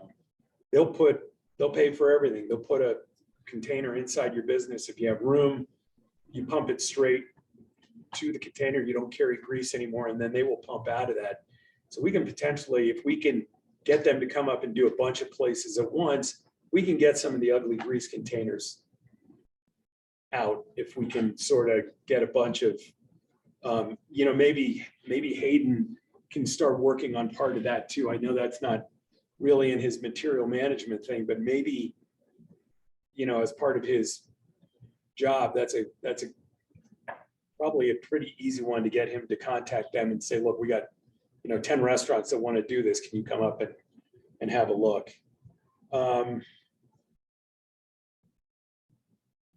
Yeah, and that things change so much at the gondola. I mean, the path becomes more of a bike path and less of a walking path when you get to the gondola going north. Once you're on that, bikers really move much faster than they do when they're core of town, because things are a little more closed in. And I think that's okay to have it, we mentally do some stuff like that to contain that a little bit, to keep the speeds down. So you want them to go slower? Through town. Oh, through town, okay. Through town. No, once they get there, that's. Yeah. I mean, we can make an attempt to try to get more people to walk down that way, but there's not a ton to go to. I do like whoever had the idea about adding more art through town, though. I think that's a great idea along the river to have little things to look at. We're gonna take a walk next week with BCA. Oh, sweet. Good. Perfect. Good. Yeah, I'll stop there. Thanks, Scott. What is that word?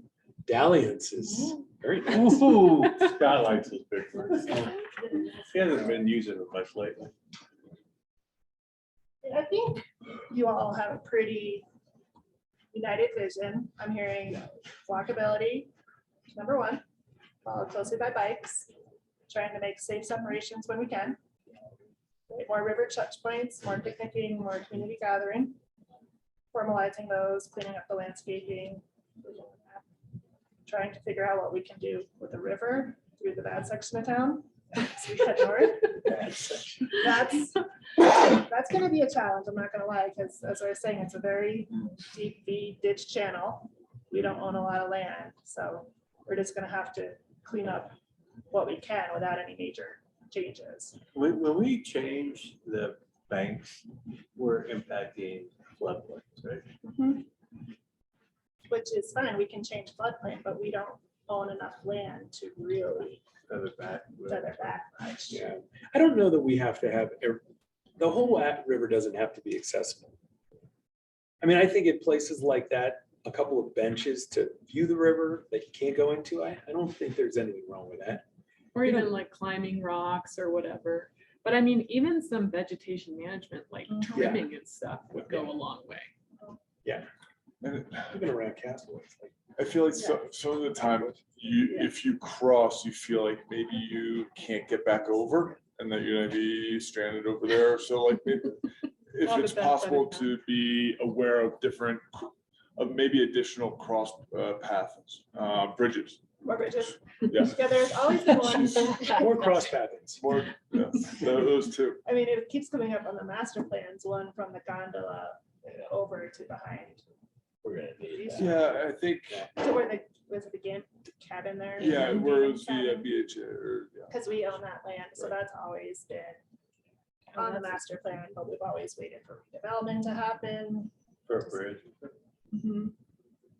So that's an area, and I think that ties into where Kelly's thinking that we can have more of a location, so we can start prioritizing that on our own rather than waiting for whomever develops the North Gondola lot to step in. Everybody's supportive of that. Yeah. I can probably put that in the design work that we're doing now, so at least get the design that we started. Yeah. I lost my brain on that. But, I mean, if you guys feel united, you think we're heading in the right Well, direction? we're coming, we're getting there. We're gonna do some outreach is coming up. Yeah, we have a big community outreach coming up in June to sort of get the community's vision on all these same questions. At the, do you think we should have any table or anything at the town party? I could see if we could get Norris to staff that. I guess it's like in 4 days. But that's kind of clean up. Town Oh, right. party is the middle of June. That's right. Yeah. We'll be definitely. done We with can that. at least have like the QR code for the quiz, that sort of thing. Yeah, We can that'd be have- great. Yeah, that's cool. We can have something there. And then did we have a timeline of when we were trying to come back on a work session? Yes, so. Years off, but in the memo, I had the list of things that we're gonna be coming back to you with. One of the first ones we were gonna do was the Sawmill Watson Ave Materials Management Center. Or do you think you guys feel ready to start talking about that? I think that ties in with what Eric was talking about of pulling it away from the river, because the last plans I saw had it right on the corner there by Watson and the river. And I mean, there maybe in the Wellington lot's a better spot, but I think that's, Some options. you know, it's concerning to me to think about spending 600 or whatever grand to add a new structure right on the river. So that's probably a good one to start with and talk about. Make sure we get it right. We were gonna talk about scoot over site and what we wanna do there. I think that's a big one that we really need to vision on a bit. Because that is a really nice piece of land that has a lot of options for programming. We're gonna have to make some tough decisions of what goes there. And as well as we'll come back with materials management for Ice House as well as the peaks 8, 9, and 10 enclosures. Unless you want me to bring other discrete topics ahead of those, that was sort of the roadmap for leading into the fall. Yeah, it sounds good to me. Yeah. Anything else? That's good. You got a lot of ideas. Thank you. Yeah, can you snap your fingers, just make it finished, done? This is like a solid 5 to 10 year. Oh, yeah. thing. I should have led with Yeah. that to 25 years. I do think it's good, you know, when we start talking about the details in some of the work sessions, right? Or when we went out and looked at the parking lot, right? Everybody kind of has a different idea, but this gives Shannon a really good 30,000-foot view of what you are all looking for. And then it's that kind of input we need for staff to then develop some responses to that and come back to you with ideas. So thank you. And there are some really great parts of this, that the whole area at Blue River Park is, and the Riverwalk Center is amazing. I mean, that thing is such a great location in the summer or spring and summer for everybody. Yeah, locals and tourists. Yeah, I mean, that's just a home run right there. So, if we could start to think about that as we go along, More of that. more getting places to do like what the Crown did. And if we have to help, let's help.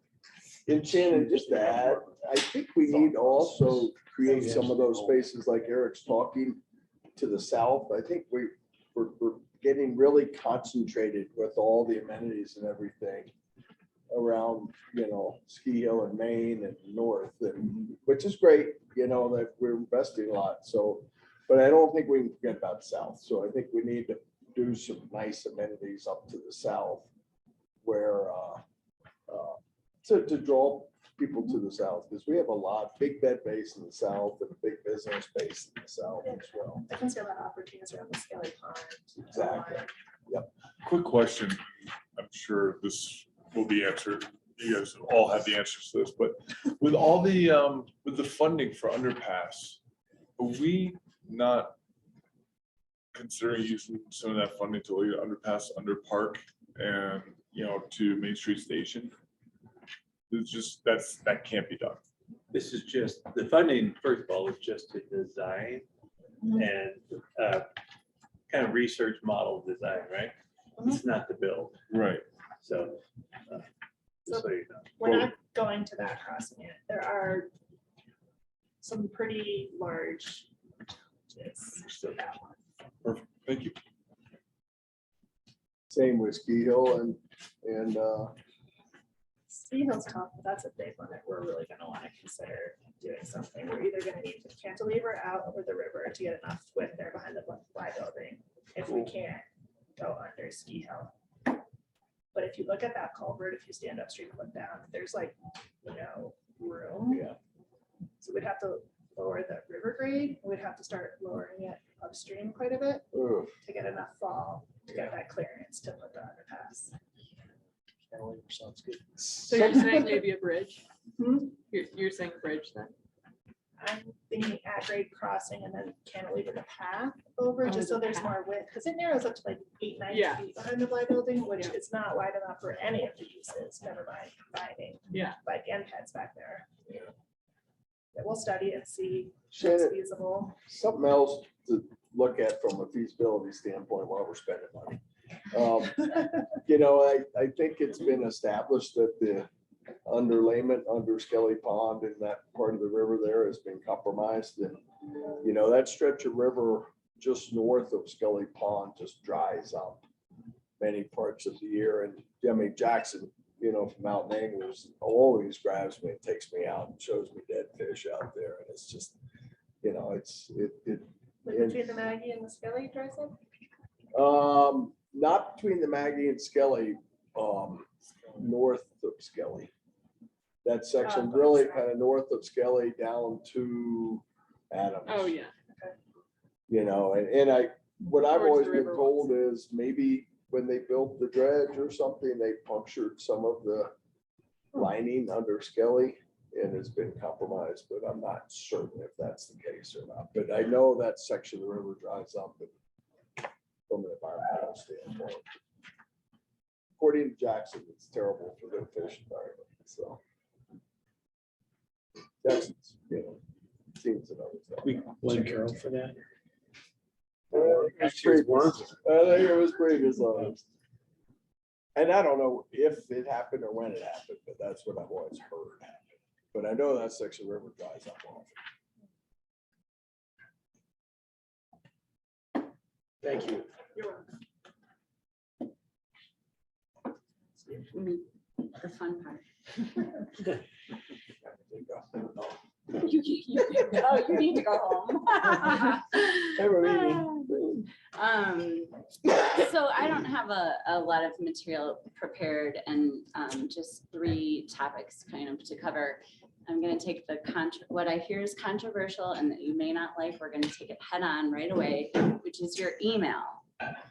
We need to get you on town official email. I know it has not caused any problems yet, but the entire framework that governs open records and discovery contemplates you all being on official town email. I never And get my.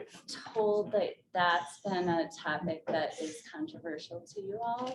I don't know if that's the case. If there's no objection, we'd like to see you get on to town official email, but is that something that is a burden? I've for been you on all? town email since I got on council, and I love it. It's great separation. Chris is fantastic. Anytime I have a problem, and it melts in perfectly. So So maybe it's not a big change. Not to me. I mean, it'll be a big change in how successful we are. I'll give it my best, but yeah. I mean, I'm game for it. I don't care.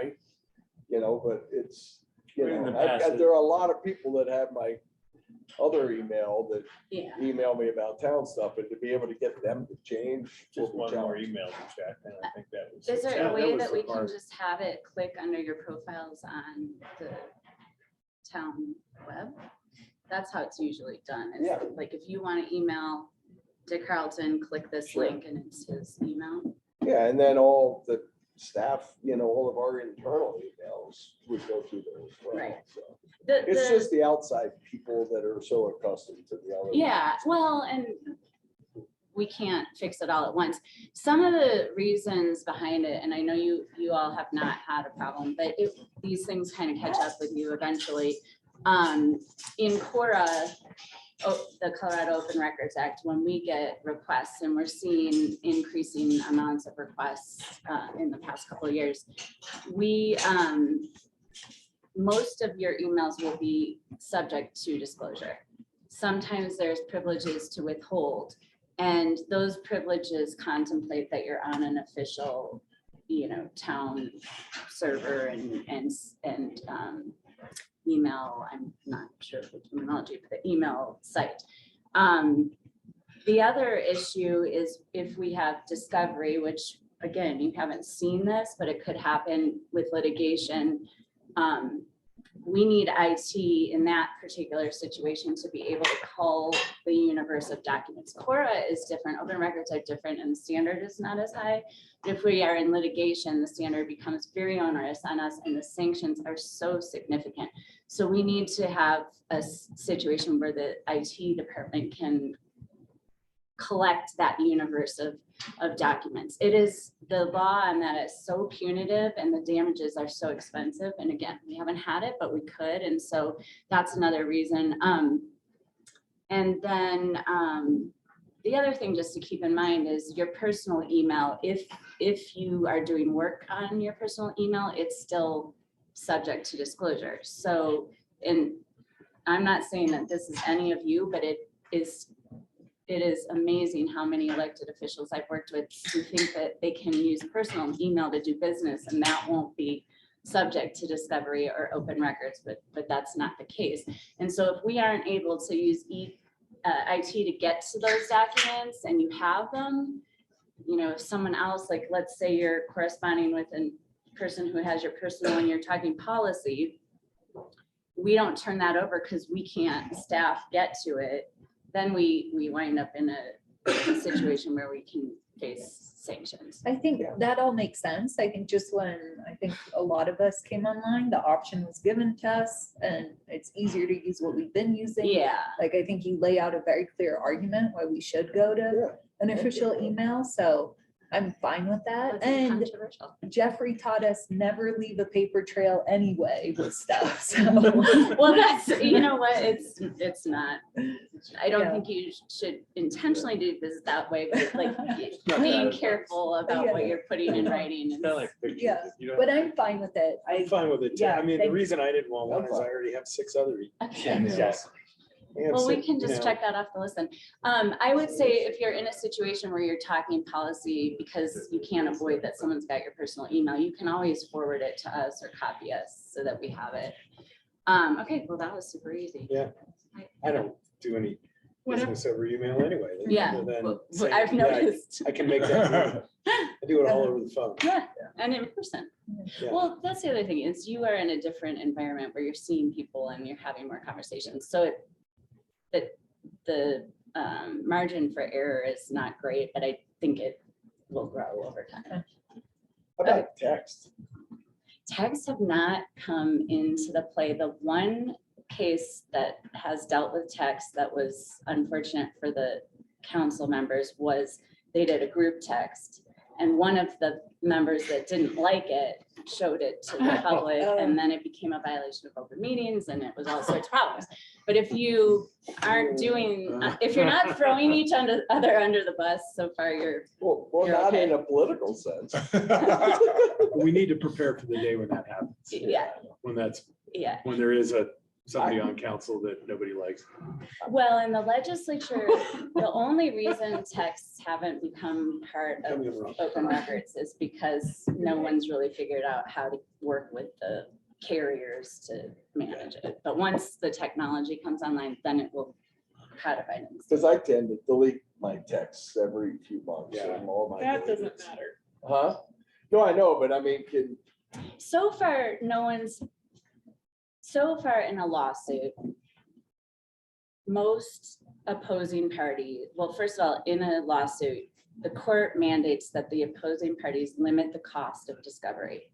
And the first place they go is, let's just not deal with text because it's so costly. Okay. But when it's easy to cull the text like it is email, then it will become an issue. So you should try to not do business on text. Fair Is my enough. best I don't think you'd call what we're doing text business. no. But it is a meeting when it's 3, even 2. Not when you're talking But the about. stuff what we're we doing. say on it, we can't say in public. I know, right? I'm gonna consider it a win that you're on town email. And we'll move on. Hey, 1 out of 3 will not be bad. Right. Exactly. Okay, so then, under the framework of good governance, it's unbelievable that it's been a year since you guys were seated. I don't know if you remember Sam Light coming in and doing his Sursa spiel about roles and responsibilities and charter duties. Do you guys remember that at all? Probably. So My hearing aid was broken that meeting. I know, right? So reflecting back on that, I think, again, you all are so healthy in the way you run the most efficient meeting I've ever sat in, and efficiency is really good for not, getting off track and getting out of your lane and causing problems. We also have such a cohesive group, but again, it can change. So it's just a refresher on what are the charter duties of the council members versus the town administration, and how do we make sure that we're honoring those. Today is a perfect example of you all set the high level vision, and then staff implements and is responsible for enforcement. One thing I've said to Shannon and Rick is we need to be careful about the negotiation of contracts. We were asked at one point to have council members work on a development agreement. And I was saying that you all, that's not your purview. And so if that happens, you potentially aren't covered under our liability policies and things like that. So to the extent when we're getting requests from public, like I'd like 2 members of council to go off and negotiate this development agreement. If you're hearing me say that's not a good idea, that's protecting me, because the charter is very definitive about that is the role of staff. And it's hard sometimes because we lean on you all for certain expertise, like. So just that. It's Because in the really, past, it's been the mayor. I mean, not just Eric, but before that, it was John. It's been the mayor. yeah.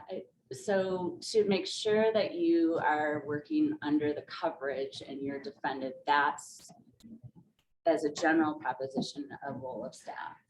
Okay. So, and that's why the open records and open meetings laws are set up to say, we're gonna direct staff to go off and do the negotiation, but here's the parameters of how. It's not just development agreements. I mean, it's other, I think we, like this most recent land purchase thing where, you know, where if a council person is out negotiating on behalf of the town for, you know, a land purchase, and that made us a little nervous, right? Yeah, yeah, definitely. As we look back on that, not before, but as we look back on that and said, how should we do this in the future?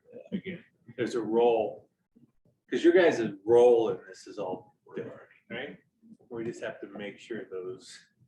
But I mean, we have some council people that have contacts better than others, so they could start a negotiation, kind of tee up the staff to really do the negotiation, because that's how this town works. Yeah, that's. You know, I Yeah. mean, that's how we work, is we all kind of have our area, and people will come to us and say, hey, what do you think? You know, and it's not really a negotiation of the details of a contract.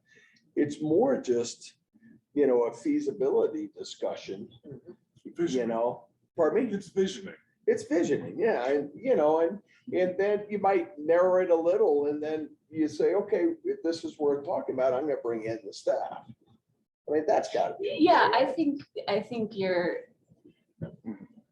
nothing is real black and white in the law. Sure, But I think we're talking more of the formal, we've sent, Right. Todd's got this great expertise, we Yeah, want to rely on in it. context. But sending him out alone to negotiate could The not final be good deal. for No, I him get it. individually. But yeah, you all are certainly out there.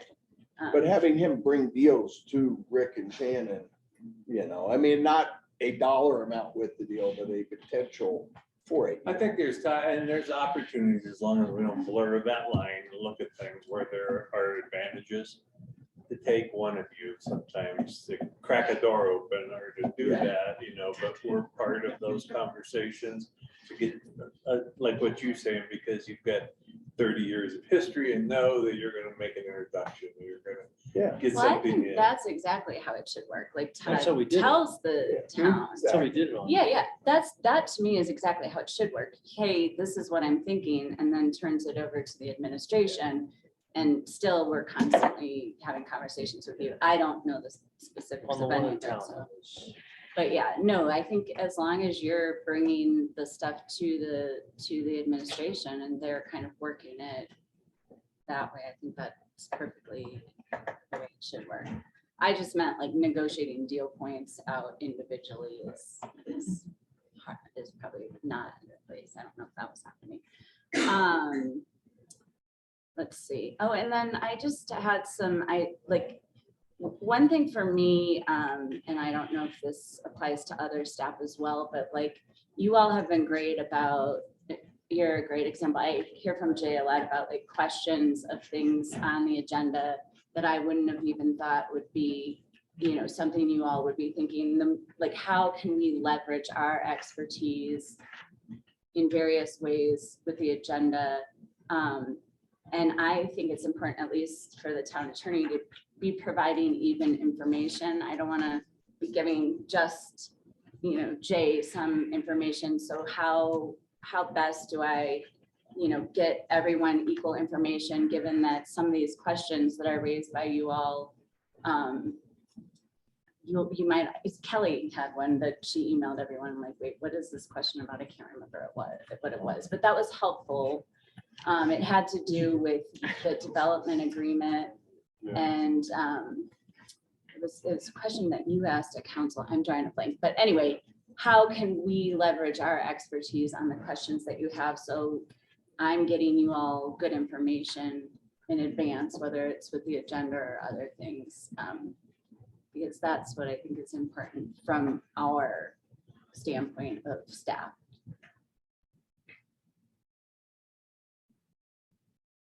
I think the example we gave, I think Kelly wanted to clarify, like at a high level, what was your memo about? And then you replied back to all of us. So I think that was helpful context for all of us to hear the answer to the question, even though we didn't specifically. Yeah, and I don't think you have to, but I do think if a lot of times the questions that you're asking, everyone's going to have the same, because I'm not breaking it down in a non-legalese way. We try to have an awareness of that. If one of you calls Shannon or I about something and we go get an answer, we'll often share it. We try to always remember to share it with the full council in case the rest of them, want that information also, so. Yeah. Let's see. So that's really the main issues on organizational structure. And so any other thoughts before I move off of those? I have a question. Yes. Like, I got a lot of problems. What's that? Got a lot of Just got a lot of problems. I gotta be careful, yeah. If we're in the middle of a development agreement, we can't talk to each other, obviously, but when we have questions, we can reach out to staff, to Rick or Shannon or department head or something and say, can you give me the background, the history, the clarification, the details on this? Yeah, and also I think mostly the development agreement is legislative, so I think you have a lot of room to talk to whoever you want, but the tipping point is when we get into an area that's quasi judicial, rezoning is the best example, Which is but development, like an active development permit, not a development agreement, where you shouldn't be talking. Yeah, that's what I'm quasi. so what was that, Rick? Well, he said development agreement, but I wondered if he meant more of an active development permit when they're limited on that. Oh, Yes, Yeah. right, yeah, no, I think Quasi-judicial. it's, which often a development agreement is part of. So, yes, yeah. yeah, no, I think it's perfectly fine to Okay. reach out to staff.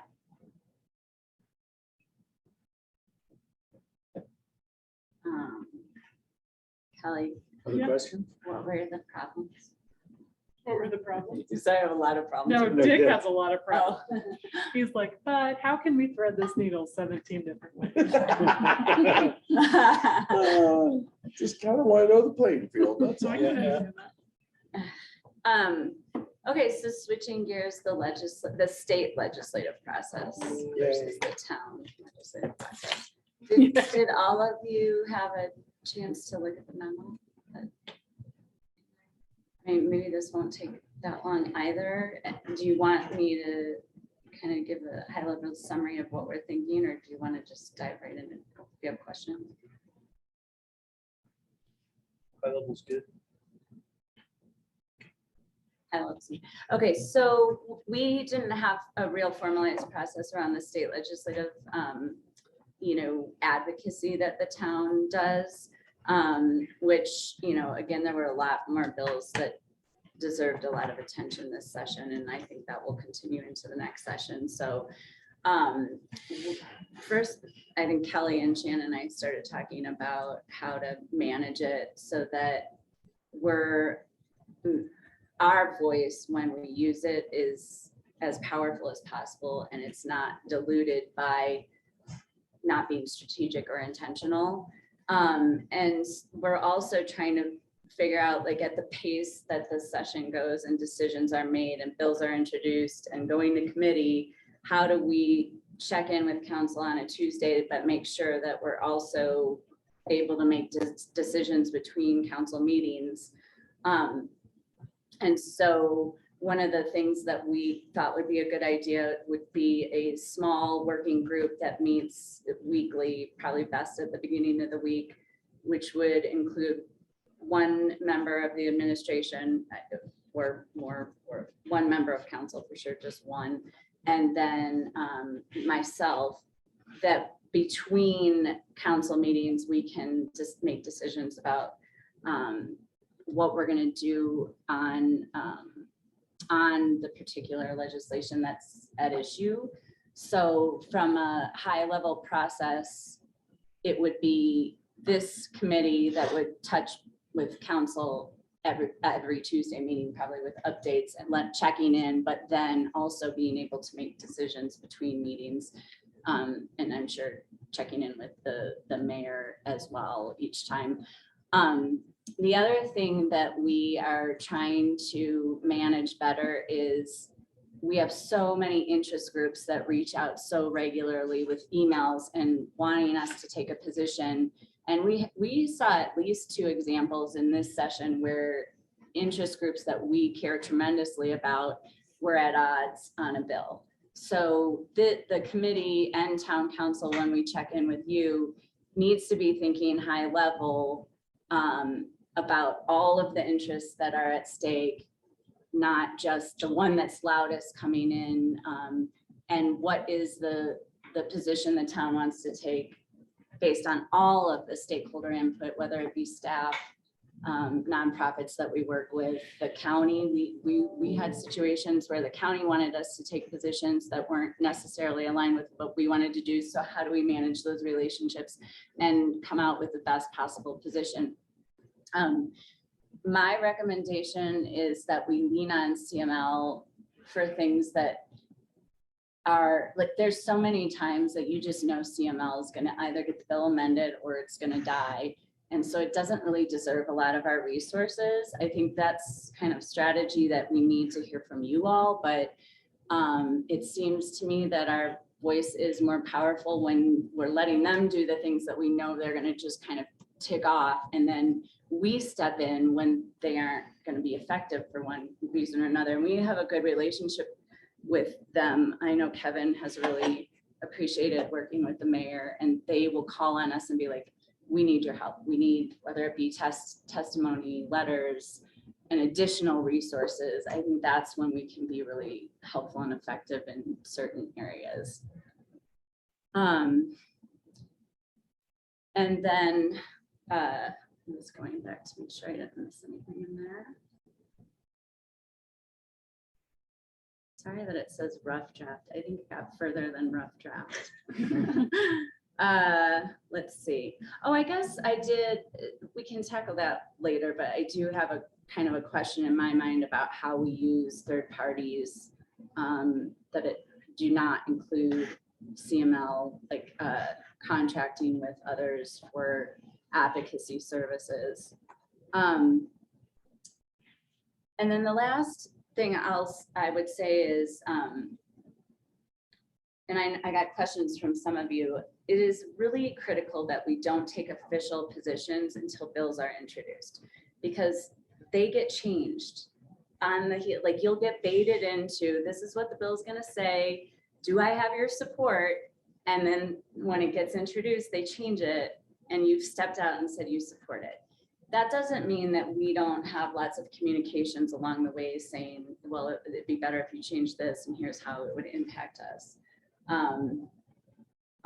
But now, if we could look back at this last one, which may be a bit of an anomaly, but we'll probably see the same thing again. How would we have, I mean, if we sat around and wait for 213. But we never said we supported that. No, we didn't say we supported it. I but think we that's said the important part. But we took a position. Yeah, but they didn't take our position. I mean, Not we told them what. Opposed unless amended? No, but I mean, before that, when Eleni first called me, Yeah. we told them what was critical to us. They'd never used any of that stuff. Right. So- Well, that's a perfect example. We did it exactly how this contemplates. When the bill got the bill number and then was introduced, that's when we took a position. You were having lots of I conversations. thought you went even farther down the road than that. No. So that's how you define introduce, when it gets a number. and Yeah. So not coming out of committee or anything. Oh, Right, like McCluskey says, it's going to, what committee did it go to? Local housing first. Right, gotcha. That's when we Oh, okay. start. I misunderstood that. That But makes I think having conversations with them, absolutely, especially in the situation where we were largely cut out of the conversation. Okay, thanks for not listening. But We're there's no talking- doubt that like how involved you all got made an impact. But looking to this new way to approach things, I mean, I look back, you guys spent so much time on it, and it did have an impact, but it was a lot of time because bills change so much. How do you see DC having this committee streamlining that process? It's not taking 3 people Well- several hours to. Well, catch up on 213 the was drafts. the anomaly because CML was cut out I might be the only one saying this, but I believe they were cut out entirely of the conversation until the 11th hour, when Moreno started going consulting with them. So I don't know that 213 could have worked any differently than it did, to be honest. And there were 60 amendments, and one of them was, one series of amendments was made in the Appropriations Committee, which had never, historically, it's like, what is the fiscal note? And can we agree to that? But instead it was a bunch of amendments. So I don't think this will solve 213, but what it will do is the 100 other bills that are going on, we can be more effective on the growth cap, on the workers' rights and things like that. I think the important thing to realize is that we have never really done this before. Like Breckenridge has never really been a big enough voice to ever really do what we did with 213. So this is really was almost like our introduction to dealing truly at the state level. I mean, there's been things that, some of, Dick's testified on a bunch of restaurant stuff, but we've never really been involved like this. And the whole time I've been on council, I've never have any of us really done anything in the town's interest. This was a big deal for us. I think having a plan going forward, and just for the council, I think the most important part is that we talk all the time about whatever the one of us that is taking this on is saying, and that it has total council buy-in. At no point did I ever feel like I was stepping on anybody's toes or somebody didn't agree. I think that's really important that we always have that discussion. This is what I'm going to say. This is what we're doing. Council says, that's great. Thanks for doing it. Yeah. But I also think the amount of time we spent on 213 had a direct relation to the magnitude of the impacts of that bill. That bill was terrifying. But the other one, the other one that passed on growth caps, had this not come up, now knowing what I know now, I feel like I should have spent time on that also. Because while that doesn't influence us directly today, and that might affect Join Up the Blue. I mean, there's a lot of scary stuff. So I think going forward, the Breckenridge Town Councils need to really be much more attuned to what's going on. And there'll be more coming next year, for sure. There definitely will. And we're gonna have to stay on top of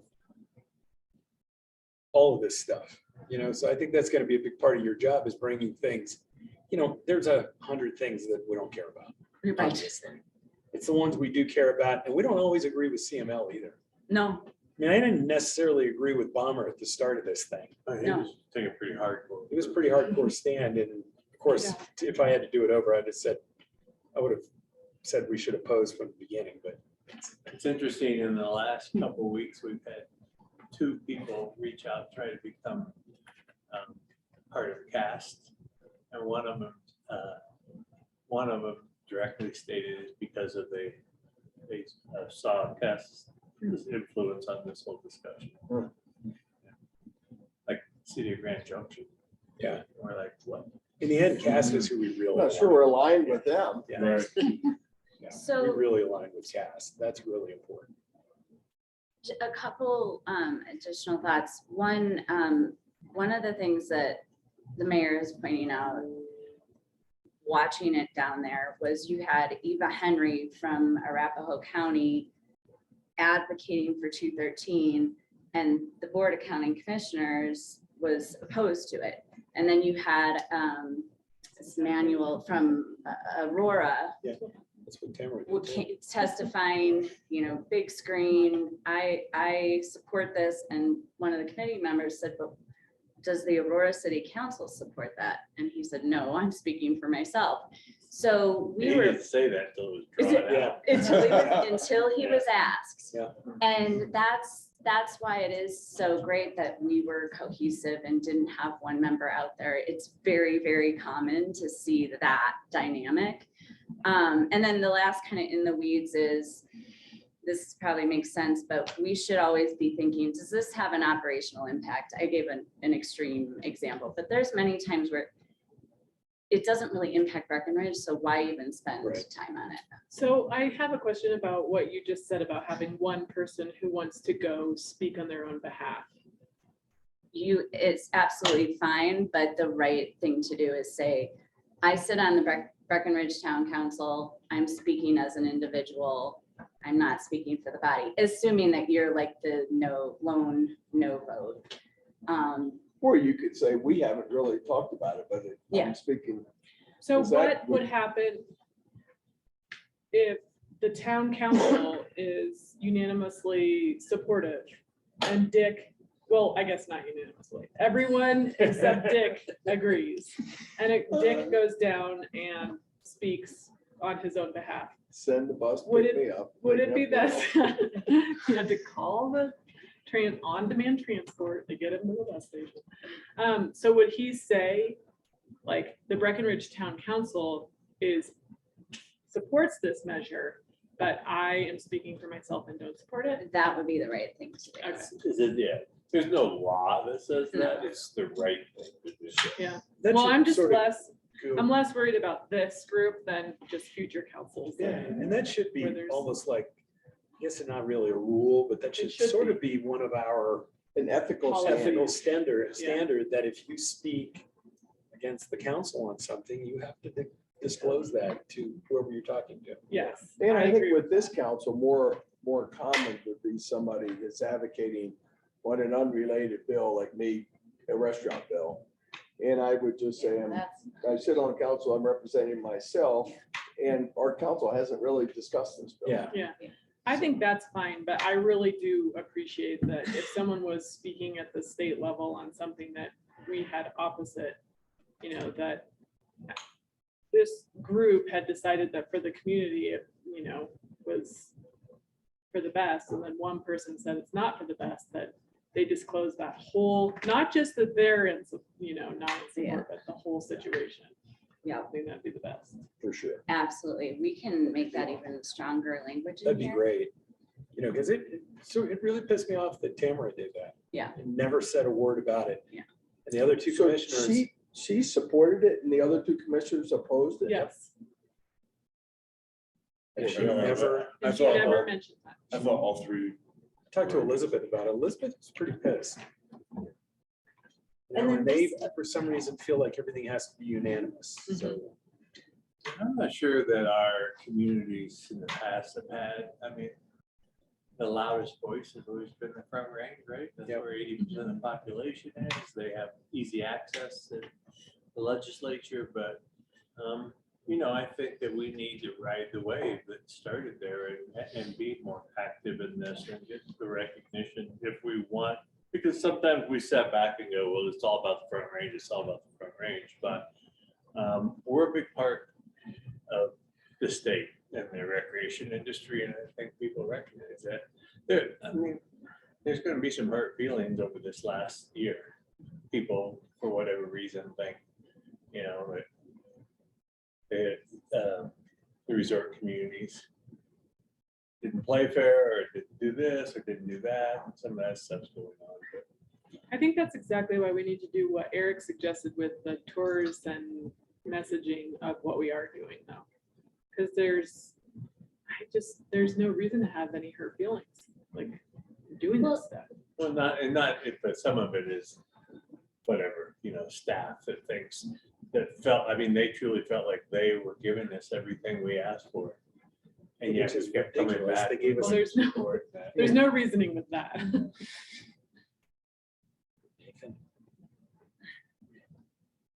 we do need to make an effort to get Moreno and those are the other two from the Republican or the House side. It'd be great to get them up here and show them. So we have a note, we actually want to sit down, love with you a little more and understand what that could look like. Yeah, I'd love to take them on a tour of Wellington and Alpha Verde and the stable site and just to, Well, this is how long it's gone on. This is what we do. Yeah, and then bring them to a place for lunch and give them our vision for the Yeah. future, what we're working on. well, and I've been thinking about, the one thing that everyone agreed was a good idea was the statewide and the regional assessments, and how do we get in front of that?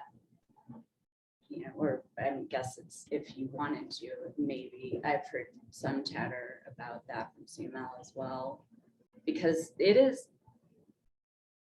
I don't know if the governor will decide, you know what, stakeholder feedback matters, but if he doesn't, he's coming back in spades, and I bet it's day one, so we need to be Ready. yeah. Okay, and then the last thing, I just have that hole in here about how we use, have we used state contracted lobbyists? We have, Federal. oh, that's federal, right? Yeah, so I think our contract with Squire Pat. Squire Patton Box is just on federal legislation. They do provide updates on state legislation, but they don't advocate for us. Yeah. that Laura? Yeah, they have.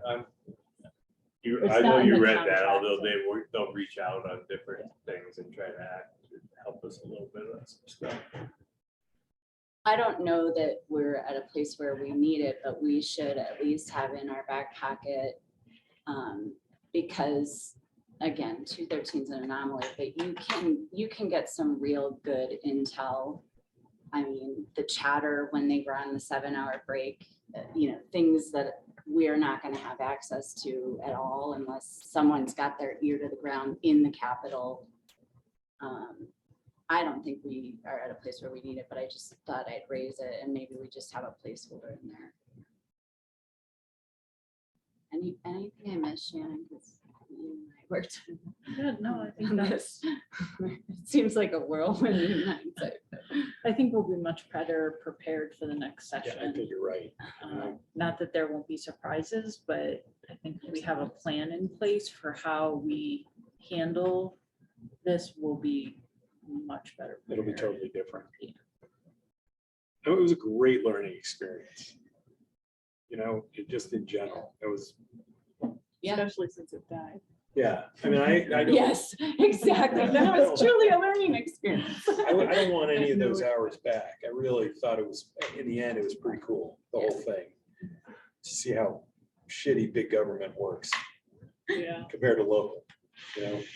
I think on the flip side, it almost makes me wonder, like, are there issues at the cast level with all these communities that, you know, do we need to be going down there trying to get attention on? And I can't think of any offhand, but, you know, if we have a pipeline there, we're, yeah, is there stuff the state can do for us?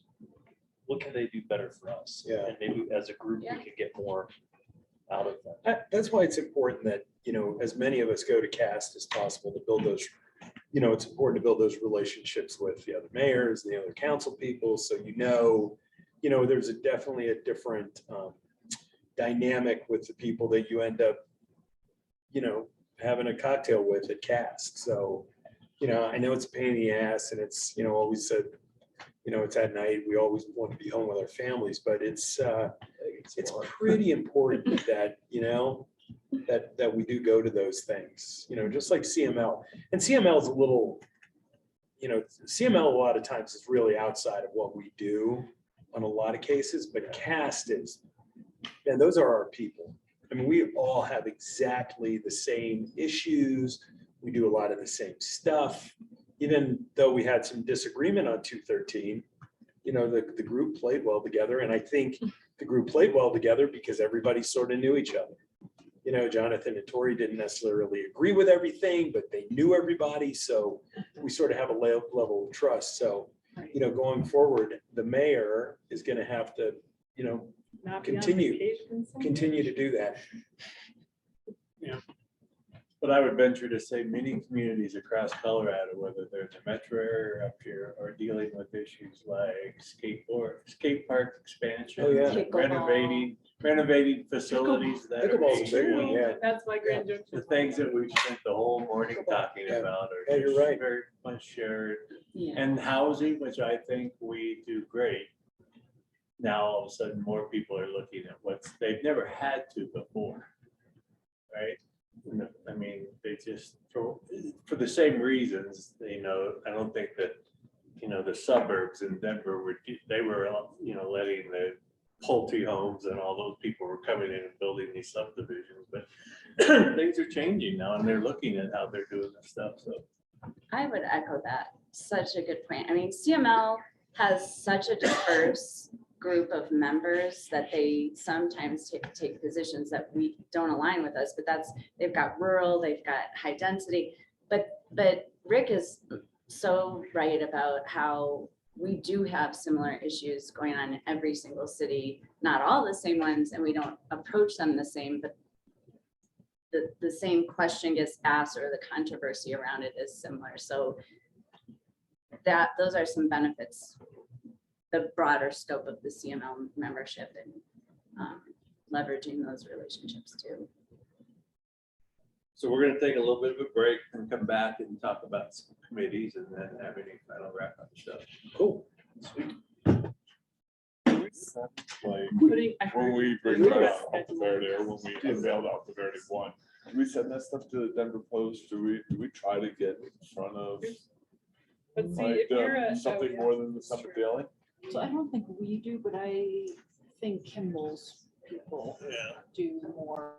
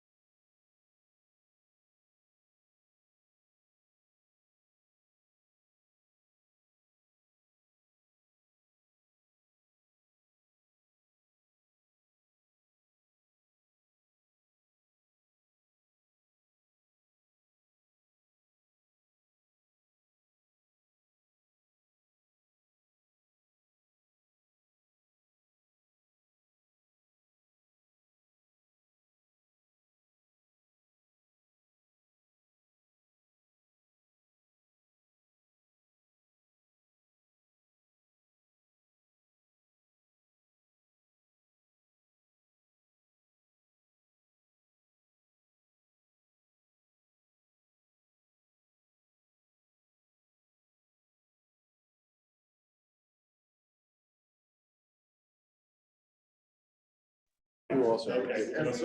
Yeah. Ready? Ready. Ready. All right, what's next? We go to Music commission. committees and commissions. So And then next this is a follow-up to the conversation you all had earlier, a month ago or so, about the possibility of expanding the number of people on BOSAC. And so we thought we would bring this back to you for maybe a broader discussion on what you want your committees and commissions to look like if you were to expand. What's the purpose of the expansion? What would you be trying to achieve with that? And maybe have you, this just gives you all an opportunity to have that discussion and decide what it is that you'd like to see.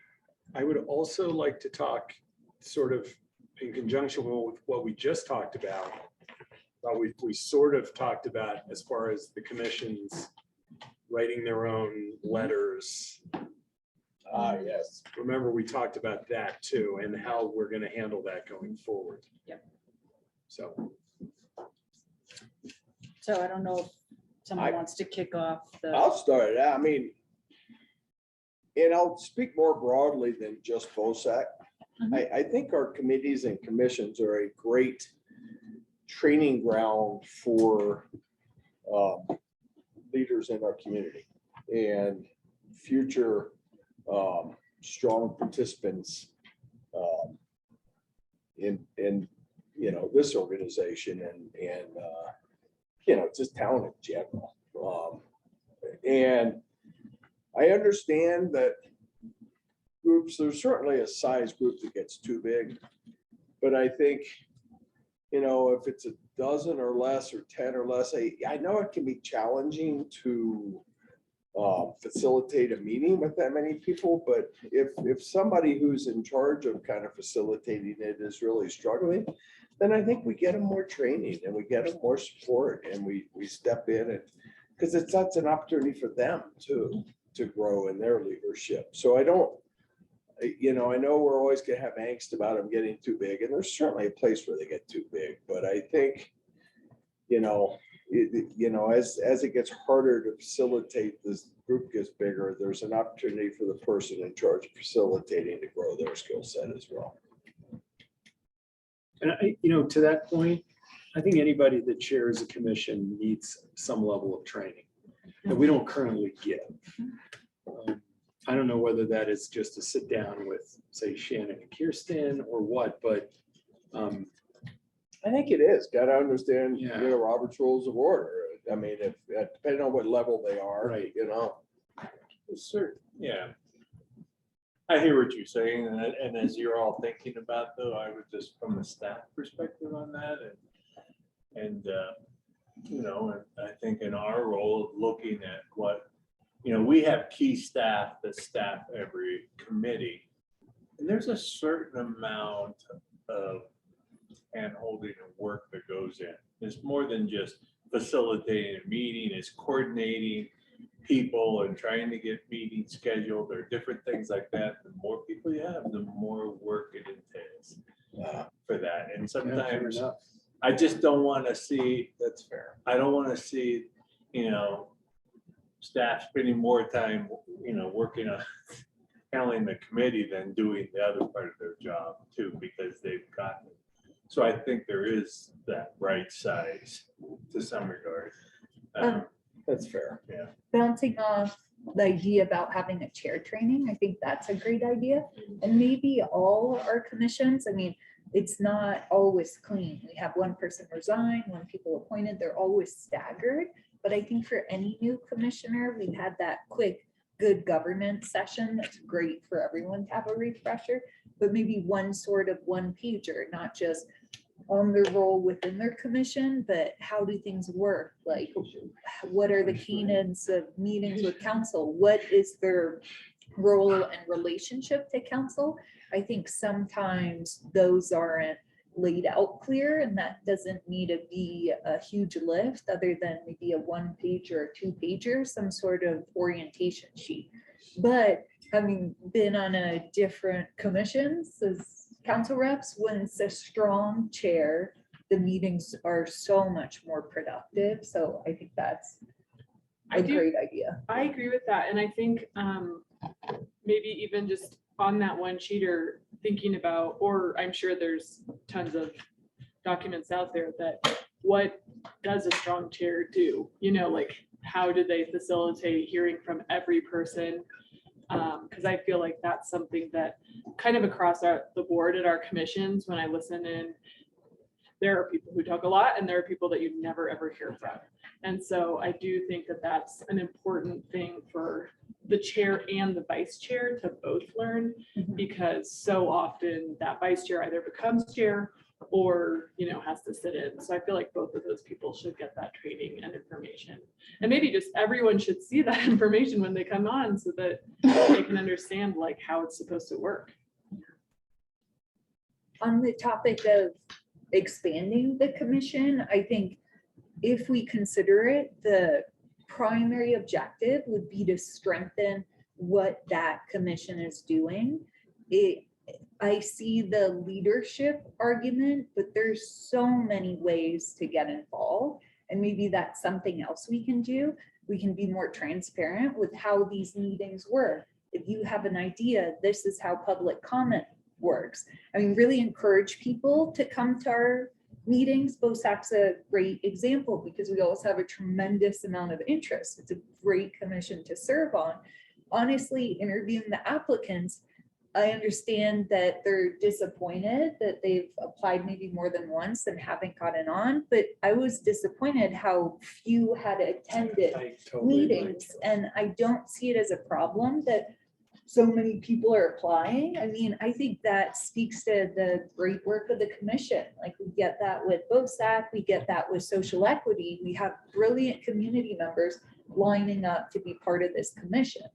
And if we encourage them to attend, I mean, we can reduce that training period. If someone's been listening to meetings, they truly can jump in. So I'm not seeing a clear reason to expand any of the commissions right now, but I'm open to hear arguments of how it would benefit the commission. Joe, I agree with you and all the points that you made. And we're also, I think there's a time that we need to realize that we're a strong community, but still a small community. And there's a finite number of contributors that are here. And unless we're, and you know, it's like having to, you know, we have a lot of needs from our nonprofits to, you know, with the Summit Foundation and FERC and Building Hope to our commissions and our advisory councils, that for someone to have this dire need to belong onto a commission just so that they can have their voice heard, there's other methodologies of going about that. And I really do think that in a working board, there is a law of diminishing returns with too many voices that you're not, it mutes some of the voices that need to be heard the most. And lastly, I just think that it takes the world of virtual versus in person creates another X factor where when you have people that are logging into these meetings, that kind of, with the larger board, makes it more difficult to be effective and efficient. And for those reasons, I would agree with you with keeping them small and mighty. Yeah, I come at it, I think, a little bit differently, and certainly appreciate your perspective on keeping it a little bit smaller. I liken this concept of, and let's just use BOSAC because I think that's, you know, what we're talking about here. So you add 2 spots to BOSAC, and there's a lot of talent out there that has been interested in participating there. And what I've seen with whether it's nonprofits or planning commission, I think getting folks involved and at a higher level than just attending meetings where they're doing site visits and they're on the committee and actually have to show up and they're held accountable, or, you know, they're just passive if they're just watching from the gallery. I think adding 2 spots doesn't mess up that dynamic of having, you know, a small and powerful board, but it gives us 2 more spots where, you know, and you and I both came up through open space, right? I was with the county, you were BOSAC, and I think it gives us a bigger pool of folks that maybe have a calling to serve in other capacities. And everybody has fun on BOSAC. And then I also think there's a really good like core group of humans that have dedicated a lot of energy to that. And so if you're on BOSAC and then you're going to the annual meeting, where you're going to run into the Dennis Coons of the world and, you know, the generations of folks that have served in that board, and you're going to get relationships that somebody may say, hey, they were great on BOSAC. We need some help on, you know, pick the board, community care clinic or Summit Foundation, or I think it's an introduction space that helps us grow leadership and talent that they can give back at this table, and kind of, it's the way to kind of turn on that switch of this culture. We give back in Breckenridge, and that's all I was looking for there with those 2 spots, was create 2 more chances to kind of grow some of that. And I think that's a really good goal to move towards, but with those 2 spots, that's helping 2 individuals every 8 years. It's such a limited amount. I think there's other ways that we can grow that leadership. I love it how during town party, we're gonna have all the volunteer booths, the nonprofits, everything like that. I think there's a lot of different opportunities to build that. And again, going to directly benefiting the task of BOSAC. I'm not seeing how 2 spots will make that commission's work stronger. And you gave the example of you and me. We were involved in open space, but I think we both started nonprofits. Mountain Dreamers, Seek Giving. Yep. And those are different opportunities that illustrate there's so many opportunities in this community. I think we do want to foster this community value of giving back, being involved. And I think we should look broader. I don't see how these 2 spots make a big dent. Well, it makes a big dent because right now all of BOSAC is in the Wellington, I think, except at least 5 of the folks live in Wellington. So, and from that layer alone, you get some, you know, if you're talking specifically to BOSAC, we can get more geographic diversity on there by adding spots based on how we, you know, we wanted to have the stability of that knowledge as we go into the trail and the sign master plan, from working on the open space master plan. So, you know, there wasn't really an opportunity to bring in new blood in this most recent one. But yeah, I think it's a great training ground. Who doesn't have fun on BOSAC? So, you know, It didn't look that much fun this last 2 years. What did BOSAC say? I know Jeffrey's not here, but I think he told the commissioners to hear what they had to say. Council. Thanks. They definitely weren't strong in the way they're stepping up consensus. and to me, it's just an opportunity, right? Like, you know, if we don't take it, that's cool. But to me, it's, you know, it's a chance. When you look at like Ian as a perfect example, right? He's run for planning commission a couple of times, and like, would he have necessarily done planning commission right out of the gate? Maybe, maybe not. But I think there's a good community of, there's a long track record of locals that have served on that, that it just plugs you into folks doing good stuff in town. And that was the agenda there. Shannon, when, like with this last round of folks, we probably had, what, at least 7 or 8 that didn't get on the commission. So was there any sort of messaging to them besides like, thanks very much, we hope you apply again, and we hope you volunteer for trail days? Like, I'm just wondering if we could sort of turn, you know, this BOSAC application process into a much better informational highway of when we tell them, you know, we really appreciate you applying, and here are like, here's a link to 20 nonprofits and, you know, 8 other commissions. And, you know, if you want to talk to Carol about, you know, I mean, even like to the point of putting a council member's name next to whichever committee or to talk to, I just think, like, I do think that there's more that can be done, even if we don't add to the seats on BOSAC. And I'm not, I guess I feel a little bit, I did talk to some of the commissioners on BOSAC specifically, and they weren't in favor, the ones that I spoke to, of expanding the commission. And I think their concern was that already some of the voices at the BOSAC table aren't really that forthcoming. And so I think that they thought, you know, then adding 2 more people to the mix is just gonna result in even less discussion from some of those folks. And I think what that is it's really, that's a product of getting a chair who's really trained to like pull that out. And so maybe we could lay out some steps, like one is getting all of our chairs and vice chairs some training that helps them really lead the discussion.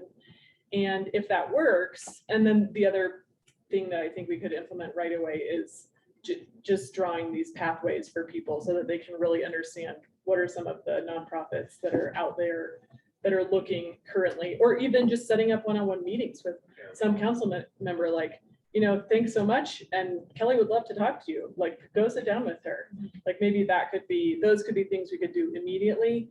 And then as the training, you know, gets put into practice, maybe we would revisit this again in the future to say, like, which commissions could be serviced, you know, could do a better job with more people, like, even if it's, because I think one of my concerns about BOSAC is, like, part of the reason that a year ago we told Ian and Matt that we were going to have 2 new seats was to get different types of people, or not types, user groups in there, and people that live in different areas, but we're still very Wellington heavy. And so, you know, like, should we be looking at these committees and commissions and saying, actually, we need to have a specific seat for a senior population, or a specific seat for BOEC to sit on, you know? And I'm just wondering if there's like a little more strategy that we need to be looking at for the commissions in order to broaden the people at the table, and not just adding, or just adding 2 more. I mean, I have a really hard time with this conversation because I do see that people are excited to get involved. Like, why not let them get involved? Like, it is, I do get that. But then there are I think there are reasonable discussion points on the flip side of that too. And one is that, like, I think the BOSAC conversations have really started getting better as the current commission is sitting. And so it's like adding 2 more voices right now, will that, you know, disrupt that kind of, it feels like they have some good cohesion. They've all just gone through the master plan process, so they're sort of speaking the same language. So I don't know. I definitely see both sides is my problem. Yeah, me too. Well, and I do too. I mean, I think number one, the most important thing for us right now is to make sure that people that are running the meetings know what they're doing. I think that's always an issue. You know, and I've seen it through my whole career at BREC, depending who runs the meeting, that depends how much shit you end up getting done. Number 2, I always find it fascinating, and this was in particular when we were looking to fill council seats. How many of those people came out and applied and never showed up again? You know, I want to be on council, but I don't really want to do it if I'm not on council. You know, it's the same thing with BOSAC. You know, there are a lot of people and then you just never see them, you know, and I want somebody that wants to be involved for the right reason. Not to be involved because they have to go to meetings, but to be involved because they want to make a difference. The way you do that is you go and you sit through a bunch of meetings. Shit, Ernie Blake sat through 2 years of meetings in council before he ran for council. That's how, you know, if you're not on a board, that's how you do it. You go and you learn what goes on before you commit to doing something like that. So I'm a little torn too. I think the thing that sways me the most though is that it is more work for the staff. We put more people on, and to that I would say, let's change the way that we train people. Let's keep it as it is right now. One thing we could do is we could just go to 1 term for everybody, and we could stagger it more. Instead of staggering people on a 2-year basis, we could stagger 4 people over 4 years or something like that, where every year you're filling another seat. So you're keeping one in at a You time. get one And there's 4-year not enough term support. for everything except for planning commission. And maybe you make that 6 years. Yeah. And but it's the same, you You know? don't get anybody. Well, in 6 years, I mean, you could get, in 6 years, you know what you're doing on, you know what you're doing on planning after a year, 2 years. But, you know, maybe that's a step to get more people through the system is, you know, and then nobody's heart is broken when they get washed off because. And I think standing seats is something else to consider, you know, if it, depending on the committee. But I mean, you know, I know the police advisory, we talked about standing seats for the schools. You know, some voices that we really want. And some of those people, you know, they can't come to every meeting, so they can send a colleague from that same organization. I that agree can with still represent that standing seats for organization. certain things like that. Yeah, it's not across the board. I don't agree with standing. I mean, I think as a group, we say, look, we got to get a hiker on BOSAC, but I don't think that's, Just informal. that's got to be an informal thing, because all of a sudden you end up with somebody that maybe you really don't want, you know, that person's going to be poisonous to the group, but they're the only hiker that showed up, or the only senior that showed up, or, you No, know. it depends on the group. Yeah, you got to keep that stuff fluid. And with our charter, I don't know if we could even do something like that. For open space or in general? Well, the charter says you can, each one is created by ordinance, and then as part of that you set the rules and you set the tenure, right, of that, those different things on there, so.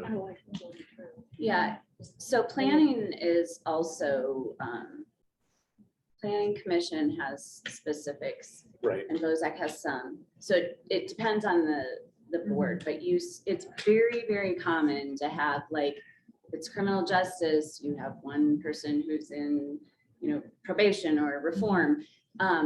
The one thing I would say that I've noticed in Breckenridge, aside from open spaces, we do have a challenge getting to fill some of these other things like LMLA. So the more specific you decide on a seat, you might have challenges getting those filled, but yeah, you can do that as a general. Okay. What's LMLA? Oh, liquor, marijuana. To take Kelly's point a little further, would it be advantageous for us to kind of start creating an email list or a database of all the people that apply, so that we know they're interested, so they're getting almost offers to apply or invitations to apply for future openings in any of the other commissions or other places, that we can kind of share that and be targeting them as interested parties. I instead almost of feel just like it should be posting it. part of our website too. I think Things- there usually is there- is, There- right, yeah. a commission. But is that opening. only, is that only You have to for know our stuff? where the. Yeah, it's not easy to. You have I mean, to really know. I also, like somebody said it, but shoot them an email when we say you weren't selected and say, here are Here's the many link to other the page. opportunities to get involved. Kind of how to do it, kind of Yeah. make it Okay, easy. yeah, In case this is the first, this could be the person's first opportunity to do this in their comfort space is this particular group. Right. So we're getting them out of that comfort space, make it easy for them.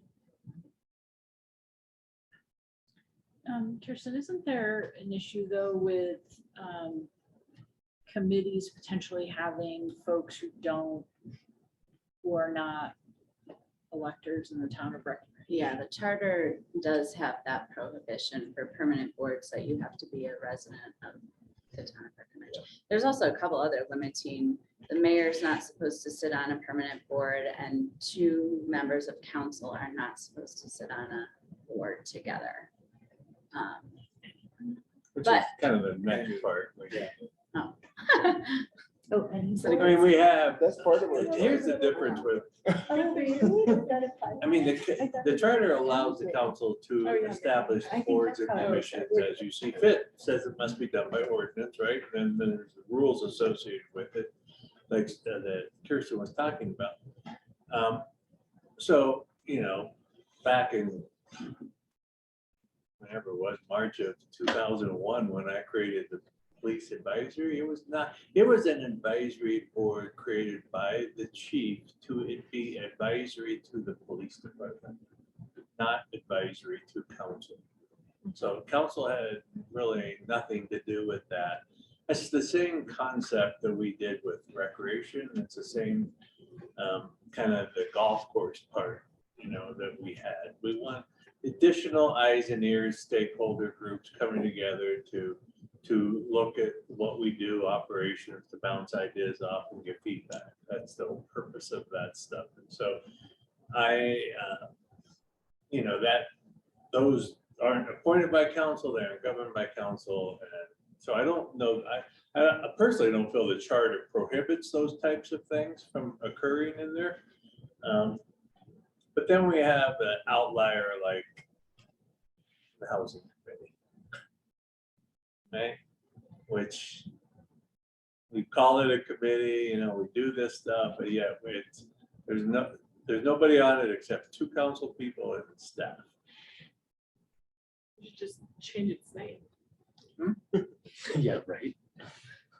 Well, I mean, I think it goes against the intent of the charter, right? That's obviously some concerns and having some discussion of this. We've gotten around in the past, we've gotten around some things where where they weren't town electors because we called them temporary boards or commissions was that. But yet 5 years later, those temporary things are still operating. So one could argue they're not temporary.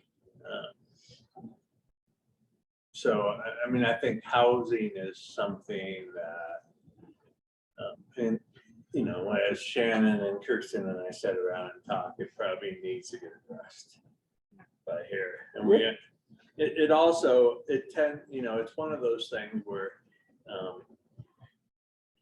are we discussing things in their potential developments that are going to come to the council?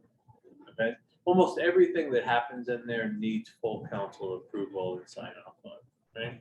So it's really just kind of a sounding board for us to look through some stuff with, a couple people, but yet are we getting a preview of things that could become problematic down the road if it goes to a full-blown development or something that may ultimately, a particular developer wants to enter in to some sort of agreement that they're going to do because they want to add some housing units or they want to annex into town and different things that gets, kind of brought up at that meeting. I don't know if it's a problem, but it's something that it's raised. It lands on our radar a little bit to say, is it going to be problematic? Do you think, and maybe it's not a fair question with everybody in the room, but is it useful to staff that committee? From my perspective, and yes, it is useful to staff. They like bouncing those ideas off you. It's critical for us that we have some sort of internal meeting because there's so many moving parts and we need to be vetting things that we're going to bring to the full council. We need to be making sure we're all on the same page. We need to be thinking and going. I mean, if the committee goes away tomorrow, you're still going to see that same group meeting. Just without council members. But isn't it just a meeting? It's not really a committee. It's just a Well, it meeting. would be, but we call it a committee. Well, We don't. Why don't we this is just one of change the the name? things that, Little council. so one of the things that I think,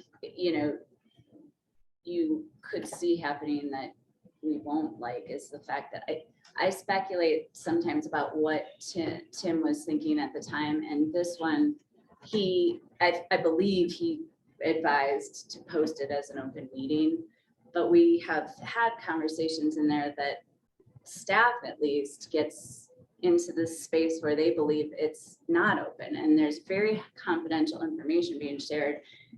No one shows up, but we had a situation with lotteries where we expected that the people reading the minutes expected them to show up, which gets you in a space where you're like, okay, we put this on the agenda. It's confidential. Now these people have entered the room. And I do think it's from a legal perspective, it's important to post it anytime there's more than one member, or even the opportunity of more than one member. So I think that's good advice, but I think that's where you're going to see it play out, where it's not going to be great. And we're going to find ourselves trying to figure out what to do. Why, why more than one and not more than two? Yeah. Isn't 3 the threshold? So 3 is the threshold for notice. More than 1 is a meeting. If you're discussing business, right? Yeah. That's how the people get confused about the distinction in the law. The 3 is important only because then it has to be noticed and open to the public. But if you're meeting and discussing business as 2, you have a meeting going on. What's the requirement of having a meeting? You're not supposed to have a meeting unless you're in an open session. So why don't we just trim the housing down to 1? I mean, that's easy. And just way not around call it a Just put- committee. Just put It's a 1 staff councilman on meeting. it, it's an internal Work group. staff whatever, work group. yeah. Or what would you recommend if we don't do that? I mean, what none of us want to see is turn it into an official committee and open it up and involve outside people and members of the public, which is, how we typically would have that stuff, because then I think it just becomes more staff intensive, come Yeah. to work, and we're not building houses. Plus, we're talking, at times, there's some stuff we're talking about when it comes to pricings and money and different things like that, which I'm not sure. Well, it could become a Yeah. staff meeting that a council person attends. Well, Just one. I mean, we will have the staff meeting. That's critical for us to have a communication on there. I don't know, just having a staff meeting where, I think we slid by with 2, and then we'd have 2 council, and then some people, like, when you wanted to show up, next thing you know, we're having 3 council members in there, and then it really just starts to become even more problematic. Even though we posted it, it wasn't an issue, but it's like, we're rehashing this set. This stuff has to go back to the full council. Right. At some point anyways, it's all going back. Yeah. Are we having a pre-meeting to our meeting? I mean, it's hard. I think we have to come up with something that makes Kirsten comfortable, it makes us comfortable, that we're following the rules. But I can tell you that what we have done has been extremely helpful. So it's never been a question of, that staff has found great value in the ability to have people in there bounce ideas off of, and we've really tried to even carry that back to the full council to make sure we say this is the committee's recommendation. But yeah, we have to quit looking at it in that light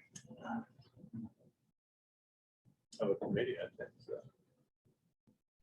And I get it. I mean, that's why I think we skated by and nobody's rung our bell on it, but we need to follow the rules. So you say one Stupid council rules. member or no council members? So here's the issue, and the chances of someone looking at the charter and saying you haven't made up your board exactly right, I noticed that day 1, but that wasn't the concern. I think the concern is it is being posted, it is open to the public, and we are dealing confidential. Then it bleeds into, and we're also not following the makeup. The composition of board says no mayor, no town employee, and not more than 2 members, which is super common. And the reason for that is the idea behind the structure is you're delegating something to a volunteer board and they come back to you, versus when you have membership from council on a board, it's natural to say, like, what does council think? I'm sitting right next to this member and I want to understand their position. So that's why these sort of things are in charters like this. I think it's fine to do a staff member checking in with one elected, or I hate to break rank, but it seems permanent. Like, the housing is so permanent that to me, there was just a level of permanency that went along with it. Or Meaning what? I'm not sure. well, Should we have a creating a permanent board? permanent board, but like, to your point, that's a staff resource. Yeah, if we're gonna put other members of the community on it, yeah. Yeah. That's not what staff wanted to see, if I remember correctly. They did not want to see us going down that road, because that's just To become a an lot of work. advisory board, yeah. But Which sounds like makes it's more of a sense. working group Put than more a some new people. advisory committee. And I don't know if there's a definition for that, but it's, So I Yeah, think just- Rick's solution is the best, which is a staff meeting. And then if you feel you need a member to check in with that, I see that workable too, or just bringing more through work sessions, I think we discussed. So we can't just have one person going. I think we have one person. I think it's fine. Yeah, I mean, because I do, as long as you're being genuine when you say staff appreciate, because I do see staff kind I'm of being genuine. vet things. Huh? Yes, I. I mean, I think that we do, I mean, I've experienced it for a few years where I think staff does kind of bounce ideas and they vet ideas and, you know, I think we just, if we need to, we just go down to one council person. Yeah, we'll call it, we won't refer to it as a committee, we'll refer to it as the housing work group. Well, that truly is a staff meeting. It's just like setting the agenda with the mayor, right? 90% staff. Yeah. That's it. No, if you're getting, I understand. Oh, yeah. Is there any concern with the Social Equity Commission? Because that is a temporary commission, and what is the solution? We need to yeah, think about right. We'll let you know in 10 years, girl. In a temporary timeframe. 10 years.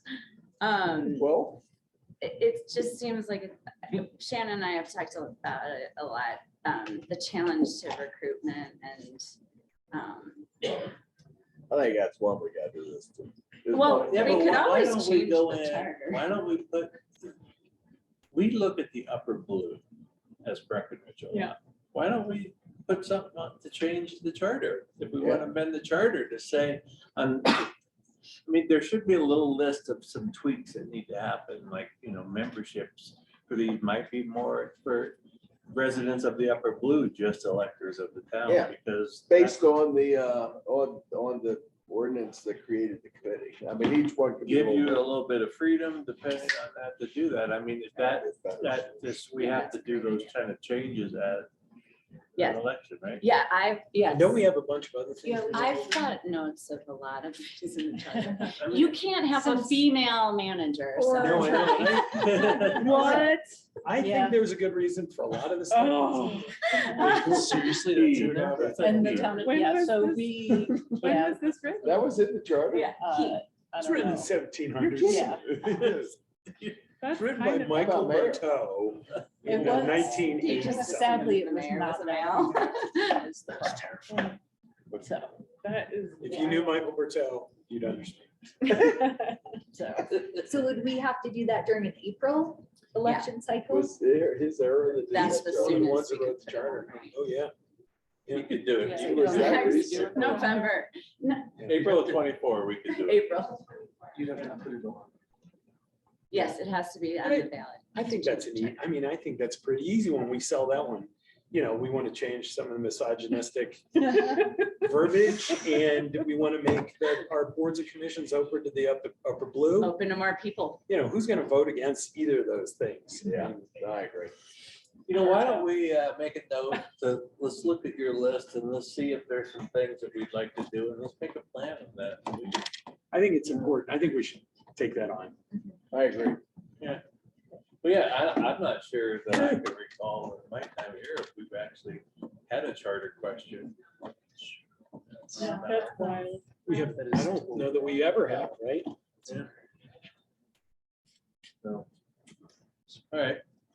I mean, I Anything don't else think there on should it? be a woman mayor, but whatever. All right, so I think if the majority of the group right now said at this time, we're not gonna enlarge any of our boards and commissions, we're gonna work on enhancing some training opportunities and for chairs, et cetera. And messaging to folks who don't get selected. We'll flip a coin with Todd and Dick to see. No, I think honestly, treat Todd with his real estate expertise, so just Well, hold it back. I'll talk to you offline. Might be a reason why he doesn't want to do it. I think didn't you give that should choice, just- right? Thanks. I wasn't for the public. All right. Moving on. You're both fired. No, I mean, you can just both go to the meetings. You, Show. that's all we had. And we did have some time for like a general discussion, other matters, if there was anything else that you all wanted to discuss today. What you got? I'm appreciative of this space. This was like, I think, super productive to hear where other folks were at. And I think that crew can be pulling in the same direction. So this was awesome. So thank you. I agree. And I appreciate staff's time. I mean, it's a whole day out of the week. It's good. The planning commission tonight. Oh. They got the planning commission tonight. Oh, God. You get free lunch and free dinner. That's how you- Yeah, but it's And combat. breakfast. They listen to us for this long. I think staff would agree. We appreciate everything that was discussed today. It gives us good direction going forward. So I think it's exciting to have some projects to work on, and it's good for all of us. So thank you. Great, well, thank you all. Got some? No, I thought that. Oh, Oh, they didn't give you the yeah. gavel. Yeah. There you go. Cool. All right. Thank you. Thank you all.